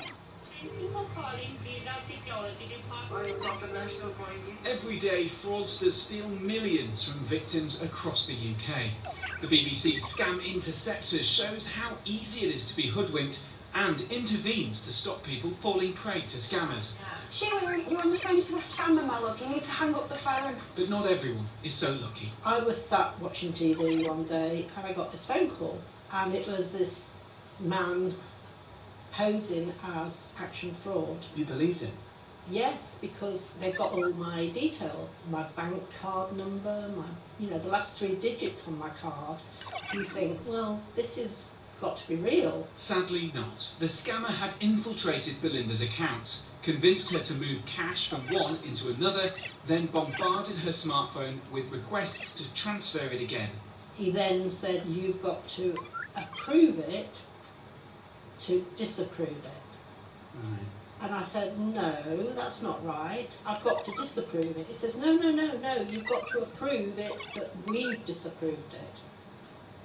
And so he's playing some sort of mind game with you to try and confuse and trick you, I'm guessing. He was bamboozling me completely. How did you feel when you realised what had happened? Absolutely sick, distraught, foolish, because I thought, is it my fault? Have I been stupid and done this? But it wasn't. He had got me into such a state that I couldn't think straight. I couldn't do anything to stop this. Figures show Belinda's not alone, with nearly 9,500 frauds reported to police here in the last 13 months. It is a daily occurrence, unfortunately. Belinda coming and talking about what's happened is absolutely amazing. If you were a victim of a burglary, you would tell all your friends so that it didn't happen to them.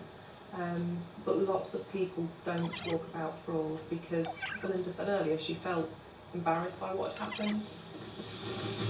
Where's your phone, my love? I'm going to hang up, okay? Belinda's scam may not have been cut short, but the hope is sharing her story could be enough to stop someone else needing the interceptors at all. Harry Parkhill, BBC Look News. In other news, 3 men who worked together to torch 5 cars in Grimsby have been sentenced. 2 of the men were caught on CCTV last October throwing petrol over the cars on Barmouth Drive before setting them alight. 36-year-old Jason Gladding and 38-year-old David Madison from Grimsby pleaded guilty to arson. A 3rd man pleaded guilty to perverting the course of justice. 2 people have died in separate crashes on the A15 in Lincolnshire.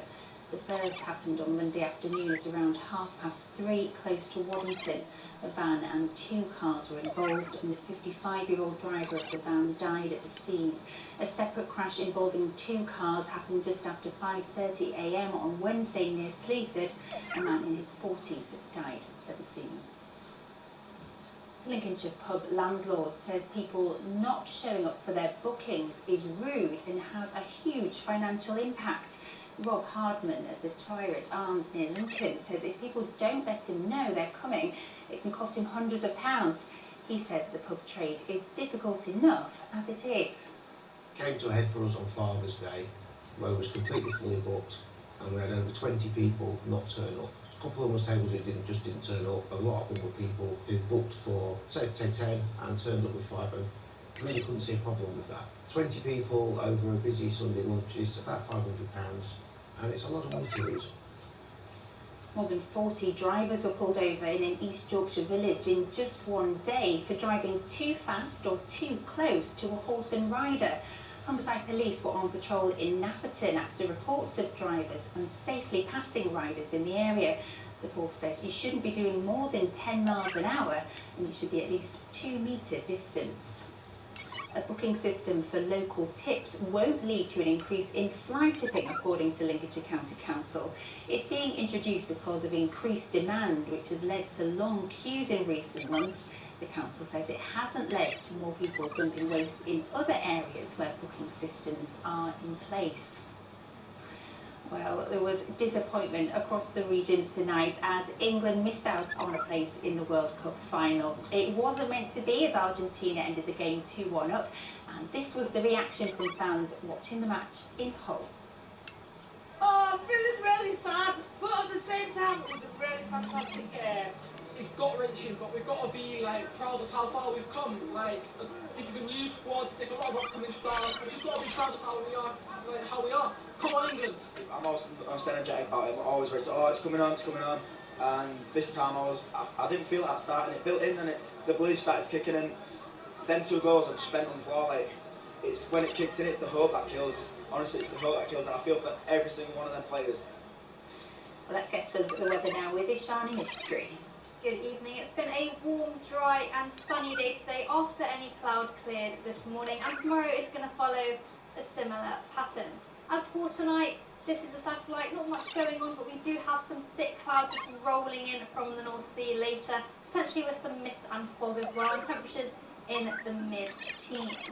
As we head into Thursday, it's going to stay largely dry. That cloud should burn away, mainly confined to coast through the day. Elsewhere, dry, plenty of sunshine around, and temperatures tad warmer than today, around the mid to high 20s, slightly fresher by the coast thanks to a breeze.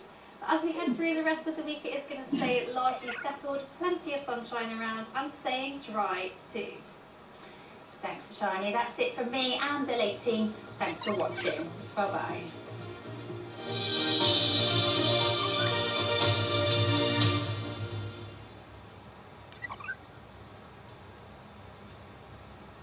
There are stories families tell, and there are stories that get hushed up. What actually happened? Was there a murder? I want to know that.